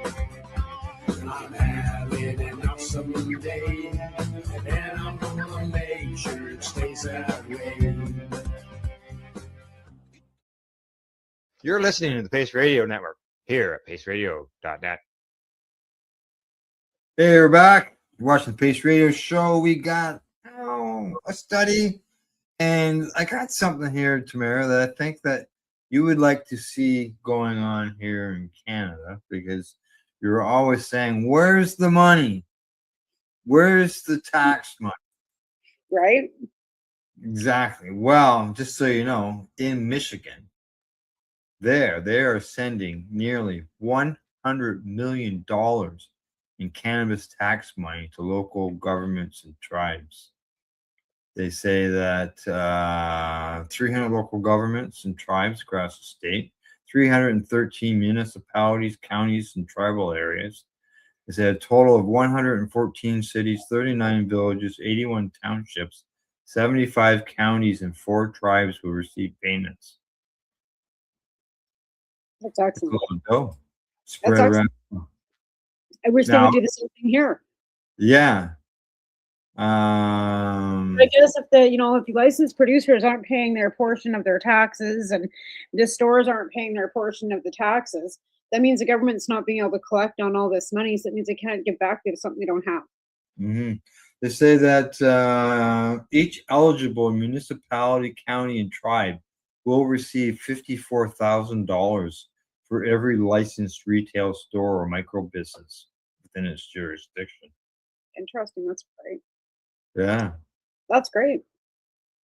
that's right in their law, too. On top of that, I mean, in there's some hindsight, money. There's other monies that go out to school aid fund for kindergartens to grade 12 education, as well as Michigan Transportation Fund for repairs and maintenance of roads and bridges. So it's good to see the money going to the schools as well. well, and infrastructure too, because that's a big thing. Like, Yeah, especially in the States, that's one thing too. Like, even throughout our country, like it's not our going into population the slush is growing, fund our for infrastructure is not being repaired. Like our sewers and our water, like that's all things that aren't being repaired and upgraded as our populations all grow, right? Wow, Michigan sold $10 billion in cannabis in 2024. Wow, that's the amount of money. It's one So state. when one state sells us, but like I was trying to explain to somebody today, like you have to look at the big picture. We're 30 million, they're 400 million. We are never going to be able to compete with the United States. It's like apples to oranges. It's like we'll never be able to buy as much as they buy because there's 30 million of us and 400 million of them. Like it's just numbers. Like you can't fudge that shit. It's math, even though I don't do math, but Okay, now this driving thing. They say, according to this report, it's researchers, it's new research, and this is a report in the current addictions, came out in February of this year, and they say that THC in biological fluids is not a clear indicator of driving impairment. They analyzed, this is at Brown's University, they analyzed 16 controlled trials published between 2019 and 2024, examining for acute and residual effects of cannabis and driving performances. They found that inhaled cannabis with THC consistently impaired driving performance within the first hour of use.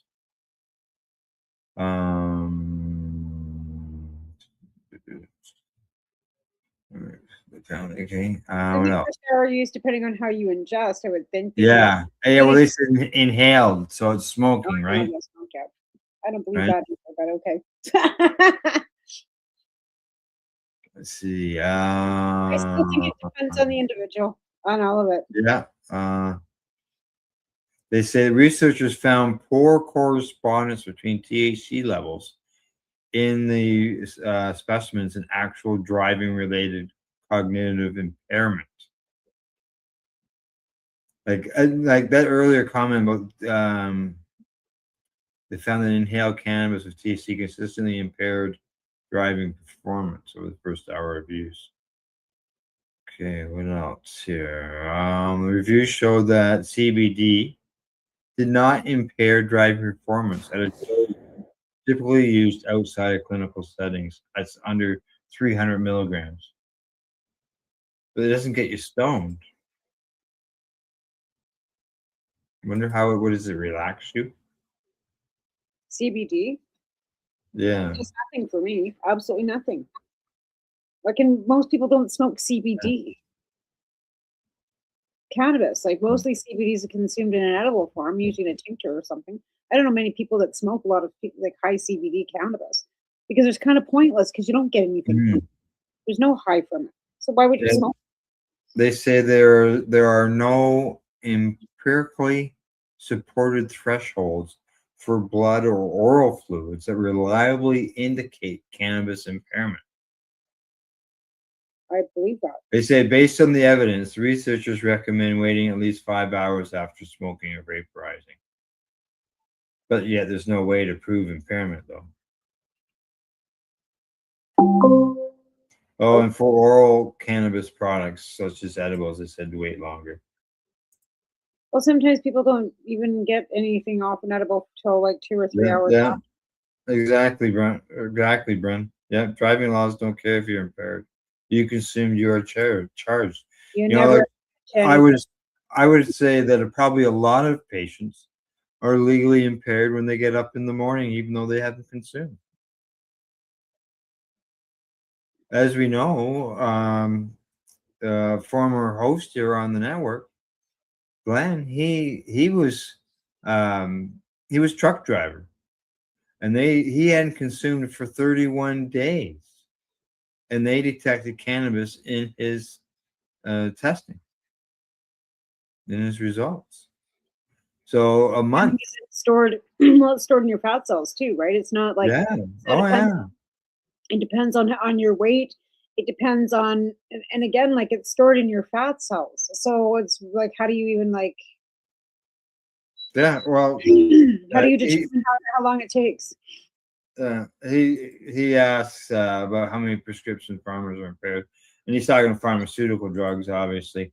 I know a guy that ran a business, a tow truck business at the time. He's no longer with us anymore, but he was taking 20 a day. Perks. 20 what? Perks. Perks. Yeah. I don't know the strength of them, but yeah.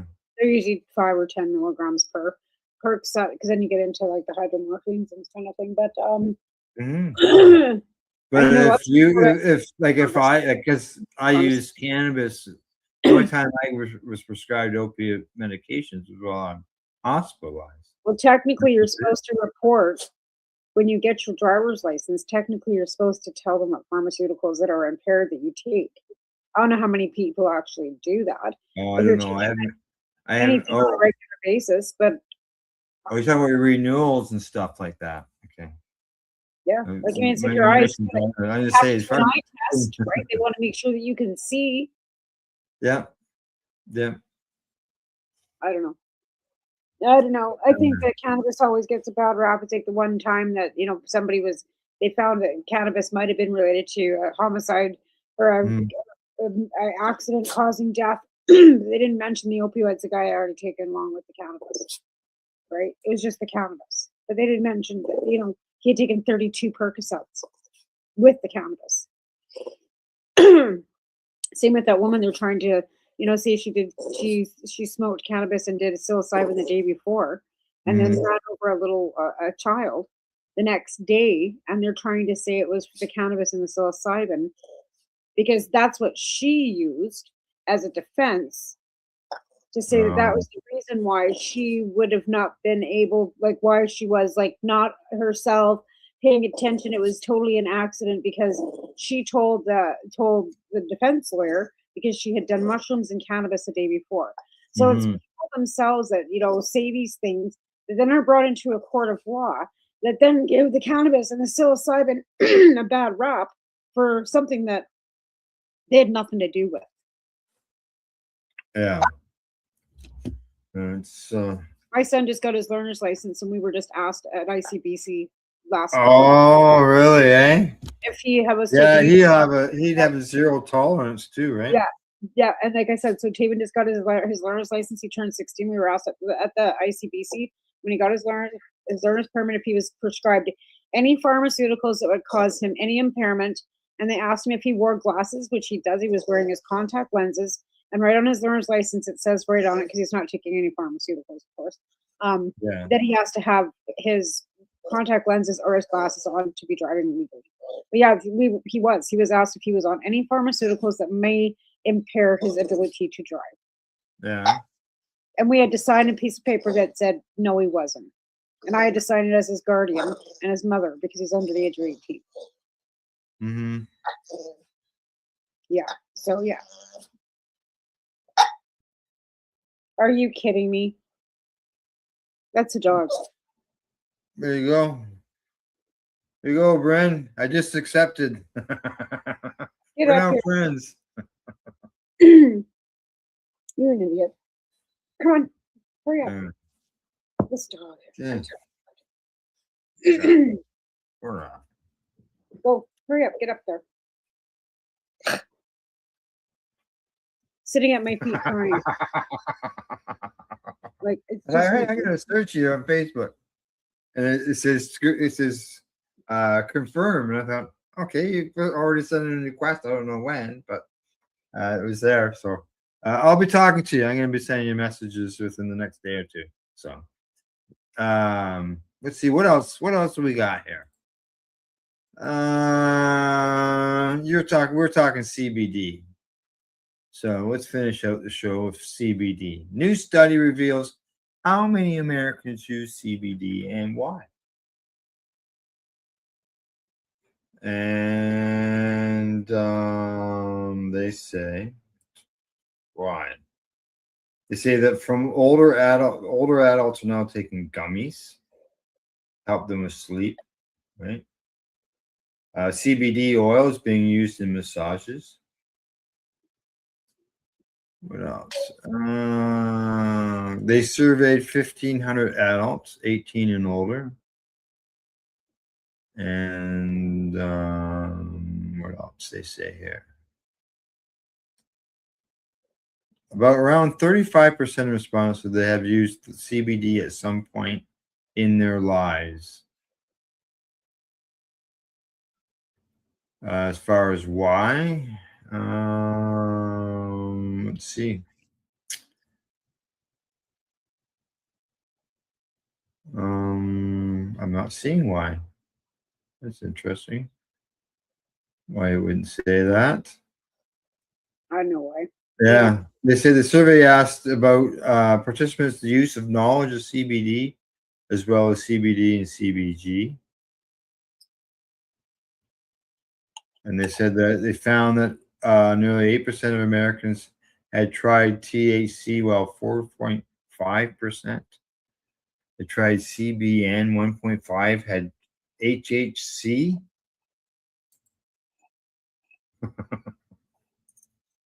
I've never quite understood like that's like the whole carrot theory. Like you're gonna take that carrot and you're gonna rip it apart, you're just gonna eat the middle. I'm just like I've never been a fan of the distillants or the distillates or like ripping it all apart. Like if it's not full spectrum, I'll pass.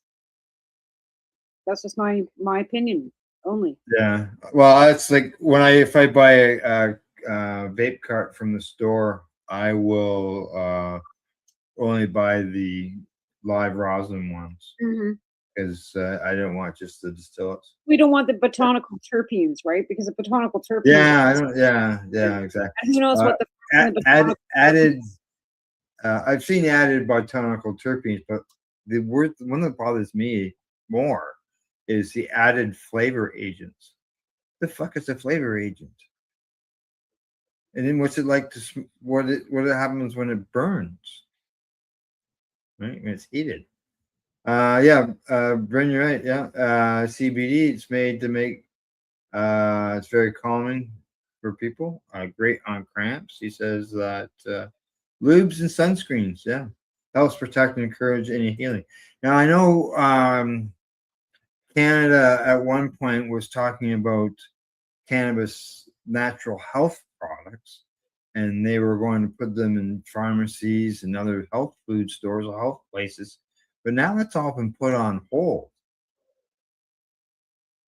Because now there's legislation putting everything on hold, even for natural products.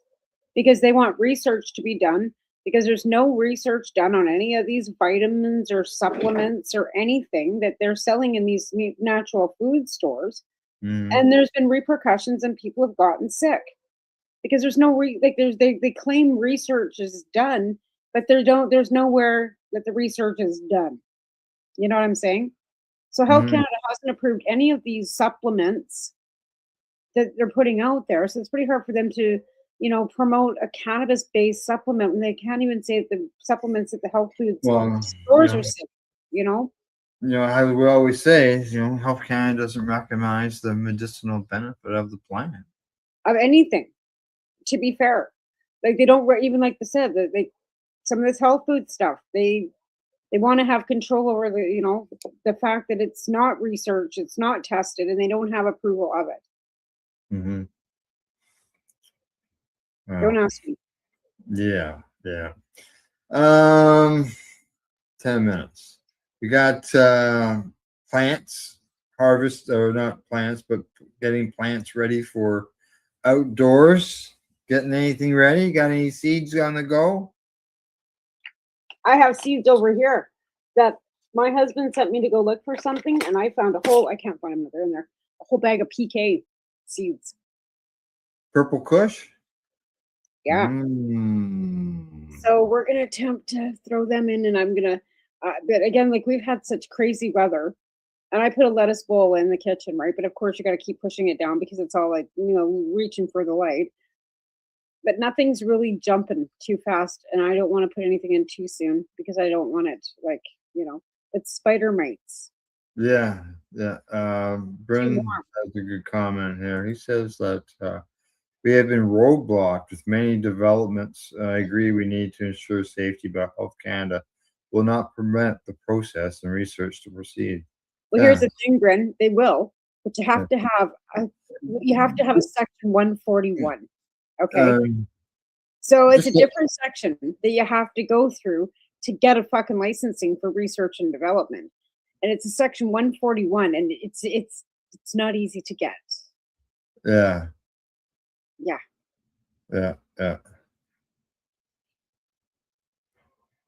And research and money. And like I said, the shortfalling at the end of the day is you need money because they want the lab testing done, which means you have to either have your own lab or have have the ability to pay a lab. See, there's a lab at the University of British Columbia that will do all the fucking testing. Well, they had the money to do it. Yeah, it's like Cheryl's working with the university. She needs another $30,000 to pay. Never mind, she needs to find somebody with the facilities that are willing to do it. And the 10,000 seats is not a big room. 10,000 seats is one tray. Yeah. Yeah, but the thing is, at the end of the day, they would then end up with that licensing, the licensed producer, and it still would not give her the ability to be able. So she needs a partner. Well, wouldn't some of these LPs that specify that they're just basically medical? Why wouldn't they? They're not interested. They're not interested. They're not interested. She went, like I said, she's been lobbying for the last month. She needs to find somebody because she can't finish her research without anybody. Right. And nobody's willing to step up. Again, money too. Like they have to have, it's not even a facility thing. It's having the seeds. It's like I said, huge amount of seeds, right? Right. Like huge amounts of seeds. And I don't know. It's not only the money, it's just all the supply and the requirements all around it on top of all that. Right. Because again, you're needing 10,000 seeds a day because they only grow 14 days and then you're harvesting them, right? So every 14 days, you're having to replant, and her licensing would be for the 10,000 seeds. That's just for Haley. So again, you're looking at whatever and trying to find somebody that's got that seed because the plants don't produce and they can't use hemp. That's the thing. There's no, it's different. And LPs don't produce seeds, cannabis seeds, unless they're doing it for their own purposes, I would think. Well, I gotta correct that. They sell seeds for pricing. They do, but they don't sell in that quantity. The quantity, right? So they'd actually have to be producing just plant or seed alone, right? So it's not lucrative enough for them to plant crops just for that amount of seed. Because you don't make enough money off the seed as you do the plant itself, right? Is there it's not lucrative enough. Is there any strain or cultivar, or is it anything along that specific that she would need? Other than you say not hemp, but is there that this? I'm not sure. Are they finding any different? I'm not sure about the specifics on. Because it's not ever it's never producing any more than 14 days past the second leaf, right? Right. It never gets into veg stage. It never gets any bigger than a sprout, right? So I'm not sure what strain, if it matters, because I'm not sure if it's a THC, it's the alkalinity. It's the fact that Mm. it's non-heatable. And like I said, she's drinking a certain amount of juice, which is also helpful. But again, you're eating raw leaf for that, or bud, or whatever. But I guess leaf is almost better to juice, is what she's been telling Yeah. me. So for them anyway. Microgreens. Yeah. Yeah. Yeah, there's not. I would assume she gets to the second set of leaves, because the first set are just the ones that basically come out of the seed Right. to get things going, and then Right. It's a second set. It's the time after the second set produce that they're finding the best with the testing that they've done. They're finding that's the best time to Right. harvest that works best for medicinal purposes, right? yeah, For what she specifically has been researching for. Now, what the benefits would be if they left them longer or shorter or whatever, that's not been specifically being researched, because they're trying to get something that specifically helps Haley, right? hmm yeah. That's why there's the whole thing on the how many days, and I'm not sure how they got to that exact. Like I said, she's been doing this for like years. She's been there for a while, correct? Carl can And tell you exactly how she got to that. I can't. I'm not her. Cheryl could tell you. I can't. yeah. Now, Brenda says on here, delays to the applications by overwhelming paperwork and regs that have to be worked on by an agency that the feds have partially unfunded. The money runs out before causing almost an impossible situation. The medical I remember one marijuana. time it seemed like there was only, I think there was at one time it was like 2 employees in the. I was gonna say when it never changed. The lamination machine's been broken for fucking 25 years, dude. It's not like they all of a sudden came up with 5 new people. Oh, they did. Trudeau gave them 5 new people, and then when Carney came in, he cut them all off at the knees because of the fact that he is cutting the fat at the fucking federal level. So maybe he might have left. Well, how can you have fat when you only got 5 employees to run the Because whole cannabis was never supposed to be. cannabis end of things? That's the thing, though. Al. Like it was never meant to be an industry. Yeah. Legalization was meant for public health and safety. It was never meant to be all of a sudden, boom, we got fucking 500 licensed producers coming in that all need licensing this week. It was never meant to be that way, but apparently it went that way. So here we are. There we are. It's Yeah. there. They got to deal with it. Yeah, it'd be nice if they, were, is that still more of that stigma and everything that's still all there? It's never going to change because you've got No. right-leaning fucking people in this country that think that what's freedom for them isn't freedom for everybody, right? And as long as it goes along with their narrative, then it's okay. But what we're doing as patients using cannabis as a medicine is not within their narrative. So, goddamn, we're not going to be able to do it. God help you. God help you. Hallelujah. Yeah, when we do the news, like tomorrow morning, I'll do the news broadcast. And we get the odd comment thrown at us. Oh, a bunch of stoners out there giving people idiots or something like that, right? Just trolls. All right. Yeah, you're missing out on so much. They want to keep their eyes closed, and that's okay with that. That's on them. Yeah, exactly. So, all right. I see it is the bottom of the hour. Time for us to head her home, get the day over with. Time for me to walk the dog. And my lasagna's in the oven. Your lasagna's in the oven. All right. I made a big time of lasagna because Time for dinner for you. Hmm? Time for dinner for you. Well, it's 7:30 here. It's a bit later than dinner time, but like I said, Alvin's home and I had my show, so I got it pulled together before I put it in the oven, and it'll be ready when I'm done. So yeah, there you go. We won't have to wait for it. It'll be ready. No. Okay. Other than that, anything else? Good to see you too, Bren. You take care. Yes. Thanks for joining us. Good to see you as well. And thanks for tuning into the broadcast. And we really like the interaction as well. So anytime. And like I said, I'll be in touch. All right. Other than that, it's time for us to say goodbye. It's time for me to thank our sponsors, and thanks to everybody for tuning into the broadcast.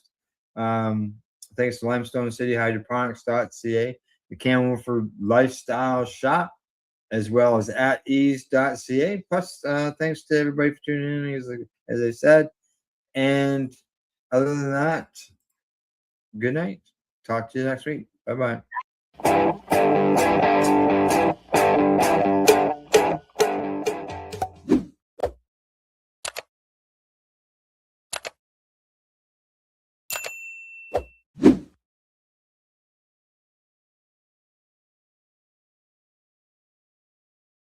Let's share PACE everywhere. That way it can help create peace.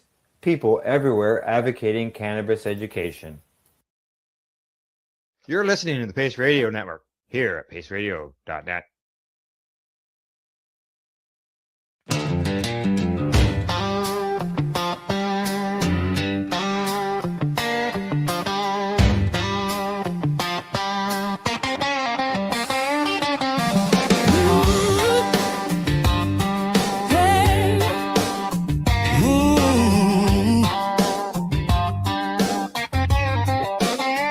Got the slab on the table, little brick, all pressed, all gold. 5 tons in the steel frame waiting. Whole room hush when it flows.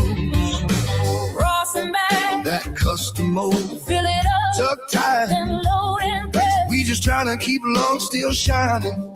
Do it calm, do it clean. Heat makes the trichome flow. Slow drip, let the pressure go. From the flower to the glow. Solving free, keep the spirit in me. High in the mind, All that for harm reduction, yeah. but the method low key.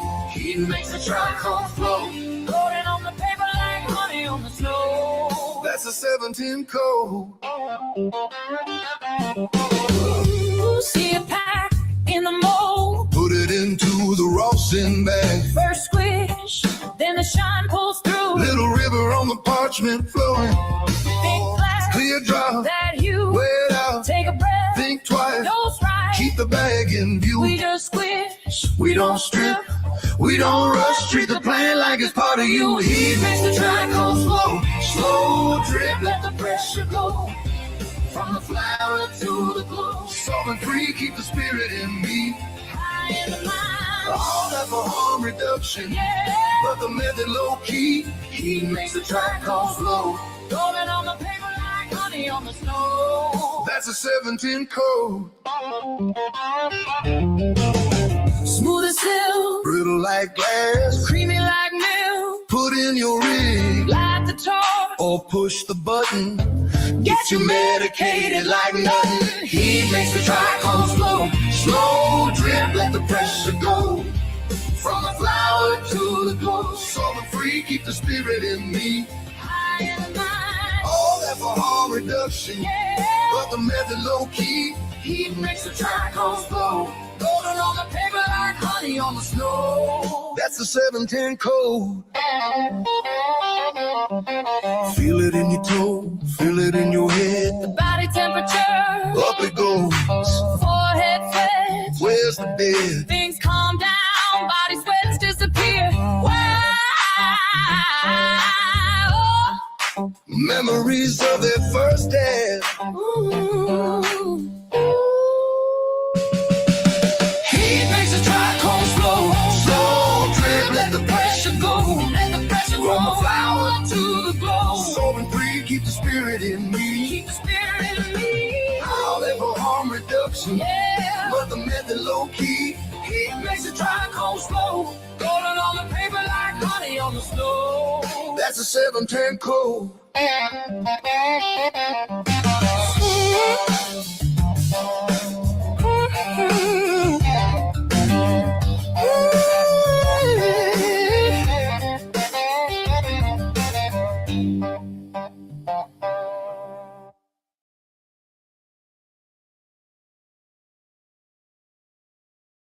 You're listening to the PACE Radio Network here at paceradio.net.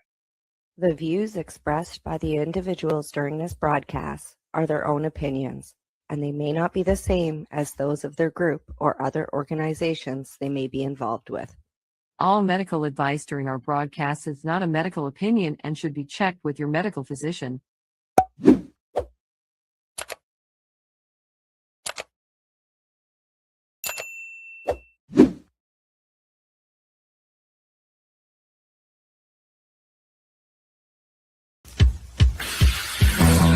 Oh yeah, baby, that's lovely.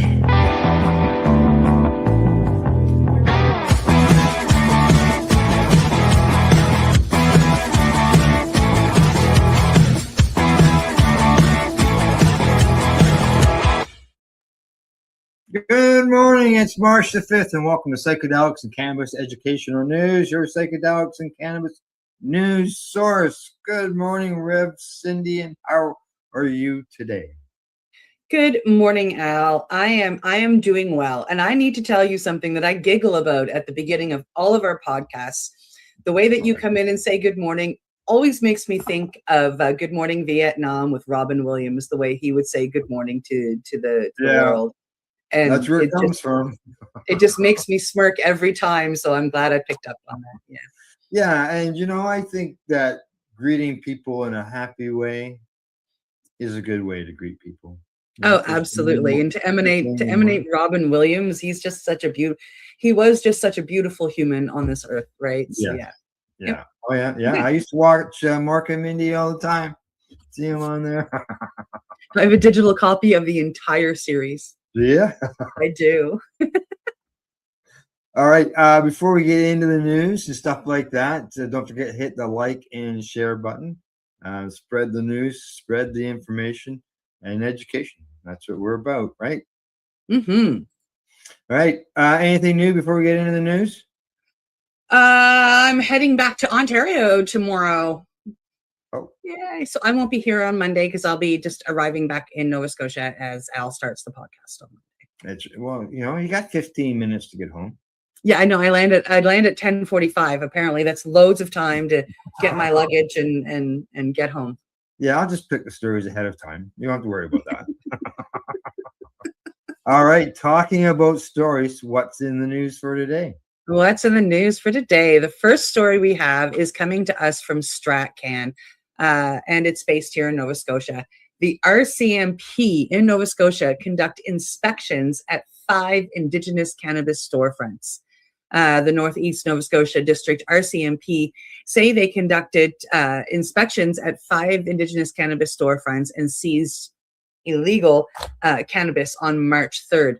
Officers conducted inspections at these cannabis storefronts in Eskasson First Nation, Potlotek First Nation, and Paknaket First Nation, as well as Waikoba First Nation under the authority of the Nova Scotia Cannabis Control Act.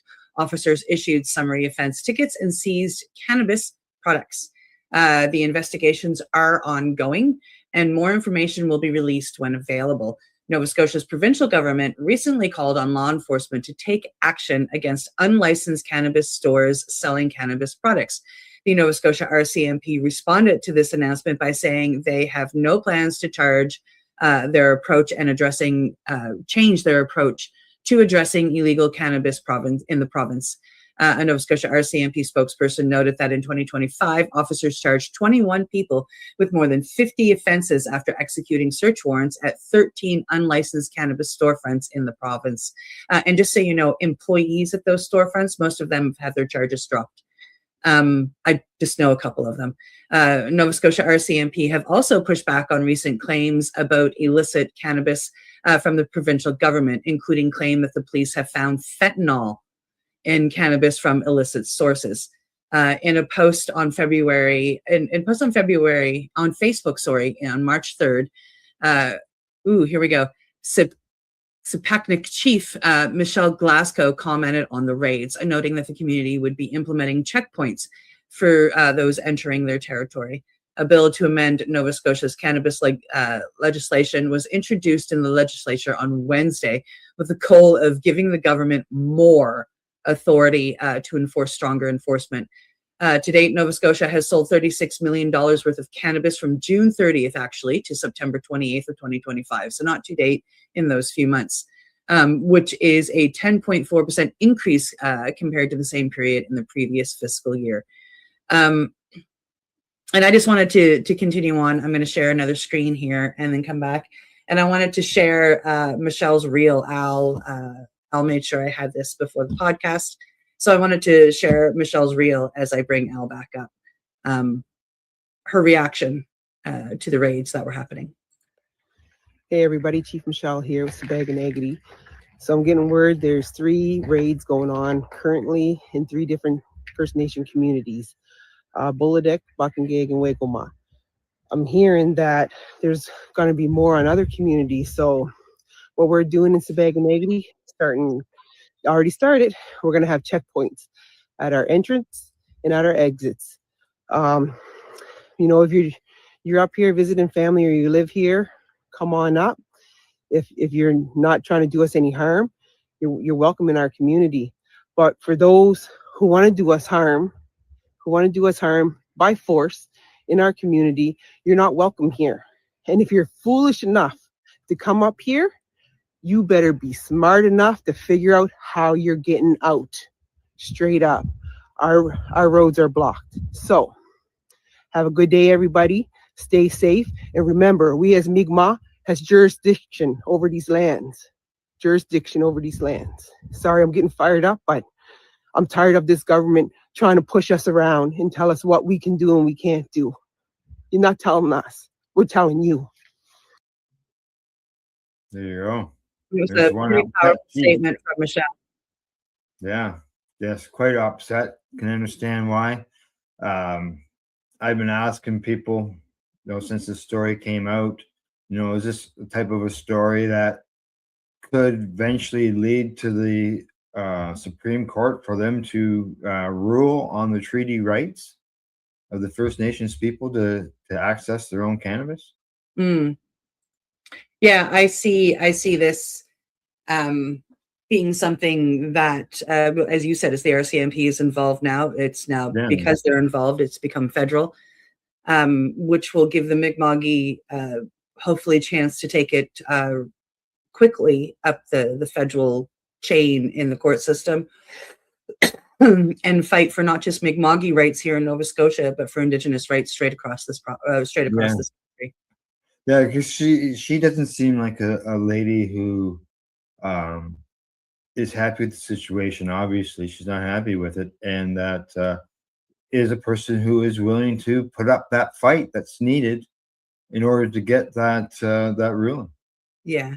Well, the Mi'kmaqi chiefs here in Nova Scotia have been conducting meetings, have been working together, and they're banding together for this particular project. And yes, it's all based around cannabis and these shops being raided, and the fact that they do have the rights to do what they're doing. It goes deeper than that. This is Mi'kmaqi land. This is Indigenous land. The whole province, and they're looking to do what they want to do on their reserves, on the agreed treaty. And they feel that it's their treaty rights being taken away. So it's gone from cannabis as the catalyst to it's straight up about treaty rights these days. And power to the Mi'kmaqi and power to the Indigenous of this land. I hope that they fight it, and I hope that they take it up through the courts, and I hope that they win. Yeah, exactly. I can second that for sure. So, but as far as our viewers and listeners, as this story evolves, as you have seen, we'll make sure that it's right at the beginning of the news so everybody knows what's going on down there, and make sure that everybody's aware. So, yeah. All right. From that story, we're going to move on to the next one. Before I get to that, you got anything else you want to say on it? Oh, probably, but I think I'll just let it go for now. I think people got the idea. Okay, all right. Okay, on to the next story. Here we go. This one comes to us from MJ Biz Daily. Headline says Trump Justice Department files federal charges against Kansas hemp THC operator. The federal Justice Department late last month filed 25 cannabis sales and weapon offenses against the owner of a Wichita, Kansas-based hemp THC store chain that operated under the auspices of 2018 Farm Bill protections. Now, the court records, according to the court records, it shows that. Now, Justin Lane, he's a resident of Mays, Kansas, is alleged to have sold cannabis from 6 locations of High Hopes. And the U.S. Attorney's Office for the District of Kansas released this in a press release earlier this week.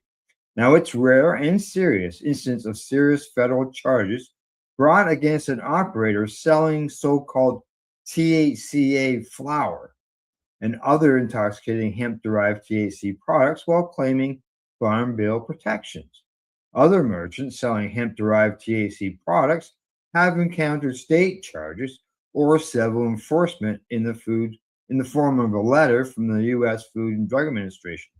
Now, the store marketed and sold products derived from federally legal hemp, containing less than 3% THC by dry weight, according to High Hopes. Now, such claims have fallen under increased scrutiny by state and federal lawmakers, some of whom have decried the exploitation of a loophole that allows the THC products sold across the country outside of regulated cannabis channels and in states where cannabis remains illegal.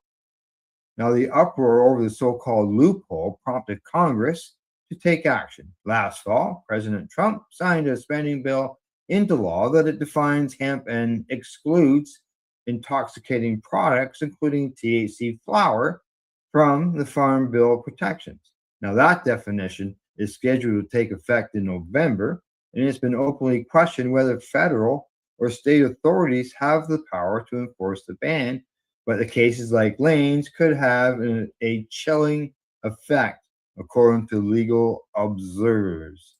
When I saw this story, Cindy, I thought, okay, here they're talking about legalizing hemp, this and that, and now the federal end of the government has come out and actually charged somebody with having hemp products.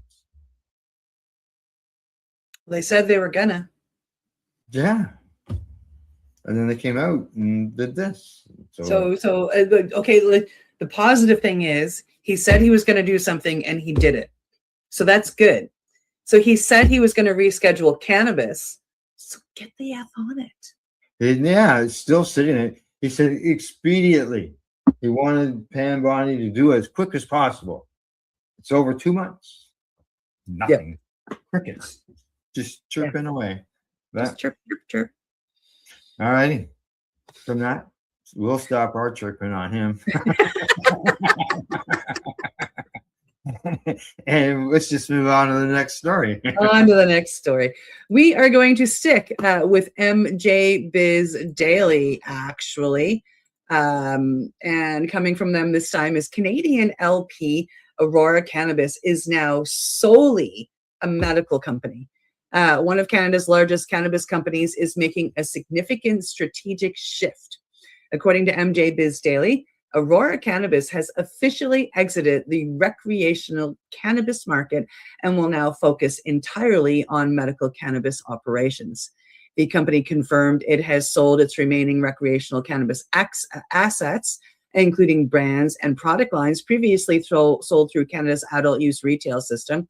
And moving forward, Aurora plans to concentrate on international medical markets, and its growing pharmaceutical-grade cannabis business. Aurora executives say the decision reflects the difficult economics of Canada's recreational cannabis sector. Since legalization in 2018, many producers have struggled with intense price competition, oversupply, and shrinking margins. For Aurora, the recreational market has become less attractive compared with the company's expanding medical cannabis operations overseas. Aurora CEO Miguel Martin emphasized that the company sees stronger long-term opportunity in regulated medical markets. He explained that Aurora's strategy is to focus on high-margin global medicinal cannabis markets where pharmaceutical standards and patient demand can provide more stable growth.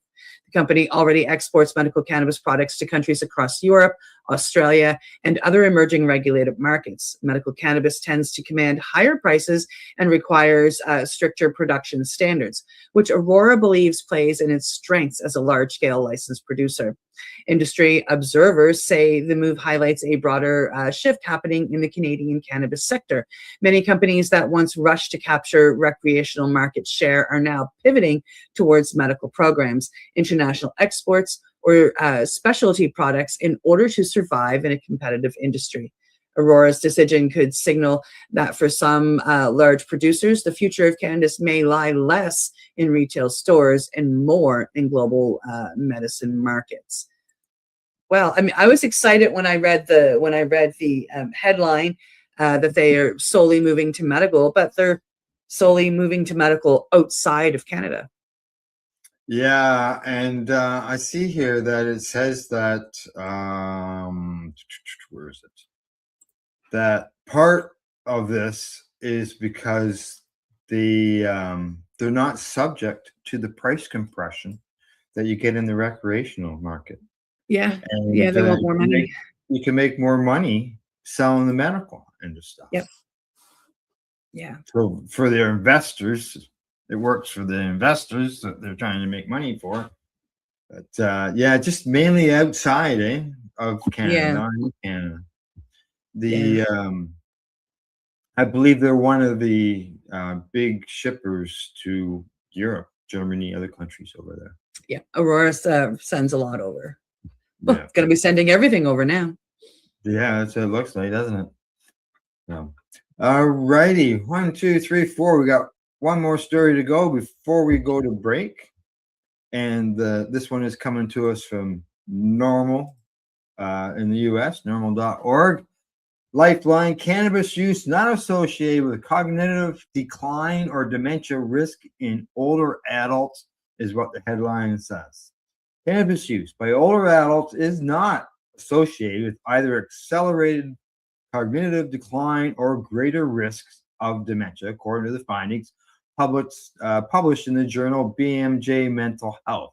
Now, investigators affiliated with Yale University and the University of Oxford in the United Kingdom assessed cognitive performance in lifetime cannabis consumers and non-users across various domains, including memory, intelligence, and problem solving. Data was drawn from 2 large nationally representative cohorts consisting of several 100,000 participants. Researchers reported that those with a history of cannabis use demonstrated significantly better cognitive performance, a finding that is consistent with prior studies. Now, cannabis use was not associated with increased risk of dementia, and researchers found no supporting evidence of a causal link with longitudinal cognitive decline in later life.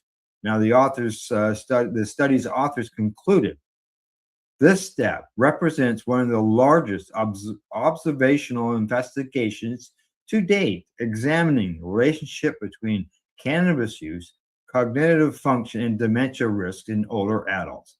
And our findings are broadly consistent with prior population-based studies that have not observed accelerated age-related cognitive decline associated with cannabis use. Now, the clinicians can consider that occasional or prior cannabis use may not be a major contributor to cognitive aging in this population.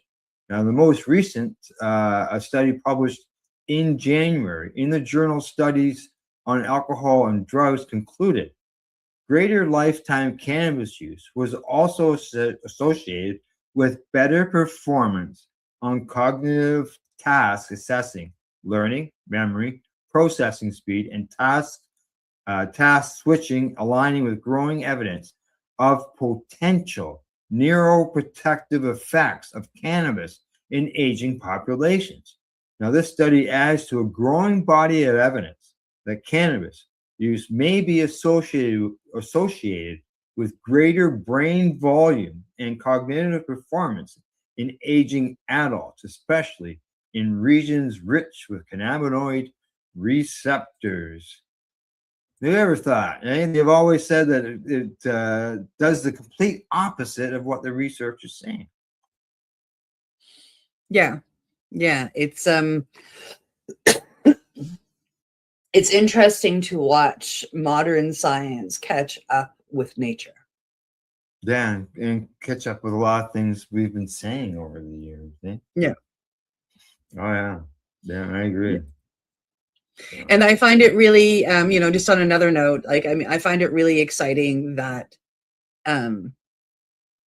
cannabis, it plays such a large role in fighting Alzheimer's or dementia. And that's one of those diseases that runs in my genes. So, it's nice to think every time I light a joint or I have an edible or a bit of oil that I'm helping to change the patterns of my family's DNA. Yeah, exactly. All right, it is time for us to take a break. We're halfway through the broadcast. And when we get back, we will continue. We got 4 more stories to cover. But other than that, you're watching Psychedelics and Cannabis Educational News. We're live here at paceradio.net and 420pace.ca. You're listening to the Pace Radio Network here at paceradio.net. Camelford Lifestyle Shop, open Monday to Friday from 10 till 7 p.m.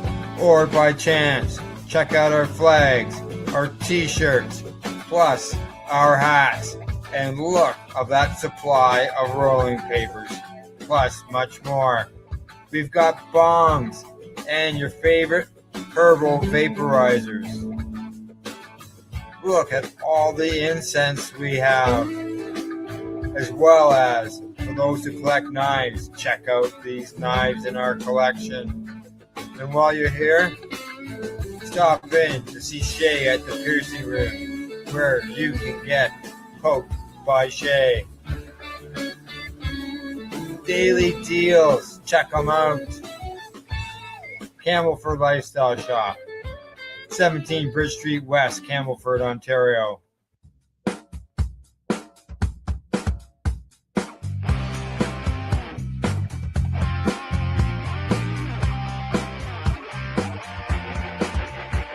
I'm having an awesome day, and I'm gonna make sure it stays that way. I'm having an awesome day, and I'm gonna make sure it stays that way. Limestone City Hydroponics is Kingston, Ontario's hydroponics shop. Take your growing to the next level and create the optimal environment with a tent kit, or maximize your yield with an ebb and flow flood table kit. Either way, Limestone City Hydroponics has more sizes and options to fit your needs. Are you looking for the power of the sun that adapts to your budget? Then look no further, as they have professional grow lighting. They have indoor grow systems that are easy and cost effective, with many options to fit your living space and lifestyle. Cultivate your growing potential. We have everything you need to succeed. And if you can't make it to the store, they offer local delivery to the greater Kingston area. Remember, when you're looking for experts to help you grow, then look no further than the locally owned Limestone City Hydroponics, 105 Sunderland Drive in Kingston, Ontario. Call them at 613-548-0420. Rerolled Saturdays. Check it out. Nothing but non-stop cannabis and psychedelic programming. Find it at 420pace.ca. You're listening to the Pace Radio Network here at paceradio.net. And your Psychedelics and Cannabis Educational News. Did you get that last token just in time? I saw you. Oh, here it comes. Okay, we've got 4 more stories to go, including one that has involves an answer to questions that occasionally I hear up here in Canada. But before we get into that, you've got a story that we're going to cover. I do. Yeah. This story, let me see, I'm just getting my notes up. It's coming to us from the Microdose. The FDA is changing the drug approval process. What's that going to mean? Changes being considered by the US FDA could significantly impact the future of psychedelic medicines. According to analysts published in the Microdose, the FDA is exploring adjustments to how it evaluates and improves new medications. These potential changes could alter the pathway forward for psychedelic-assisted therapies currently moving through clinical trials. The article explains that regulators are increasingly grappling with how to evaluate treatments that rely heavily on subjective experiences, such as psychedelic-assisted psychotherapy. Traditional pharmaceutical trials usually focus on measurable physical outcomes. Psychedelics, however, often involve psychological breakthroughs that are harder to quantify using standard drug approval methods. As one expert quoted in the article notes, psychedelic therapies can easily be separated from the context in which they're administered. The therapeutic environment, preparation sessions, and post-experience integration all play crucial roles in the treatment outcomes. And I got to say that integration is probably the key factor. Because of this, the FDA may need to adapt regulatory frameworks to accommodate therapies that involve both a medicine and a psychological treatment model. The discussion comes at a critical time. Several psychedelic compounds, including MDMA for PTSD and psilocybin for depression, are already in advanced stages of clinical research. Any change in how the FDA evaluates evidence could shape how quickly these therapies reach patients, those who need it. Advocates argue that regulatory flexibility will be essential for allowing innovative mental health treatments to move forward. At the same time, regulators must balance scientific rigor with the need to ensure safety and effectiveness. The evolving regulatory conversation highlights how psychedelic medicine is pushing modern drug policy into an entirely new territory, which I think is exciting. I don't know what you think, Al. Well, from reading the story here, what I'm seeing is that standard procedure is they have 2 trials when it comes to testing these drugs. And what they're looking at doing with psychedelics is reducing that to 1 instead of having the 2. and focusing on they're seeing that it comes in stages, right? And when I read the article, I thought of there's a company here in Nova Scotia that I'm still wanting to get in and do some research with. So I'm going to go set up some appointments with them just so I can experience them. But these are doctors and therapists and nurses that have found a way to get the Nova Scotia Health to pay for some of the process. Well, that would be nice, eh? Because they're licensed. So like all the preparation, all the discovery calls, they're therapy sessions, and then therefore can be covered. And the same with the integration afterwards. It can be covered, which is super exciting. They work with ketamine mostly, which I won't do, but that doesn't mean I can't work with them with the other stuff and just see what they do. I've met a couple of the doctors and nurses at an event, and it just, I like that they're trying to look past the border. Like they're trying to look past the line. They're finding a way. Yeah, they say here that this change could be welcoming news to psychedelics companies seeking approval. So maybe more companies will come forward. Which would be beautiful. In order to seek these approvals as well. Yep. All right. From that story, we're moving on to the next one. And this one's coming to us from the Marijuana Moment. And the headline on that says, Michigan officials are spending nearly $100 million in marijuana tax money to local government and tribes. Super news. Now, Michigan officials have announced that they are distributing nearly $100 million in cannabis tax revenue to over 300 local governments and tribes across the state, thanks to the state's adult use legalization law. Now, the $94 million in total tax dollars will support various local infrastructure, education, and other programs and services in 313 municipalities counties and tribal areas. That level of cannabis-derived funding is roughly equivalent to what the state allocated last year.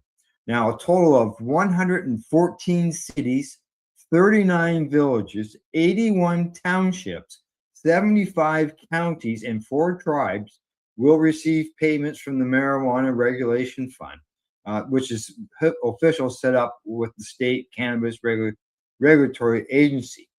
Now, Michigan officials have announced they are distributing this money, and I'm messed up again. Here we go.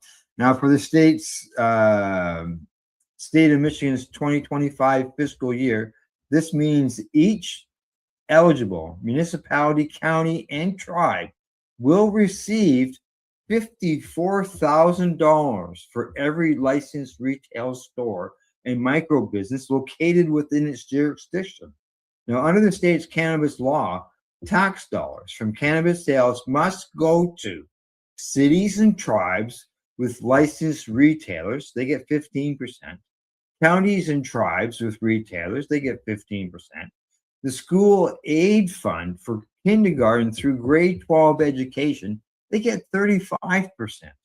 And the Michigan Transportation Fund for repairs and maintenance for roads and bridges gets another 35%.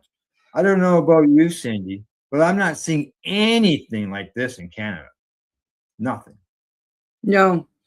Meanwhile, in Canada, straight up, in Nova Scotia anyway, they're just announcing a crap ton of budget cuts that are going in for approval in the next little bit. And they're taking away from the arts, and they're taking away from the things that really, truly matter. And you say, sorry, go ahead. Yeah, I was gonna say, and the provinces get most of the tax money that comes in. Yeah. From Canada. Yeah. So why are all these cuts having to be made? Like, I mean, I know how much money we have coming in from cannabis. I know. So we can do this. Yeah, it just doesn't. It doesn't make sense. Like, no, those are all great things that the tax money is going to. And we constantly hear people asking here in Canada, where's our tax? The tax going? It's going to. When I was involved, 25% goes to the federal government, 75% goes to the provinces, but there's no real report from the provinces really with any detailed information. And we're not talking about a measly couple $1 million of tax dollars. No, not even close. Like, we're talking, we're like, there's hundreds and hundreds of millions of dollars there that right now is unaccountable. Like, we don't know what's going on with it. And it ends up in a slush fund and pays for orange juice for cabinet members. I don't know. Who knows? But yeah, it'd be nice to know what that money's doing. When I don't know if you remember, but I was part of a panel as the Nova Scotia government is getting ready to release new commercials and new information to try and draw people to the legal side. So at the end of it, they got we got a chance to speak up and say what we would like to see in these commercials. And I'm like, well, straight up, show me who the producers are that we've got featured. Tell me a little bit about the cannabis products that we have. Like, don't put somebody else down to try to get me to come in. And the third most important thing, which really should have been named number one, is tell me what we're doing with the goddamn money that we're bringing in, because there's a ton of money there. And as a Nova Scotian, as a Canadian, I would like to know what we're funding. Yeah, especially if you're going through cuts in the provinces. Yep. What is my money going towards that you're taking these massive tax dollars? If I'm buying a $5 gram, 3 of that is tax. What are you doing with it? Yeah, where's it going? Yeah. Yep. All righty. Time to move on. Yeah. For sure. We can go on for a while on that, as well as with the Indigenous thing. So oh God, yeah. Al's really good at reining me back in. It's freaking awesome. I love it. On to the next story, which is coming to us from SciPost. Scientists discover psychedelic medicine 5-MeO induces a state of paradoxal wake, which is just really cool. This is one of the medicines that I work with, and that has helped me greatly along my way. new medicine, new research in the shedding light on the unusual neurological effects of 5-MeO-DMT, one of the most powerful naturally occurring psychedelic compounds. And actually, right now, it is the most powerful known to man. According to a study highlighted by SciPost, scientists have discovered that the substance appears to trigger what researchers are calling a state of paradoxical wakefulness. This means that while the brain shows activity patterns similar to deep sleep, the individual remains conscious and aware. In other words, the brain seems to enter a condition that combines elements of both wakefulness and dreamlike neural activity. Researchers observe that 5-MeO-DMT produced dramatic changes in brain signaling patterns, particularly in areas associated with perception, consciousness, and sensory integration. These changes could help explain the intense and often mystical experiences reported by individuals who undergo 5-MeO-DMT sessions. Scientists involved in the research say the findings may provide important clues about how psychedelics interact with fundamental brain systems responsible for awareness and self-perception. Understanding these altered states could also have implications for mental health treatments.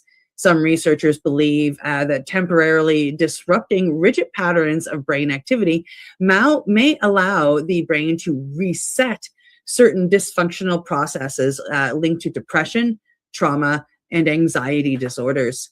While the research is still in early stages, studies like this are helping scientists move beyond the anecdotal reports and begin mapping the biological mechanisms behind psychedelic experiences. For researchers exploring the science of consciousness, substances like 5-MeO-DMT may offer a rare window into how the brain constructs and sometimes dissolves our sense of self. Heck yeah. This is one of the first medicines I was called to learn. I took a very intensive course, and the owners of the school I went to, and the two main teachers there, the people who funded it, are involved in a lot of this research. They work with a couple of universities who have come down and done the research through their retreat. So it's really exciting to see this side of it. Yeah, I was reading through the article there as you were going through it, and it's talking about wave activity and slowing down wave activity, similar to sleep patterns, but you're awake. Yeah. And that slowing down of that wave activity, it mentioned something about helping the healing process. Oh yeah.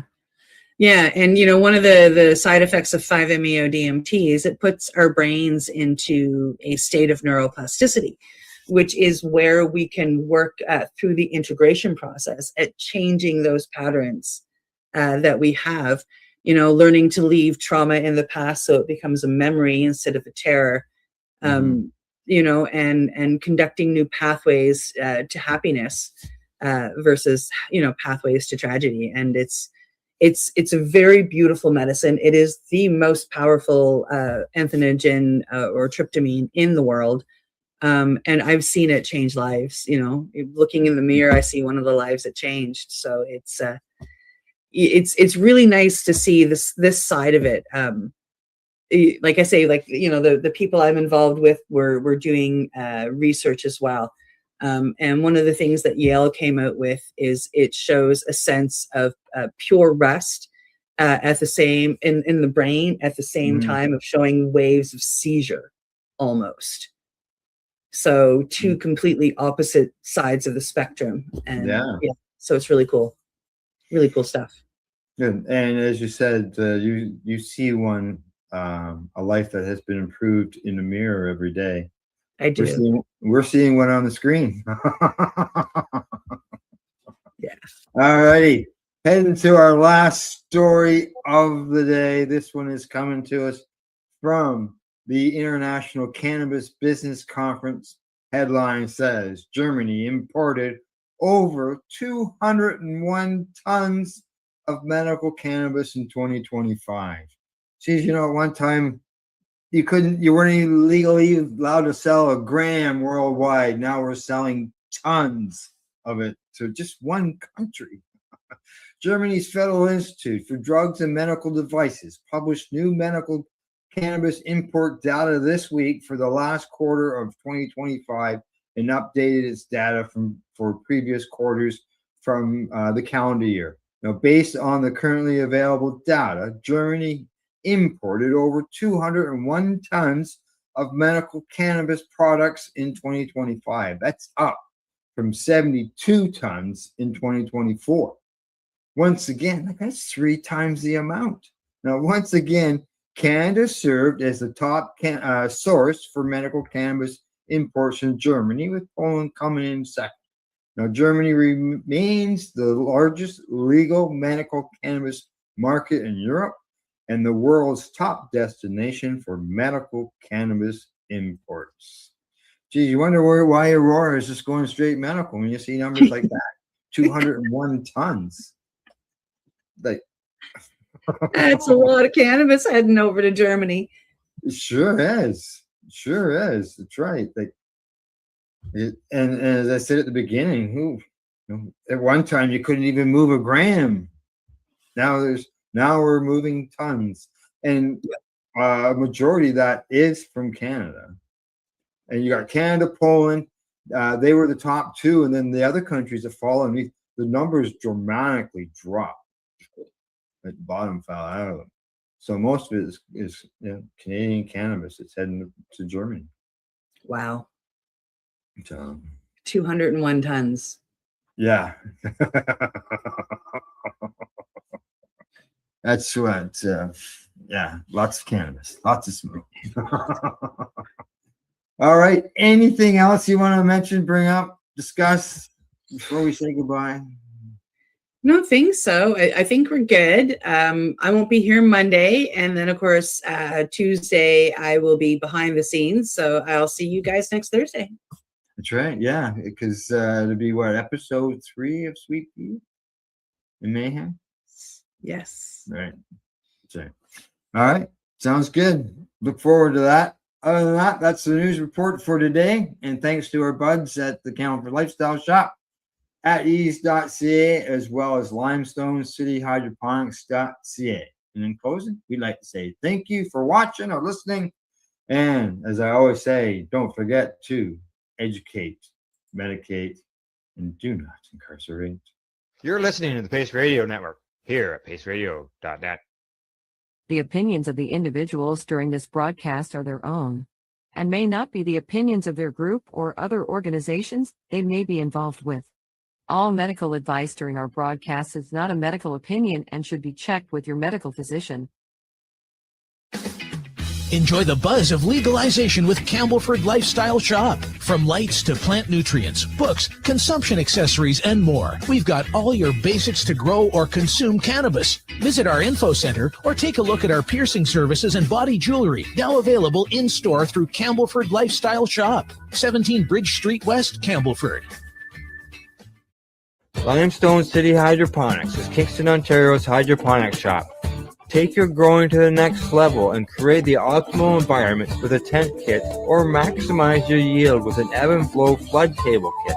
Either way, Limestone City Hydroponics has more sizes and options to fit your needs.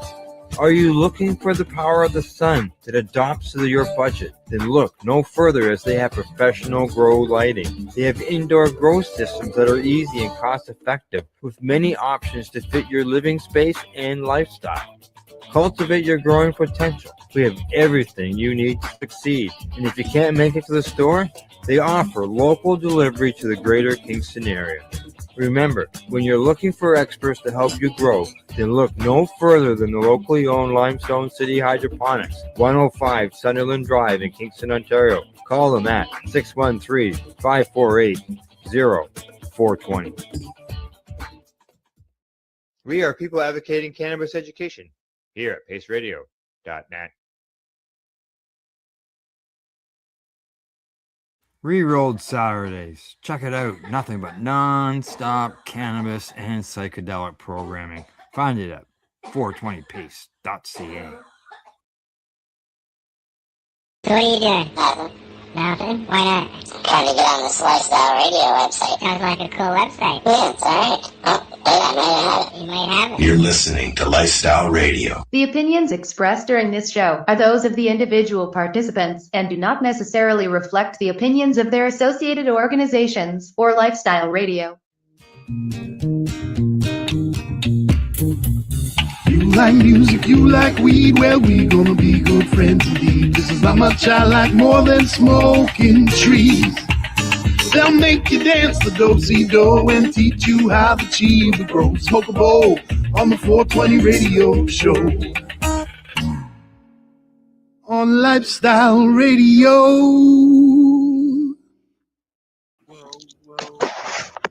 I feel like we need a new updated version. Because Yeah, we're but more you're than right. just on Lifestyle Radio now. We're Yeah, but all I love over. that song. Well, no, we should just add like a little thing at the end. No, I Lifestyle have- Radio, add more. Because when you go to Lifestyle Radio, you still end up at 420 Radio. So it's Yeah. all in one. So we're both. We But will where else always. are we? We're on Restream. We're on Restream, but But we're where on- is Restream streaming us too? we are going to 15 different places, including tonight. I'm hoping that we are actually on Instagram tonight. Oh. Yeah, so we'll see. I don't know. I'll look while we're doing the show and see if we're I on didn't Instagram. know Restream could do We're that. on- yeah, it just started. We're on Facebook, YouTube, CBG TV, 420 Radio. What else? Where else? Let's see if we're streaming onto Instagram here. We're on. It says we're streaming. If anybody's watching on Instagram, say Instagram. Instagram. Now I want to go over to Insta to see where are we. I'm gonna stick this over here too. Anyways, welcome to the 420 Radio Show. It's a little lonely here today. It's just the three of us. Yeah, well, that's fine. It is Christmas hockey season. Like how you said Christmas hockey season. It's like Hello, buddy. a separate season from Christmas season and hockey season. Yeah, but we've got two people that are not here because of a hockey game and another one that's not here because of a Christmas tree. That's true. Christmas hockey season. Now, do you have nice weather today as well? Like it was plus 10 here. Plus 8 here at one we were point. plus 7 or 8. Yeah, But see- it was windy. Really? Yes, very windy. Yep. Oh, I didn't go outside, so it just looked Chairs really were nice. blowing all. You haven't been out today? I haven't been out in days. I've been sick. I do that too. I just kind of I go in the middle of the week and get all my groceries and then I don't go out again. Yeah, It's too fucking cold. it has been cold. So that's why I was thinking if today was that nice of a day, like temperature wise, it would be a good day to go out and get your tree if you haven't done it yet. You only have 10 days left to enjoy it. I don't have a tree. If you like me, I got a tree 4 years ago or 5 years ago. It's great. Did you get do you have a fake one or anything, Marcel, or nothing? Oh yeah. It's a fake one. Okay, so I'm curious. I always ask people, yeah, I've an artificial tree too. What do you do with your tree at the end of Christmas? How do you store it? You throw it down the stairs and leave it at the bottom of the in the basement. No, I have a big box. Okay, so you put it all back in the box. Yeah, back in the tote. Do you just put it in a bag? Me? No, she leaves hers up year round. I actually do. I leave it up, but I bring it downstairs. It's completely naked, but it is set up in the corner, just standing all year round because I've done the whole box thing. I've done the bag thing. It's too much work to do the My to tree is shift every like 4 'cause you gotta pieces. fluff it up. Yeah, but as soon as you lie them flat, all the bristles go all scrunched, and then every year you got to take it and refluff it all out. And Not this one. no, So it's got it's got a metal base that is a cross for the tree to stand on. Yeah. Right, as a base. Yeah. That folds up. If you take out the first section, which is the bottom, and you plug it in to the hole, you take out the next section, plug it in, and you take out the top section, plug it in. Then you run the cord over to the wall, and then you plug the whole thing in and make sure all the lights work.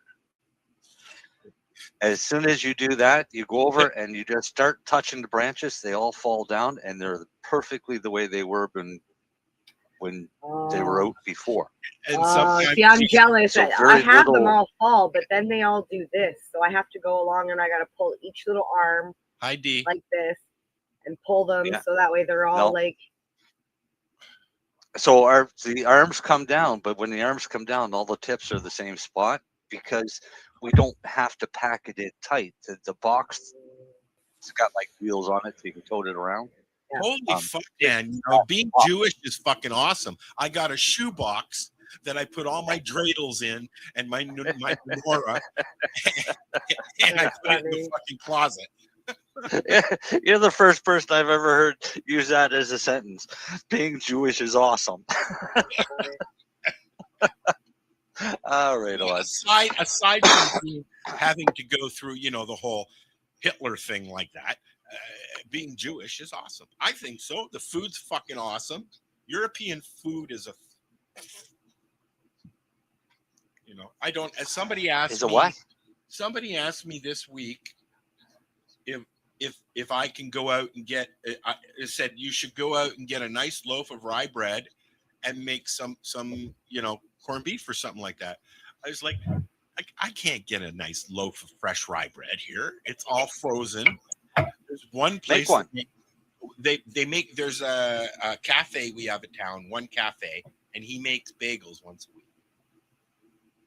Yeah, And they're but not bad. you could make a loaf of rye bread or something. Yeah, no, I'm not yourself. making and shit, dude. I can barely make a fucking cookie. Oh, I can. Yeah, and I can make a brownie that'll fucking kill you. I tell you, these brownies. Christmas. Well, these brownies I've been making, I've never had a brownie as good as these. But they're Is it, the is it gooeyest. something that you put together yourself, or is it a regular recipe? Oh no, it's one that I had put together. Okay. But it's like a fudge brownie. But if you heat it up in the microwave for 35 seconds, it becomes a puddle brownie. That's funny. Throw some ice cream with it. Yep. Yeah, but the problem is my brownies are medicated, my ice cream's medicated. When you do that, double it's dose. it's really medicated. When I start eating edibles, even candies, it's like every 2 hours I'm like knock myself out every 2 hours. Man. This isn't something that I should say, but let's just say cold medicine and cannabis aren't a good combination. Oh, hey, you know or what? they are a good combination, depending on how you look at it.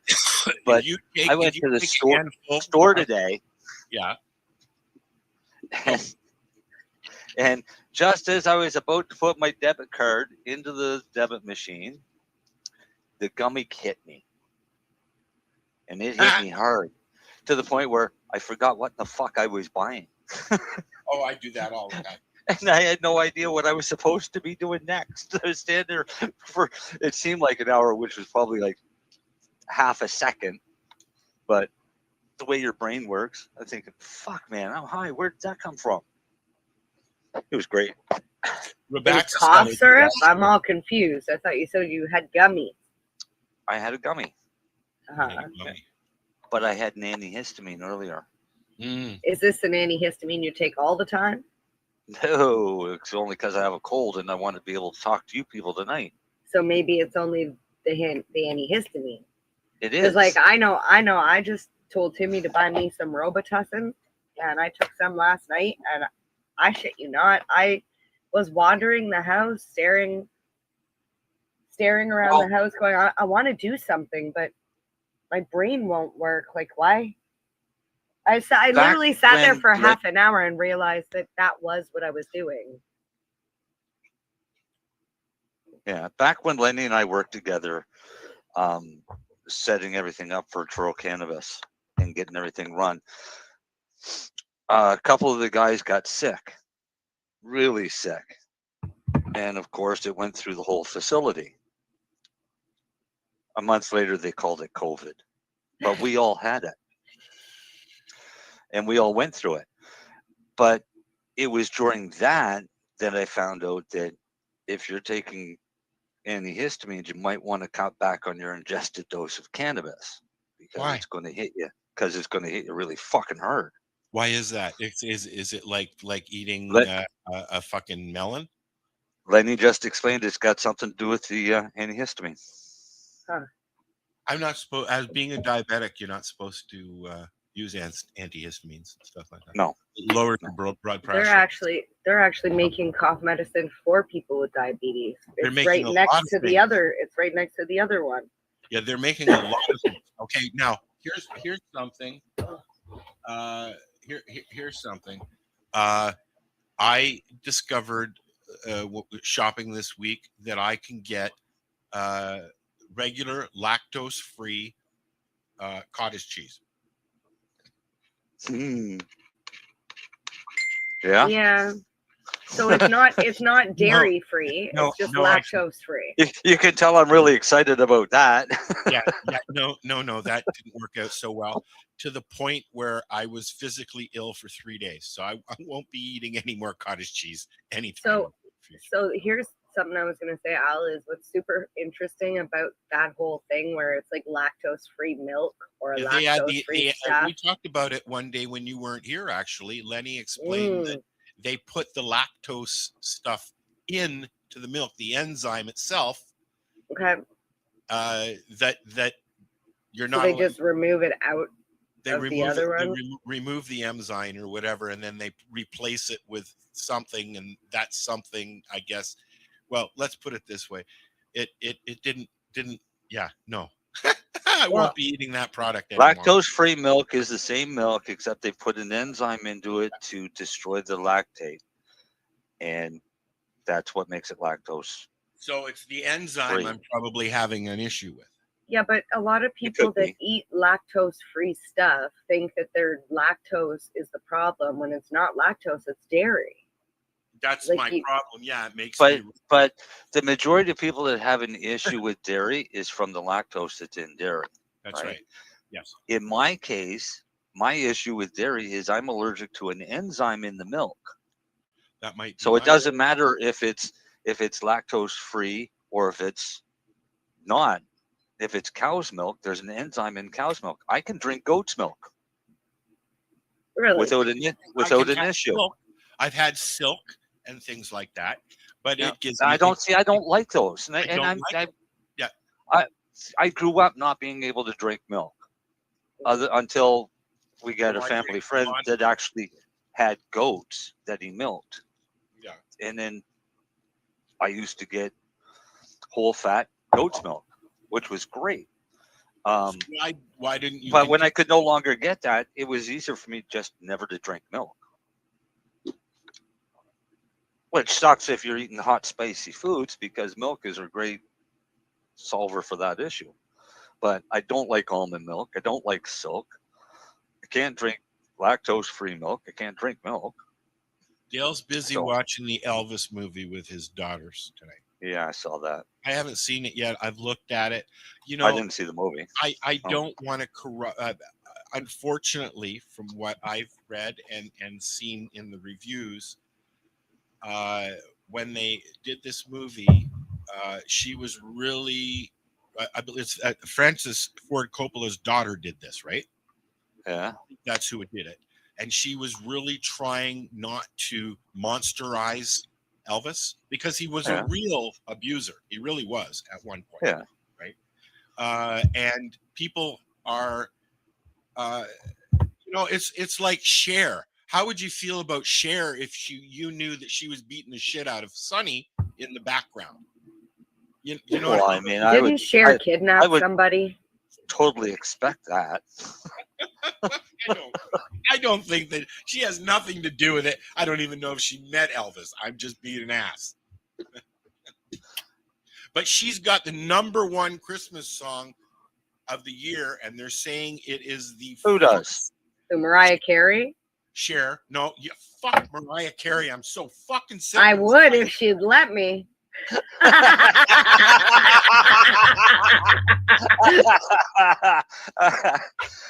You set me up for that, Al. Yeah, that's her free pass one, you know, Al. Yeah, that was a good one. That was zing zing. You got me there. Hanging around Timmy too long. There'd be a lineup. No, you had that sense of humor before Timmy. I That's don't true. mind. I was always Mariah dirty. Carey. I mean, I've never been a big Cher fan. Oh, don't let Timmy hear that. Jeez. My He loves I think Cher. it was Rebel Wilson did the best concert fucking was parody of Sonny her and song. Cher. No? My first concert going, my mom gave us a choice. It was either the Rolling Stones or Sonny and Cher. They were playing down at the exhibition in the bandstand, right? And you And didn't pick and the wrote- Stones?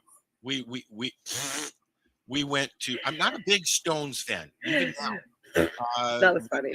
We decided that it was Sonny and Cher. So it's not the first concert that I went to because we grew up at the Forum down at Ontario Place, but it's the first big concert. But it was back when they would sing and they would do their show, and then everybody would rush the stage and they would stand there and talk to you and shake your hand and sign autographs and stuff like that, and not just run away.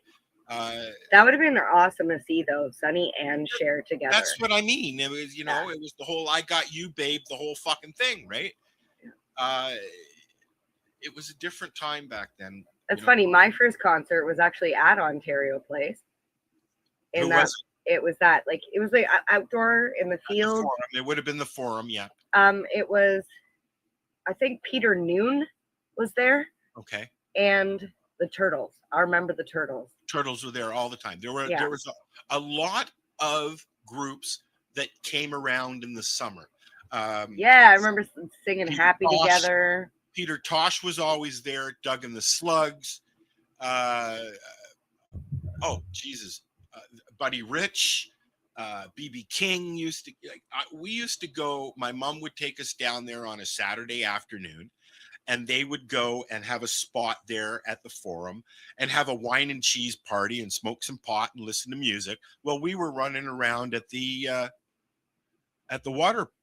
It wasn't even the water thing. It was the rope thing. Did they even charge for those tickets? No, back then it was free. I was gonna say I don't think my dad paid for us to get in. They made money. Ontario Place made money back then.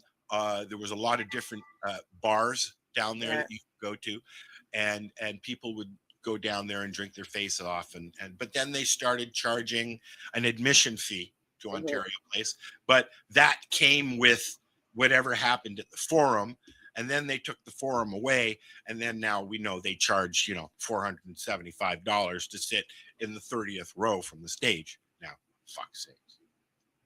Fuck you, Taylor Swift. There, I said it. You know what? Good for her for being able to charge that much. If you could, would you not? That woman is going to be in music history. She already is. Like, it's not her fault that the venues are charging that much. Well, they do have a say. There's a lot of larger names that are going, hey, no, you want to charge $800 a fucking ticket, and I'm not seeing but $4 of that? No. Yeah. Well, I've been learning. I'm seeing a lot of things from both sides of not just like the music industry, but like all entertainment side. But like people want to work differently. Like there's comedians that want to do big stadium shows and arenas because they can do one night versus 7 nights. You know what I mean? In a smaller venue. But some people are like, I'd rather just do a smaller venue, charge less money. Will you actually make? Because I've always been a firm believer that if you charge less, you get more people. And if you have more people, you make more money. You charge more, you have less people, you make less money. Yeah, but that person's getting paid the same amount no matter what at every venue. The venue's earning more money. So I can't remember who it was, but somebody put out a video outright slamming ticket sales and royalties. And I mean, because right now it's all about music royalties, movie royalties, royalties. The artists have to be paid. Yes, the artists have to be paid, but they get a hell of a lot of money from the studio as well. Let's not forget that. Okay. And the studio then turns around and keeps what they sell, right?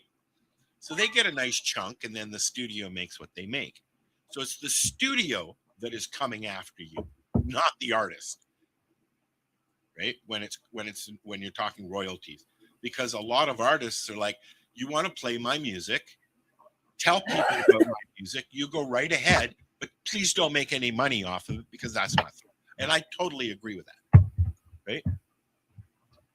Yeah, I just don't understand why. Like, okay, if you're like somebody like Taylor Swift, I expect to pay at least $100 to go to your concert.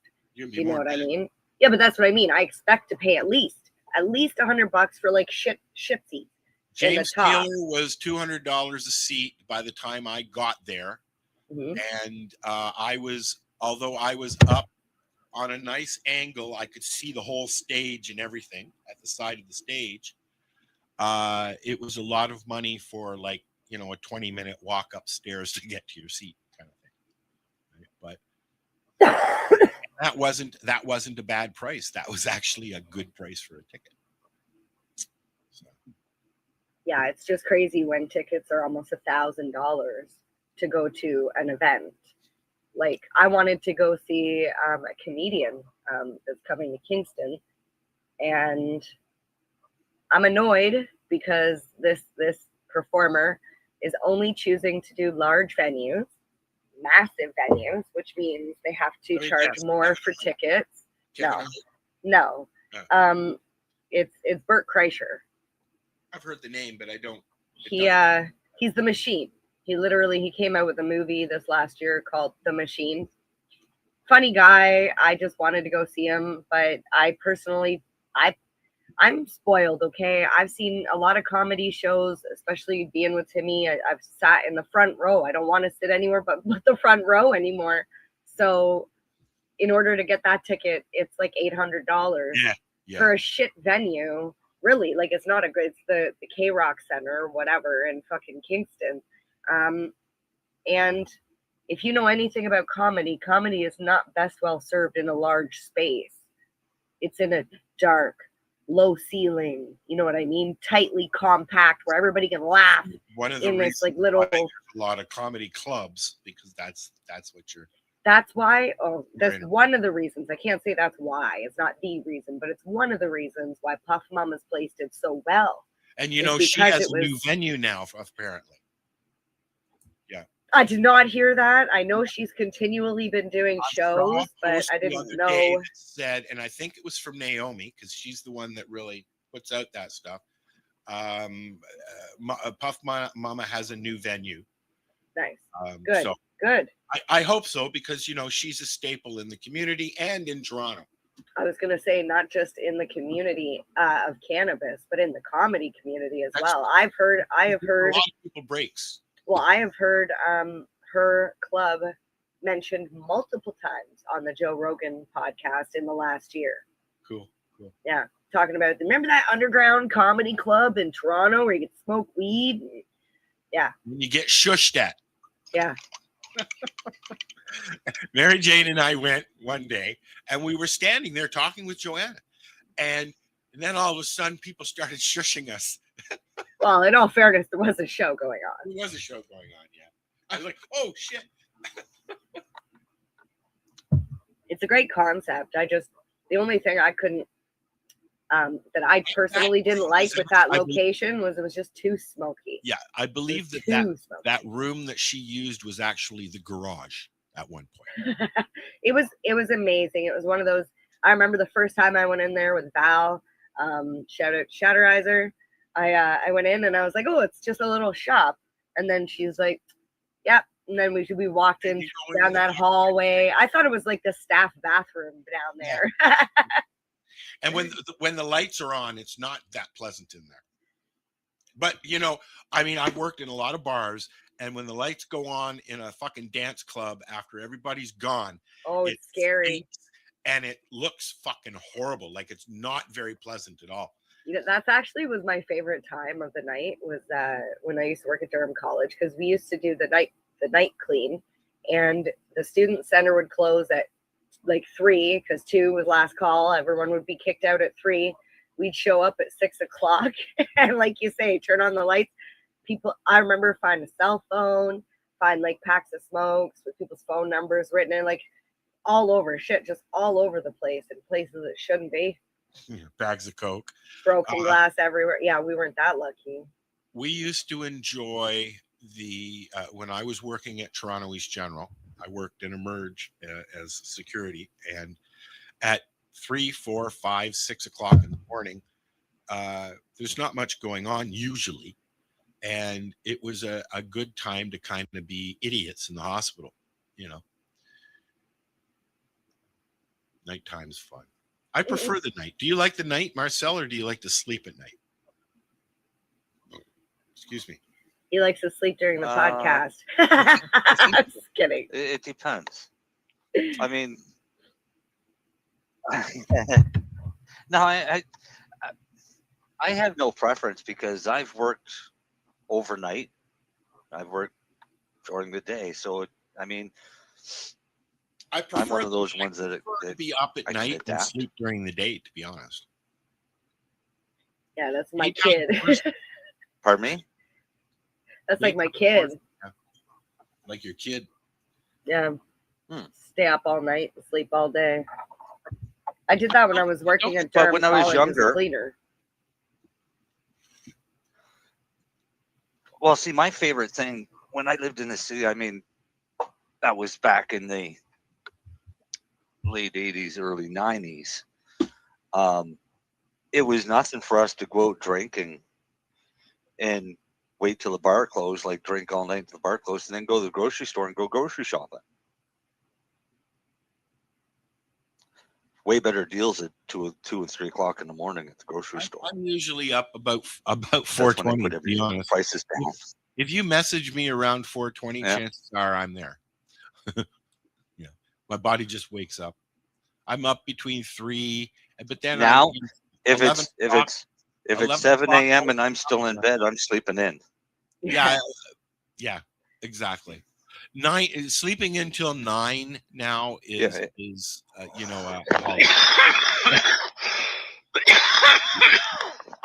I can't do it. Sleeping in for me is like 8 o'clock. I slept till 9:30 today, but I went to bed at 3. So the OCS. Let's talk about OCS. You guys are in Ontario. Boo. Let's talk about the OCS. Boo. I feel like we should have like the sound, you know, like instead of clap. They're it should making be like, changes. They're making Well, the government never should have let OCS it got all in caught their hands with anyway. a stockpile of cash. They got what? Where? All right. They got caught with a stockpile of cash. How much, Marcel? They ended the fiscal year last March with $500 million. Not chump All right. change. No, not little change. So that's Not how they ended 500,000. their year. 500 million. Was $500 million of extra cash. And in their 2021 or 2020-2021 annual report, OCS said that it was proud of its financial contributions that support important public services. Like what? Yet, OCS didn't start making dividend payments until 3 months ago. Wow. Ontario's portion of the cannabis excise tax is paid by the federal government, not by OCS. So even though back in 2020, they're telling everybody that they were making financial contributions, they weren't. They were stockpiling $500 million. I'm sorry, I'm over here laughing So because now that they've started. Do you remember back in 2018 when Mr. Emery opened up that store in Toronto? Even he was paying taxes and paying money. In the village. Yep. Yep. Yeah, even you're like, come on, OCS, do better. That's all And I'm you saying. know I'm what? laughing because I'm like, Oh, you guys are retarded. just a few months ago. OCS is paying their taxes.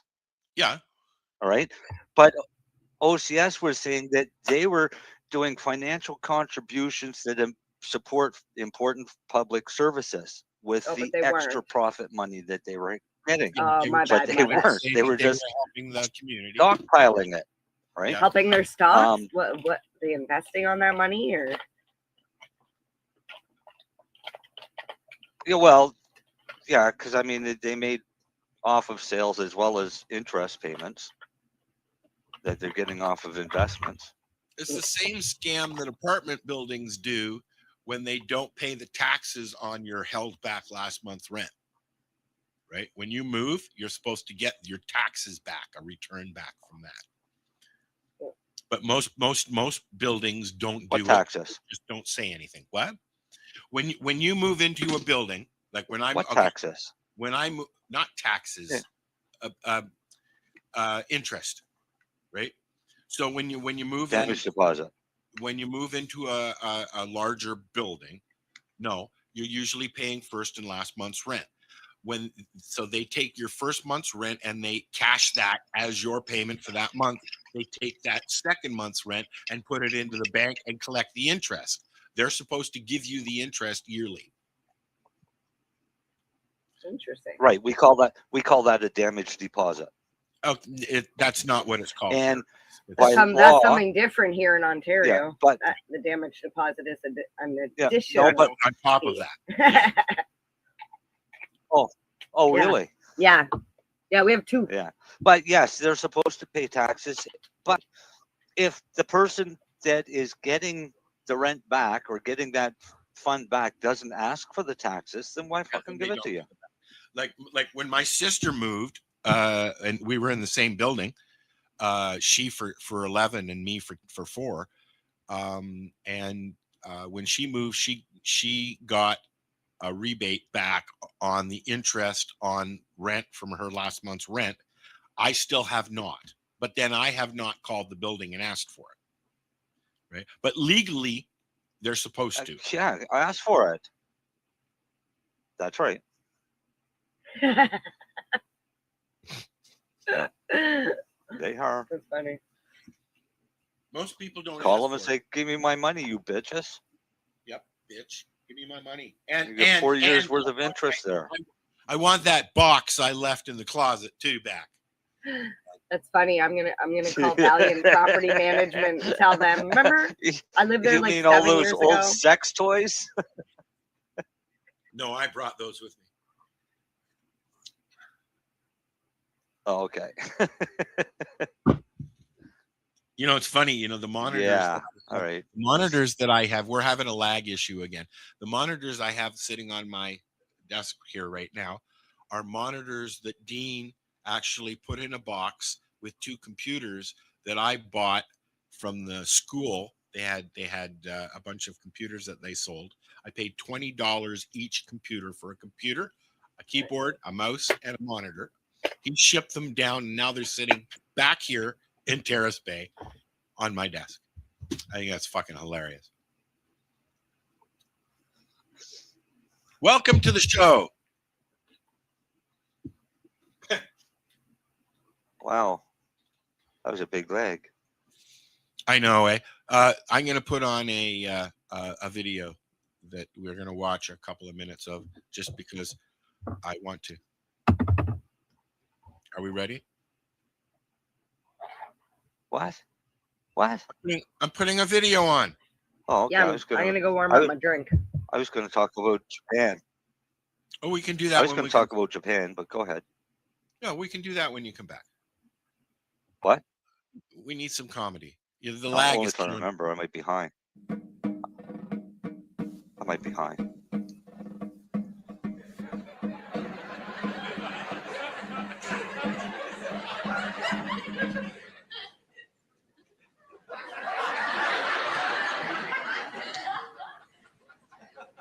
I missed this show.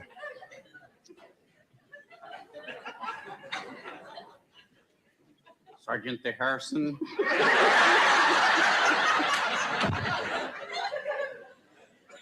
Sure. for treasonable conduct in the face of the enemy. And we're going to relieve you of your duties, strip you of your rank, and to give you a dishonorable discharge from the service of your country. Do you have anything to say?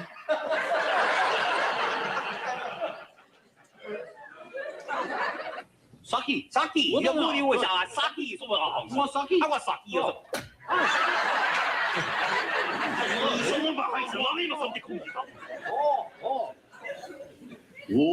你说什么？所以我讲了，你找到一个地方，你跟我说一个，好吧？哎。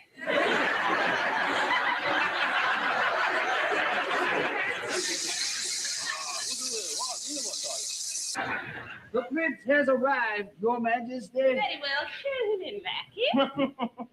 Oh, I do hope he's tall and handsome. Hello.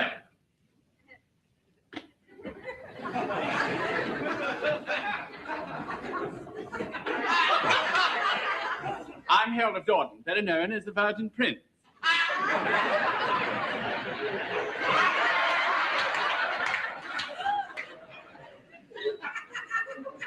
Pity. Oh, well, you might. Your Highness.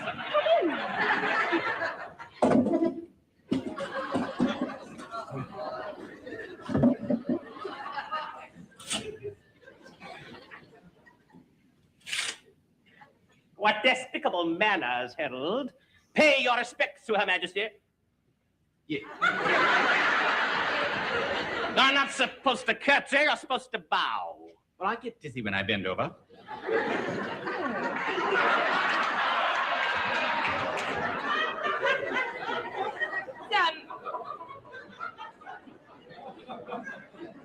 It's nice meeting you, Harold, but I must be perfectly honest. I had hoped for someone more swashbuckling. This is an emergency. You better look at the patient's x-ray.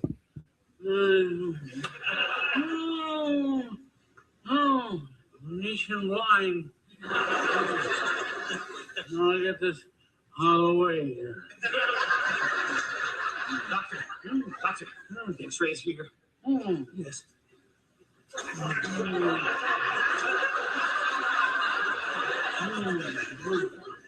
Come on. Swallow a light bulb.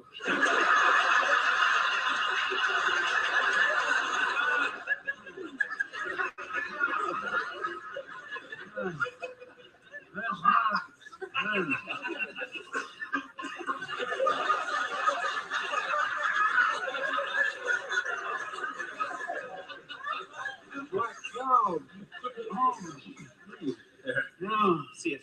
You know something? CBGTV is the way to broadcast your message to an audience looking for your products or services. Affordable advertising, personalized campaigns, special promos, event attendance, and more. Talk to someone today, in person or by email. Find us online at www.cbgtv.com. Or you can send an email to admin@cbgtv.com. Additionally, if your phone scans QR codes, scan this one to. Oh, they're I yeah. remember the first time. I remember the first time I tried a volcano. It was down at the Treating Yourself Expo, and hi Timmy. You can always tell when Timmy comes down because you always look over. Nobody's here. Oh, I thought it was Timmy. I was like, wait, Timmy's on watching the thing? I thought that was Timmy that said, hi guys, hope you have a good show. I was like, what do you know that I don't? I don't know who this is. If I go to Facebook, I can see it. Yeah, if you go to Facebook, you can tell. Yeah, I wish they'd fix that. But so if you're watching on Instagram, please say hi. It's Dale. Oh, is it Dale? Oh, so he's You're got supposed to be watching his movie. While he's with his daughters watching Elvis. That's funny. He's such a good daddy and a good friend. Tell the girls not to do. Put your phone down. I don't want to. No, he's watching a movie with the family, and he's still here for us. Thank you, Dale. So, did you get anything back from the car show? Yeah, Media Day is the 15th of what was that? February. The only problem with that is I do karaoke on Thursdays, which is also the 15th. Oh, yeah. So and Timmy will be on the road. So yeah, Timmy's touring all of February pretty much. I'm not even gonna get to see him on Valentine's Day, I don't think. oh, Wait, no, that's not true. He's back in Ontario, so I'll have to travel wherever the hell he is. And then travel home to work and then travel back to where he is. I don't think there's any interaction between us and Instagram. Let's see if we're actually on the side. Although I am pretty excited that he is going to be on the road for the month because it's a really good comedy tour.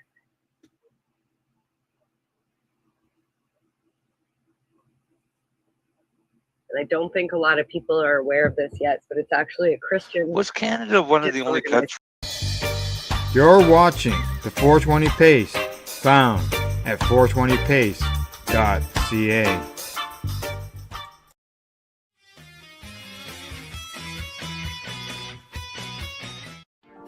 You've been watching Rerolled Saturdays. Thank you to our guests, our hosts, and our viewers. Up next, Rerolled Saturday Nighttime Edition. It gets started at 4 p.m. See you then.